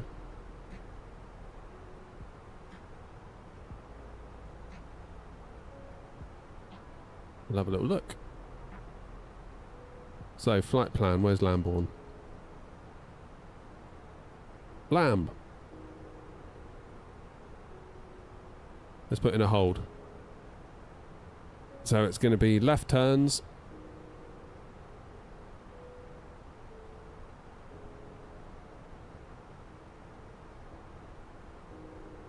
It's got us down as right turns, whereas the charts want us on left turns. But 262 is correct.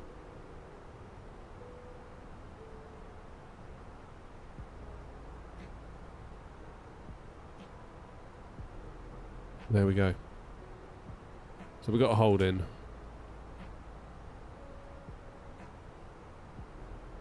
Is the speed brake lever still having issues? No, I've got it armed at the minute and it's okay. It's when it's not armed it seems to have a problem. Which is a bit weird. Someone said I need to recalibrate it and they had the same thing and that solved it. I really hope it's not gone again because WinCtrl replaced mine when it went wrong last time.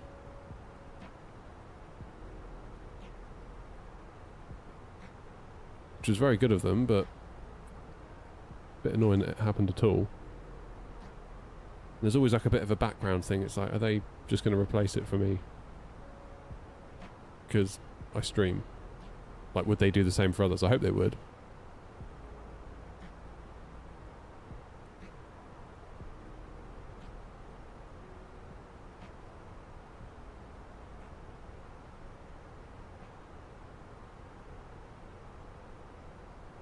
Right, 13:18 we're due in. It's now, well, 13:18 UTC, so approximately 45 minutes. How far out are we?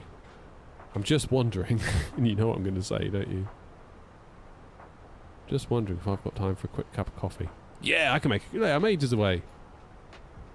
I can do a coffee before then. Permission to make a coffee, everybody?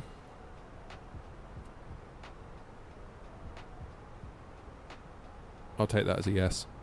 See you in a minute.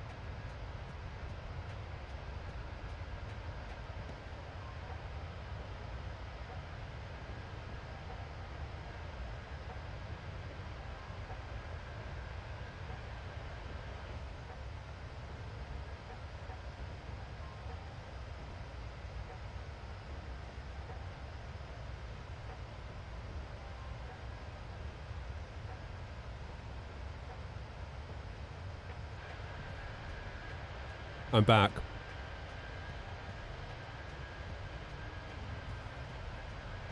No mini cheddars in the house, Joseph, I'm terrified to say. Bang out of order, that is. Am I looking forward to the release of the A220? Sort of. It's a plane I don't know a huge amount about, to be honest with you. I know there was the whole hoo-ha when Airbus took it over from was it Bombardier?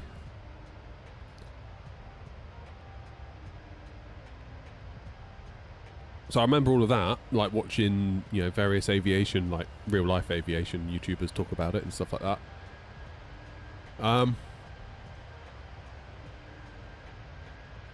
So yeah, I'd be keen to have a look. See what it's like.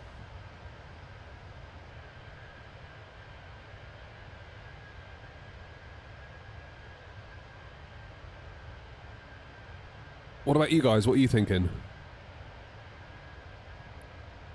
I will just say this coffee is bloody excellent. That coffee machine I bought was such a good buy. Do I watch any Wimbledon? No. No, I don't really do... To be honest, I don't really do sport. I'm not really a sporty person. Obviously, I watched the football. I know you don't want to talk about it, but I did watch the football, and... Yeah. I can get myself into an England match, but I do struggle with anything more than that, really. I used to watch a bit of the F1 when like ITV had it, or BBC or Channel 4 had it, but now it's just like, oh, I just don't watch it. It's all on Sky, isn't it? You liked the stream yesterday, but chat was dire. Honestly, Harold, I always come away from any stream like that, whether it's the A350 preview streams, whether it's the A340, sounds like what you're saying now. I'm always like low-key disappointed with like just chat. It's like, really? The amount of like entitledness and rudeness that goes on in the chat, it's like, come on. Like, is that because it's not that's not the flight sim community that I know. I don't know where the hell that lot turn up from every time there's some sort of plane release stream, because I never see them. Like, you guys are good as gold. Except for Grumpy, except for Joseph, except for... No. You're all good as gold. Like, I see it on my tech channel. Like, the comments that I get with my tech channel, some of them are, like, really quite nasty and rude, and, like... I get similar vibes whenever there's a... like, a new stream, new plane being streamed for, like, a preview or something. It's very strange to me. I don't know why. Because I never see this side of the community most. Like, 99% of my time here streaming, making videos, never hear from those sorts of people. But they obviously are out there because they come out in force for the plane streams, so... Very weird.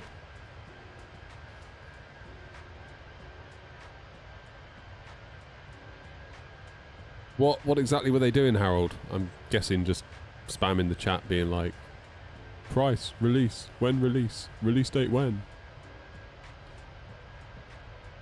And then progressively getting ruder. I would have thought, but I could be wrong. You really want the 100 variant, able to fly into London City. Their Discord is also fun. Oh, God, yeah. Honestly, it's a mystery to me sometimes. It really is.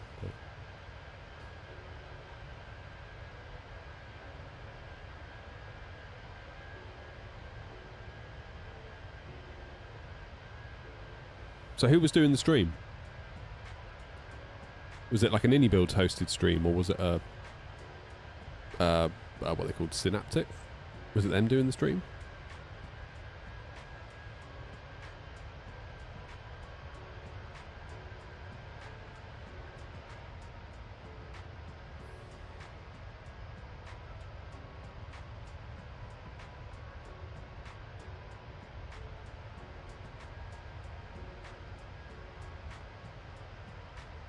Chewy hosted. Okay, cool. Good old Chewy.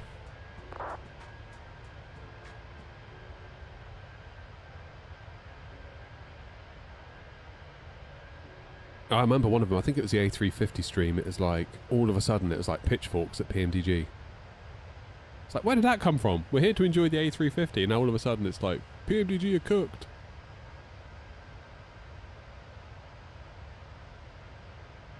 Ooh, PMDG. No, okay. Weird. I think at the end of the day, you sort of have to remember that we're bickering about pretend aeroplanes. Do you know what I mean? Like, I love it. You know? I absolutely love it. It means so much to me. But really, it's not that important, is it? In the scheme of things, it's not that important.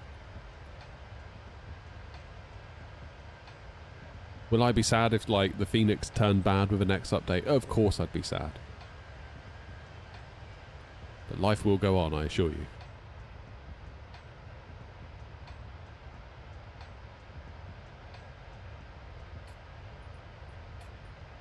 you. Mark's bringing it back to guitars.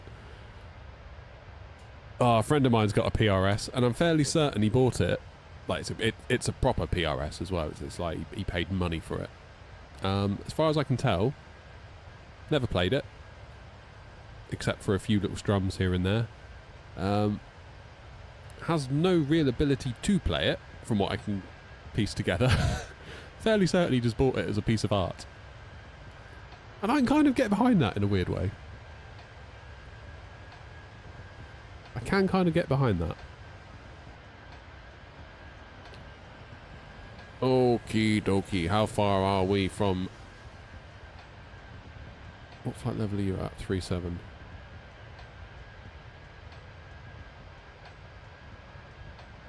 I feel like I see Lewis almost every time I fly.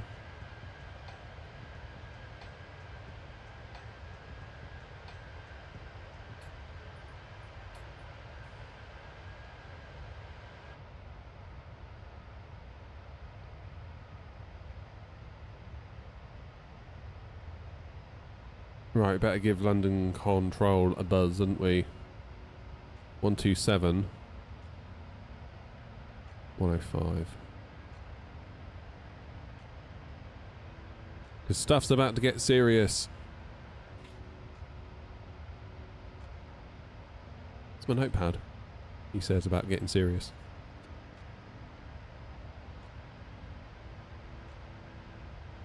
London Control to stay easy 91. It's Lima with you at one flight level 176 for 190, heading 355. Easy 9 Kilo Lima, good afternoon, thank you. Climb flight level 240. Climb 240, easy 91 Kilo Lima. With that, 3 Lima Tango, climb down flight level 150. This control is busy. We have feelings here. This is in 14, climb flight level 230. 230, this is 14. Jet XMT Yankee uniform descent to altitude 3000 feet, distance to QNH 1020. 301020, Channel 70 Yankee. So 420 for London 129 430. 313 is off my level 6000. Seabird 420, contact London 129 430. 29430, Seabird 420, thank you, boy. Word Express through the 843, descent flight level 160 level by Sabre. 160, level by Sabre, Seabird 843. Express 313 is off flight level 8000. Well, Express 313, hello, you were supposed to maintain 6,000 feet, not climb all the way up to your cruise level. You can stop the climb flight level 90. Decline flight level 90, you said? That's the one, 90, do not climb above 9.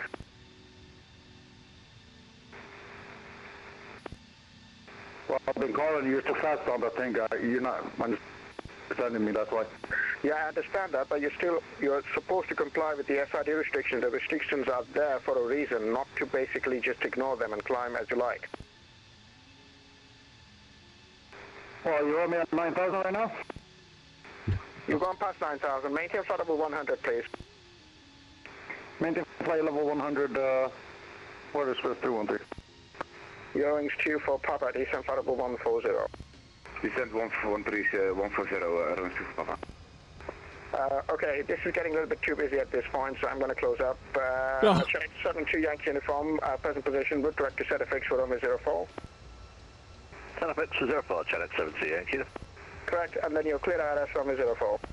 Clear ILS 04, channel 72 Yankee uniform. Oscar Tango Alpha, descent flight level 90, and you can call London 129430. Flight level 90 and 129.430, Oscar Tango Alpha, thank you very much. Logan 1 Foxtrot Michael, London 129430.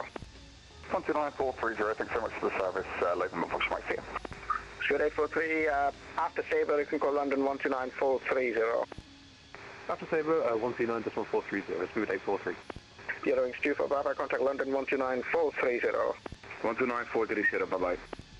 And all stations, you can monitor, in fact, before I do that, Easy 9, 1 Kilo Lima, on navigation direct to Elwas. On navigation direct to Elbus, 913, thank you very much. Correct, and all stations, this ladder frequency is now closing. Monitor advisory, please, 122.8. I say again, this frequency is now closed. Monitor advisory, 122.8. Good afternoon. Right. Bad enough. Can't say I blame him. Obviously saw me coming, that's what it was.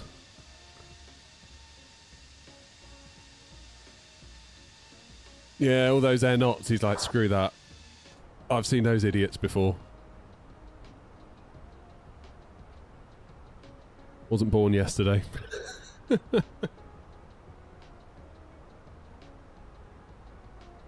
Wow, wow, wow.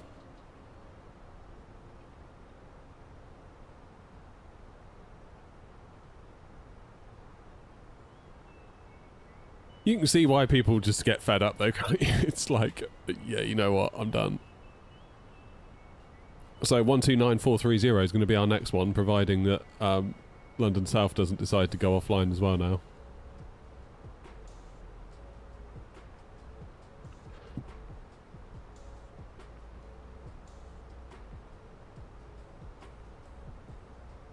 Anyway, we're descending flight level 250 for Sabre, for Logan.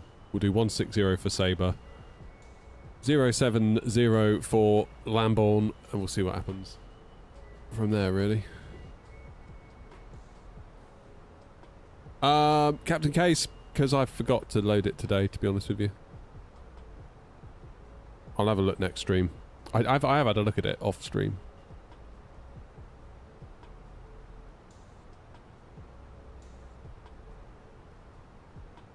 Darn.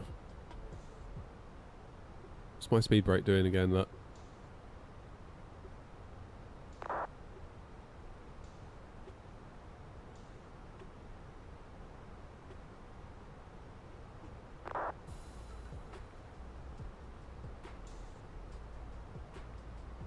So, 30 miles to Logan.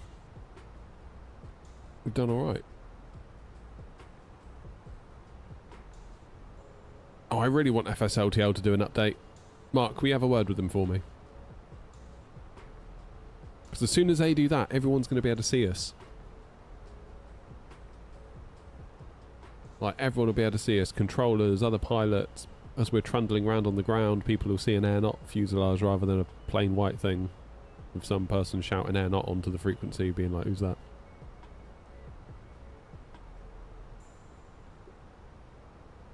Guessing the Tobii eye tracker isn't functioning. I need to get it working with Chase Plane.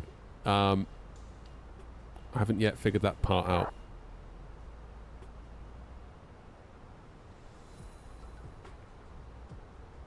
Ever since... No, we had it working with Chase Plane, then Sim Update 5 absolutely knackered it. And I just haven't bothered with it since. I do miss it. I really do miss it.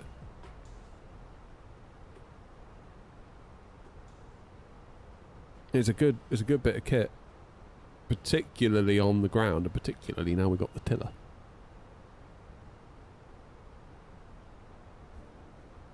So yeah, I've just got it turned off for now, because every time I turned it on, it would go super weird. Maybe the Sim's done an update. My problem is, every time I go to stream, or every time I go to touch the Sim, I'm streaming. And there comes a point where it's like, I just can't afford any problems right now, I'll do it next time. And then next time never happens, because like the next time I'm at the sim, I'm streaming again. So it's like...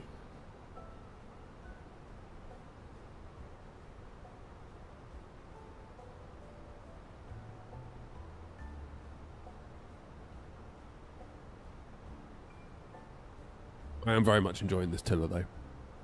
They've done a good old job with that.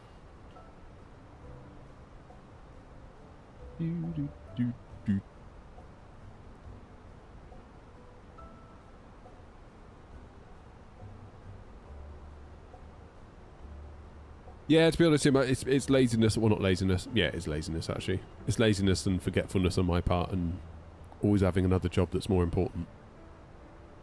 I must fix it.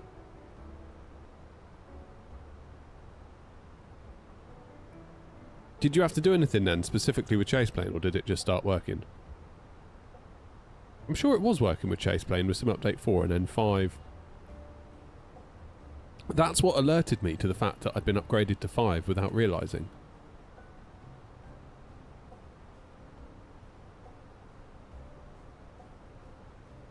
I installed London scenery. Flying with a big plane over is unbearable. But I saw someone with a 3060 and it's fine for him. I have a 4060. What's your train level of detail? And what's your object level of detail?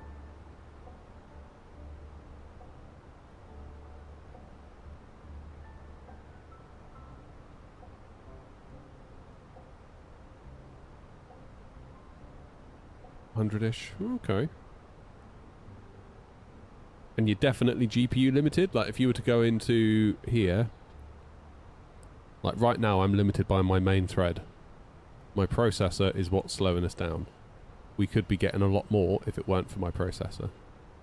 I could put in a 5090 right now, wouldn't help us. My processor's holding us up. See, it says limited by main thread. What does yours say when it does that? Alright Jim, I'll have a look later.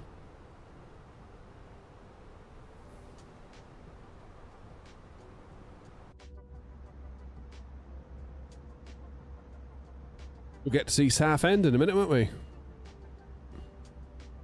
Southend? I need to do my destination data, actually.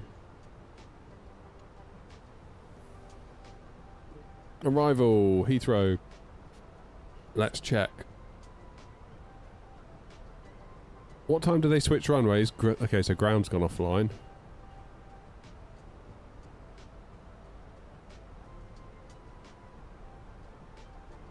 Arrival runway is still 09 left. Is it 3 o'clock they change?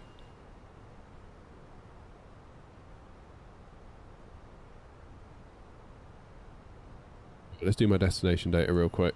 QNH is 1019. Temperature is 27. Wind is 050/07. Minimums are 279.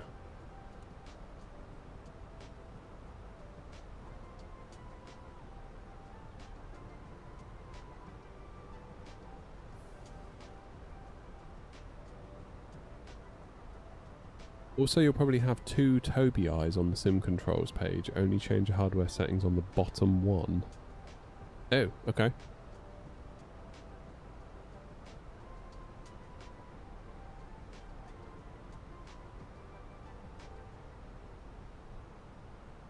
We are bang on 64.5, which is the limit.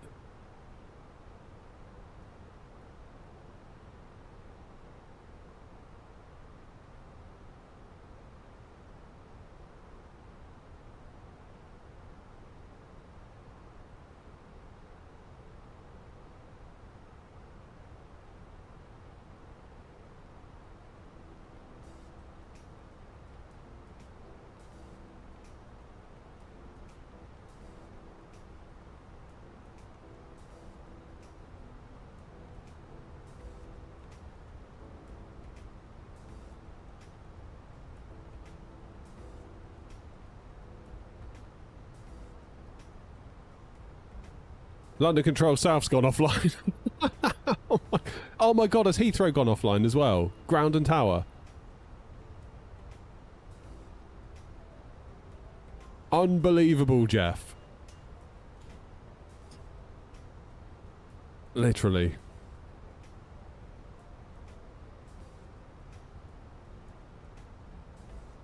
You're probably bottlenecked by your CPU, because even if your CPU shows 50% overall usage, that's across all the cores, and the sim won't run on all the cores. So the sim could be maxing out one core, and the rest of them are just sat there doing little bits. Therefore, it reports an overall usage of 50. So, yeah, enable developer mode in the sim, debug, display FPS, it will tell you what component you're limited by. Limited by main thread is your CPU. If it says limited by graphics queue, that'll be your graphics card.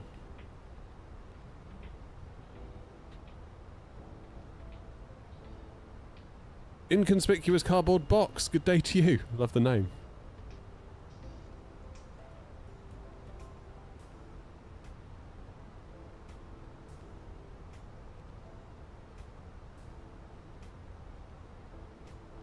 Can I play this game on my 2010 computer? I don't know. What's in your 2010 computer?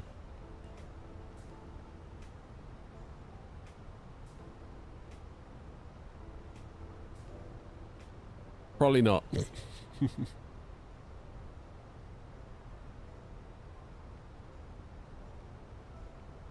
I'm sorry to tell you. Man. So it's going to be Unicom madness into Heathrow then, isn't it? Like, I thought we were going to have the lot. I thought we were going to get the full stack, and now we've gone from having everything to having precisely nothing.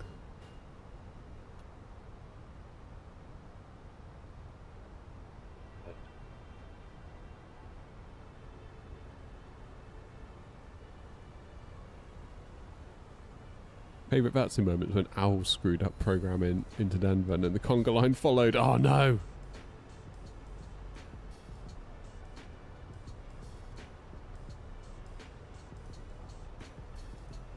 Am I using dynamic? Oh, you're talking to me, Joseph, or Case? It's not my fault. I didn't scare anyone off. I think it was everyone else peeing off everyone else. If anything, I'd have calmed everyone down, I think. Being the jolly good chap that I am. Don't take it out on me. Maybe I need to like direct message him beforehand and be like, look, we're coming, but don't worry, we'll behave. It would be funny, wouldn't it, if they actually do leave because they see us coming. If, like, someday it actually comes out that everyone, like, one controller's like, yeah, actually, we talk on Discord in a private room and we all leave the minute we see you. That'd be so funny. Come on, Clark. Pop onto Heathrow ground for us.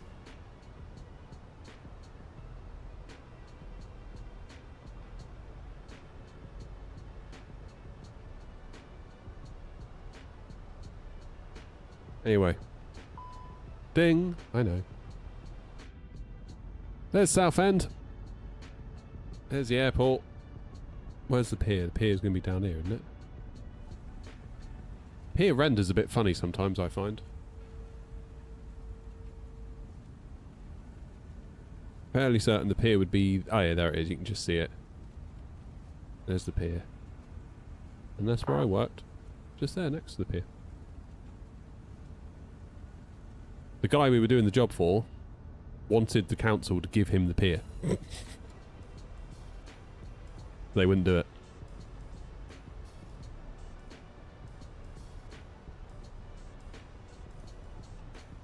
Because he owned a theme park.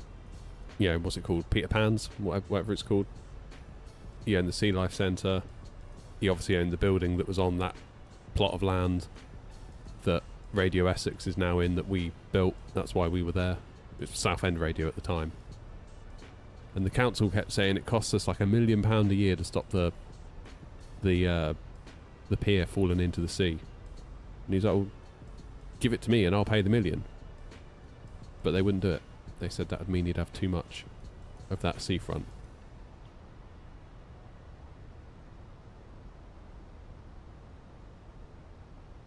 About 300 hours on VATSIM, would it be bad to start clearance ground ATC? As in, start training to become it? That sounds like a great idea.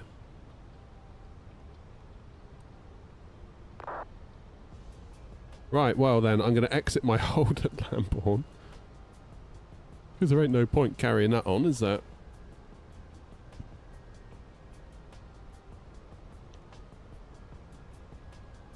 Still 17 miles between me and Charlie. Heathrow just needs some ATC. Like, we had 2 lots of London control, and we had tower, and we had ground. I thought we were going to get a really good good bit of energy coming in here, but it would seem not.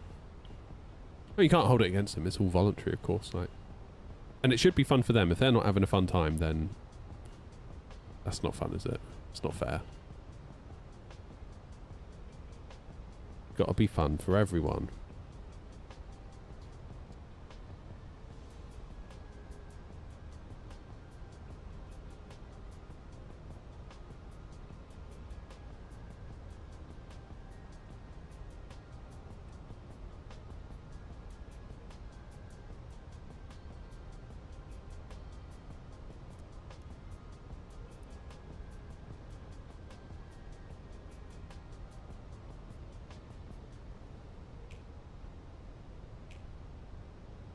We were talking about, weren't we, like a paid-for VATSIM? Like, would that work? But I don't think it would. Like, where the controllers are employed by, even if it wasn't VATSIM, if it's some, like Pilot Edge is one, isn't it, that just does a small area, I think, in America or something.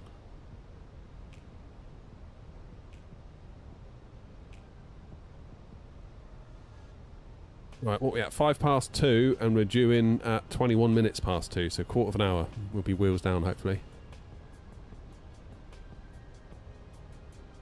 Fingers and toes. Just wondering where everyone else around me is going. Like, Easy, where are you going? You've just left Luton. Ryanair, where are you going? You've just left Stanley. Fine. Where are you going? You're going to Barca from Luton. What about British Airways? You've taken off, you're going to Copenhagen. What about you? Are you landing?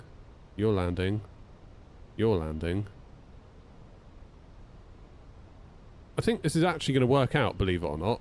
As long as nobody spawns mid-air. Because look, we've got British Airways on 8 Mile Final. We've got a shuttle on 11 miles. You've got Charlie, then you've got me at 31 miles. And the next one is 66 miles away. Where are they? Yeah, they're out over the sea, so... Have I moved the overhead panel? I have, Jim. Well spotted. I did that yesterday or the day before. All I've done is brought it forward. Dropped it a bit. Made it so I was having to, you know, lean really to get to it, whereas now it's much nicer. You can just sort of tap at it a bit easier. It's still probably not in the complete right place, but it's better. You're limited by main thread. There you go, so it's your CPU. I would look at dropping the train level of detail or turning on dynamic settings. If you set a frame rate of, say, like 40 on the dynamic settings, if it looks like it's going to dip below that, it will crank your train level of detail right down to try and maintain a frame rate above 40 or 30 or whatever you set it to.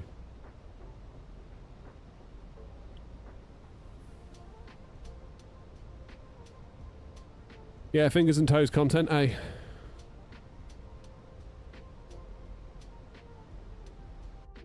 Can't really see much out the window at the minute, can we?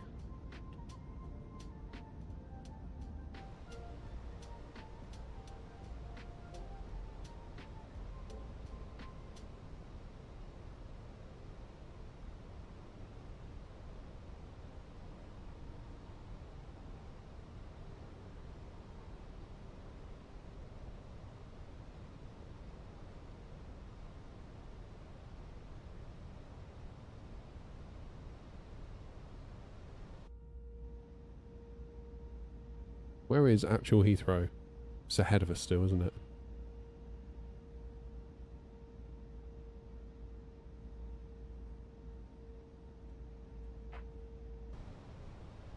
Shame we can't really see much, can we? How you doing, Jesse?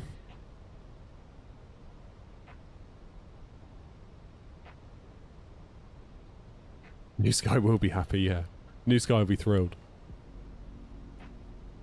I'm gonna have to do a really good landing now, aren't I? To make up for Bergen. Not that I think I did an awful lot wrong in Bergen. I think, as per usual, everyone in New Sky overreacted, but fine. It's alright.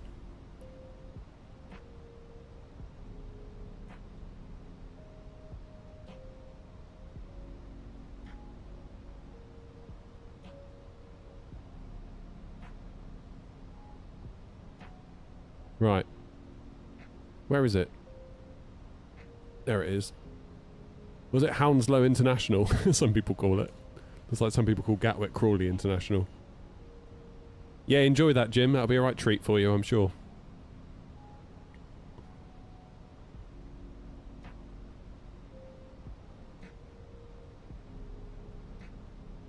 Has anyone else rudely joined our little queue that we've got going on? Better not have. We've worked hard to build this queue, and by worked hard I mean gotten lucky that this queue has taken the shape that it has without any input from us. Where are you going? Menorca? Loads of people going to Barca. What's the best scenery for Barcelona? I feel like I might like to go to Barcelona someday. Get a bit used to Barcelona, but... because that's just the right distance in a lot of ways, Barca, for a little flight. We could do like Gatwick Barca return on a stream. Those are the sort of destinations we want if you want second legs. And Lord knows, you all like the second legs. Heathrow traffic. Shuttle 6 Yankee pushing back onto Yankee, facing east. Heathrow traffic. Am I flying a right downwind now or a left downwind? I'm right of the airport, aren't I? So that's a right downwind. That is right, isn't it? Somebody tell me I'm right in chat, please.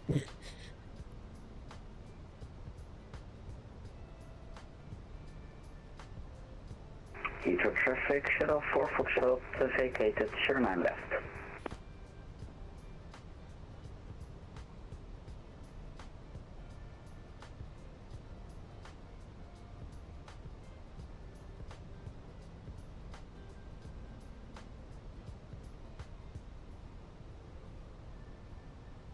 I need to do more streams to and from Bristol. Don't tempt me. I love Bristol. I don't need any encouragement for that, trust me. Heathrow traffic, good afternoon. Air 054 Juliet, currently flying the downwind for 09 left on the Barmy 1 hotel arrival, transitioning Lambourne.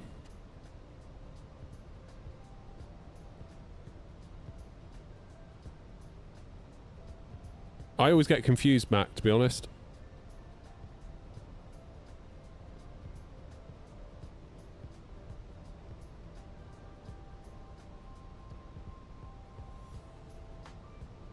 Left downwind, because the airport is to my left.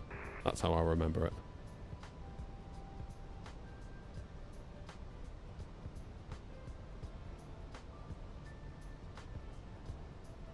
Whichever side the airport is to you is what you call it. I can do that.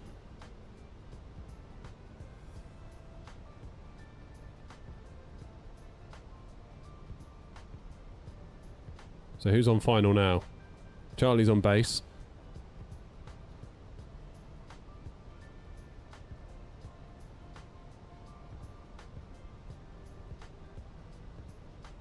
Oh, big yawn.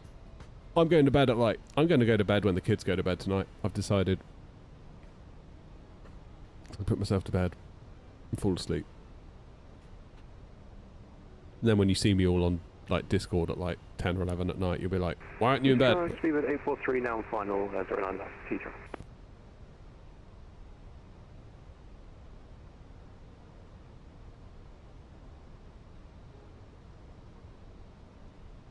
We go flaps 1.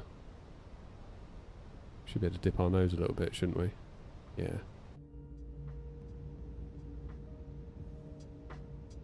No point making the plane work harder than it has to.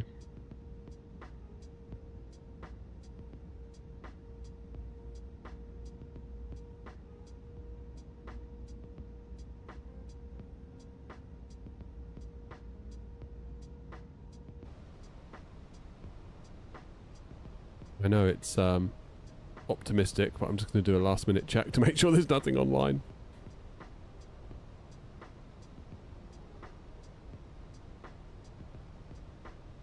You're getting sleepy as well, Spin, are you? Yeah. I think it's been the heat. It's just been relentless, isn't it? Just constantly Heathrow traffic, shuttle 6 Yankee, fighting tiredness. runway 09. Right, holding point November 8 via taxiway Bravo, link 51, Heathrow traffic.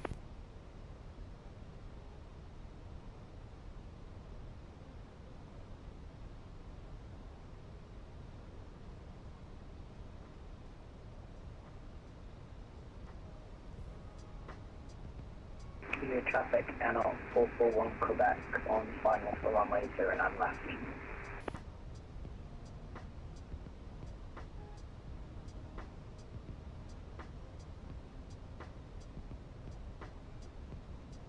ATCs are starting to come online.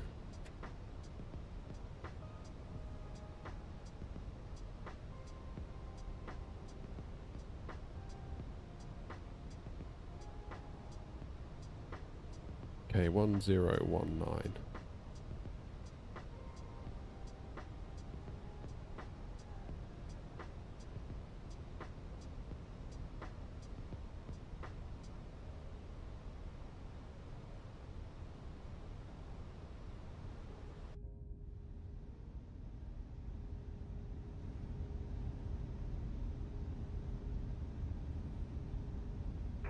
Heathrow traffic, Scribbit 843, vacated Alpha 8, 09 left, and taxiing to stand 506 via Alpha, Heathrow.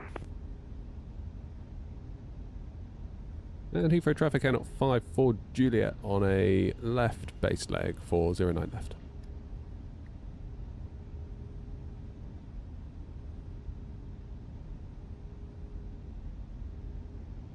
Go for a bit of flaps too, shall we?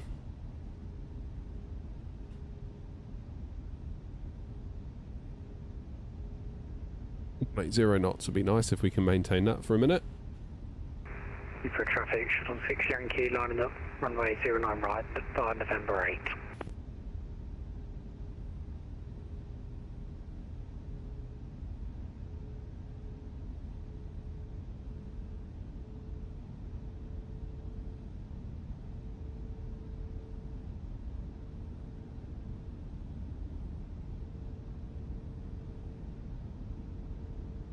Got 2,000 feet to lose, we should be fine.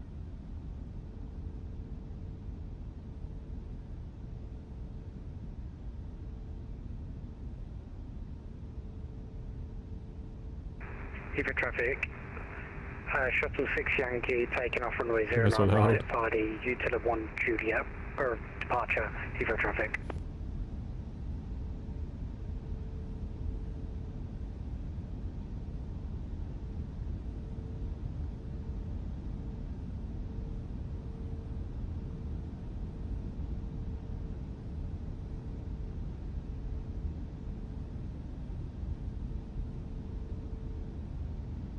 Let's arm the approach.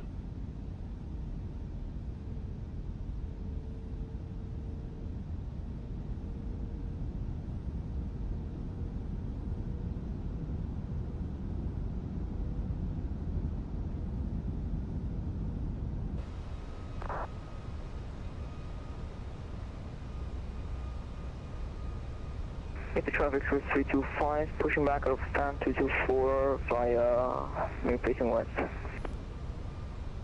Heathrow traffic, shuttle 6 Yankee passing through 1,500 feet.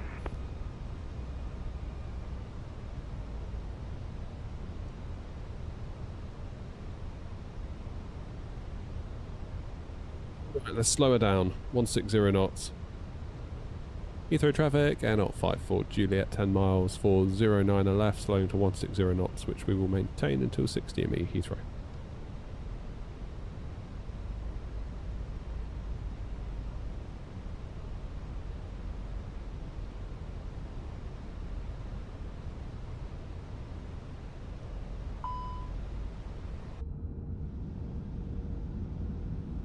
Okay, that speed breaks away.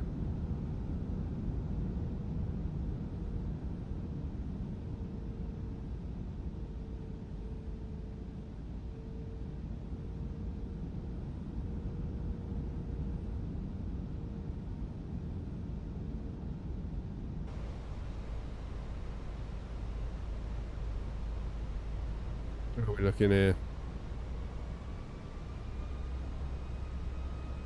Good.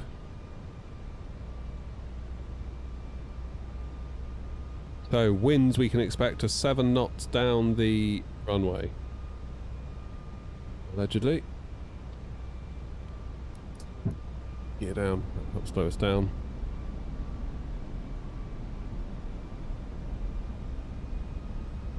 I think I'm running out of power, Mr. Mint, on my powered USB hub, so...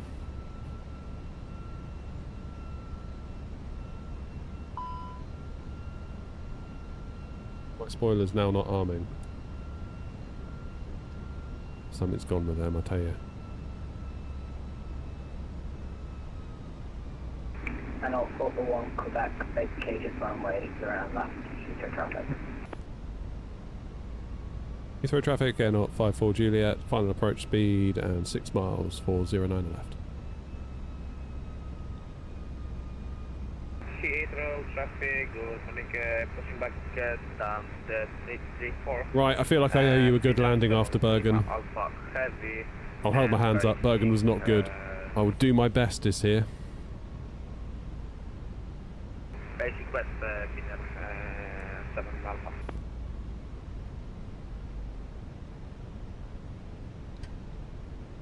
Come on in. Let's be having you.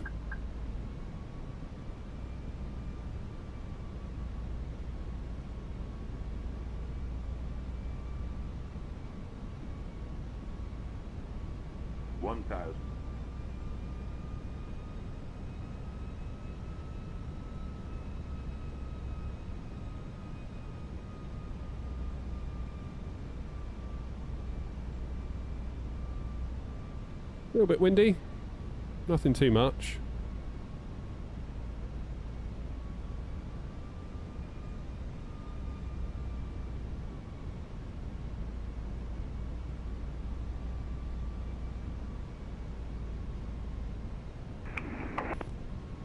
Definitely feeling like I'm having to work for it a bit though. And 441 taxiing to 218 via Bravo and Echo. I'm going to align myself then and ended up going a tad too high. That's my bad.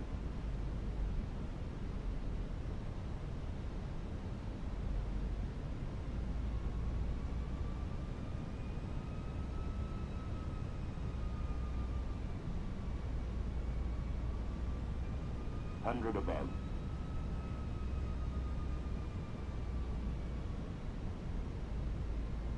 Minimum.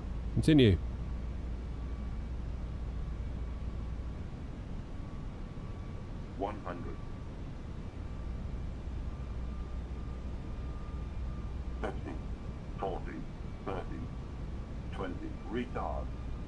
Retard. Drive. Not the greatest, was it, that?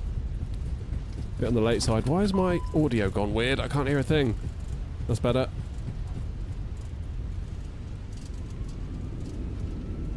Absolute butter. Don't know about that. I don't know about that. That was a bit on the late side, frankly. I came in a tad too high over the numbers. But we don't really have time for a go-around. Because I've got to leg it after this, otherwise I might have done. The traffic was 325, taxiing waypoint number 8, runway 09 right by Bravo and Alpha.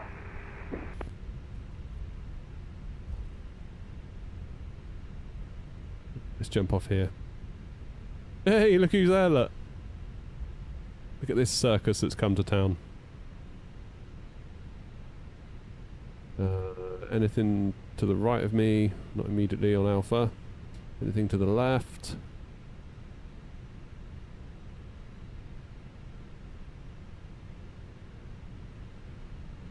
Heathrow traffic, Air 054 Juliet, 09 left vacated.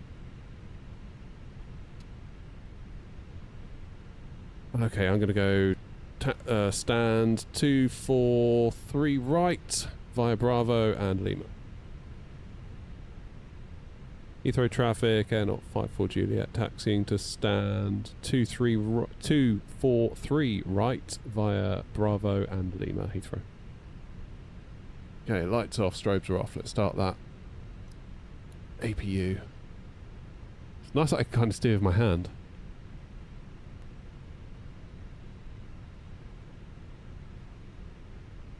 Heathrow traffic, taxi to Holy Point, runway 09 left via Bravo. Oh, Hanny's in again. Oh, Hanny, you should have seen Bergen. I've had a disaster today. Alpha Heavy, Heathrow traffic. Absolute disaster in Bergen. OG, how are you?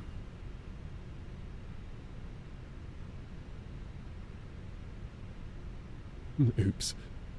Yeah, a little bit on the late side, that, wouldn't it? Don't really have time for the go-around, though, sadly. I would have liked to have had another go at that, truth be told. But there's always a problem trying to squeeze two longish legs in on a day like today. Generally, the last one, I don't like doing it, but I've sort of just got to land it and then leave, which I never feel great about, but that's okay. Oh, OG, the tiller's great. Really great. Really enjoying the tiller today. I still haven't gotten used to not steering with my feet. I keep trying to steer with my feet and then it's like, why isn't it doing anything? Like, I went to taxi onto the runway at Bergen to come back here and, yeah. It wasn't great. I had to quickly, like, grab it and... It'll come. It's muscle memory. It will come, I'm sure. Engine shut down. Yeah, engine 2 shut down for me. Don't know why.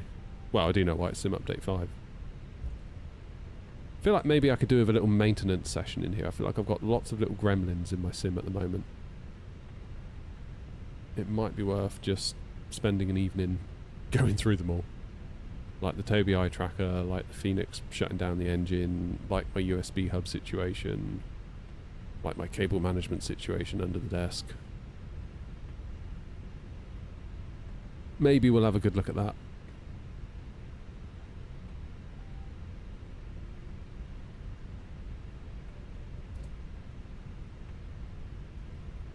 Here comes Lima.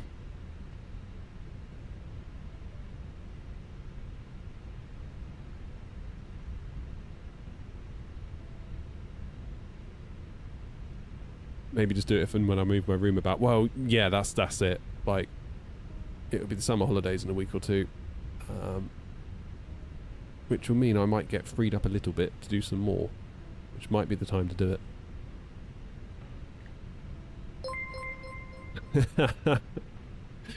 So you need to come over for training. Come on, let's make it happen. What an insult. Honestly, if you saw Bergen, Hannah, yeah, that was not good. We did a go-around, and then we did not land it very nicely, even after the go-around. But at least we did do a go-around on the first go. But I couldn't agree more with your statement. Thank you again for the super chat. With the traffic for 325, lining up runway 09 right, random and brake.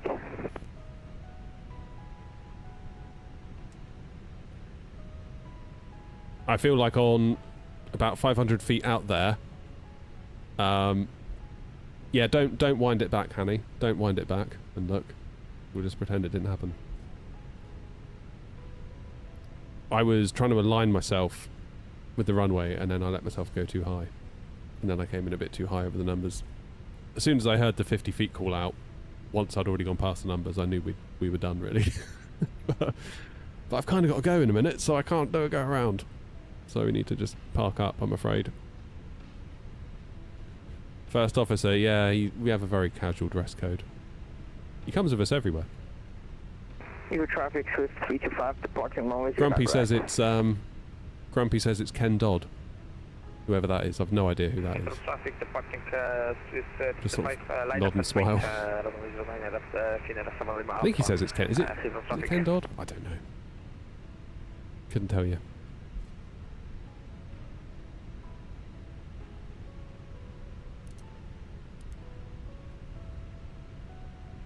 Right, 243 right. This will be us up here, isn't it?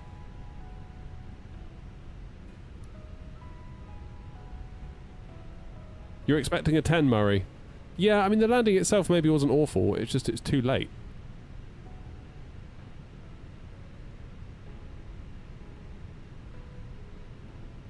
on the brakes too hard there.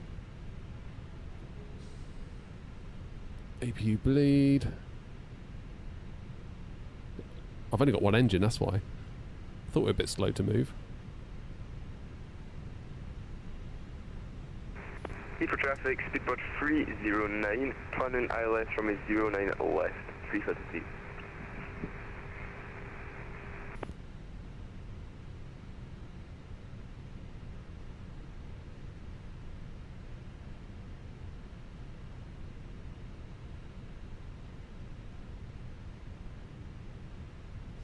Right. Right back where we started. I wouldn't say it's been a terrific day, to be honest, in terms of my quality. I don't know what's been wrong with me today. These things do happen.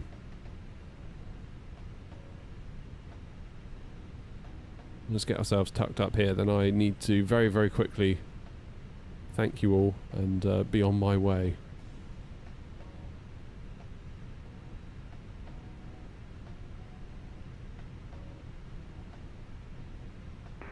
Heathrow traffic, speedboat 309, fully established, runway 09 left, on a 7.5 mile flight.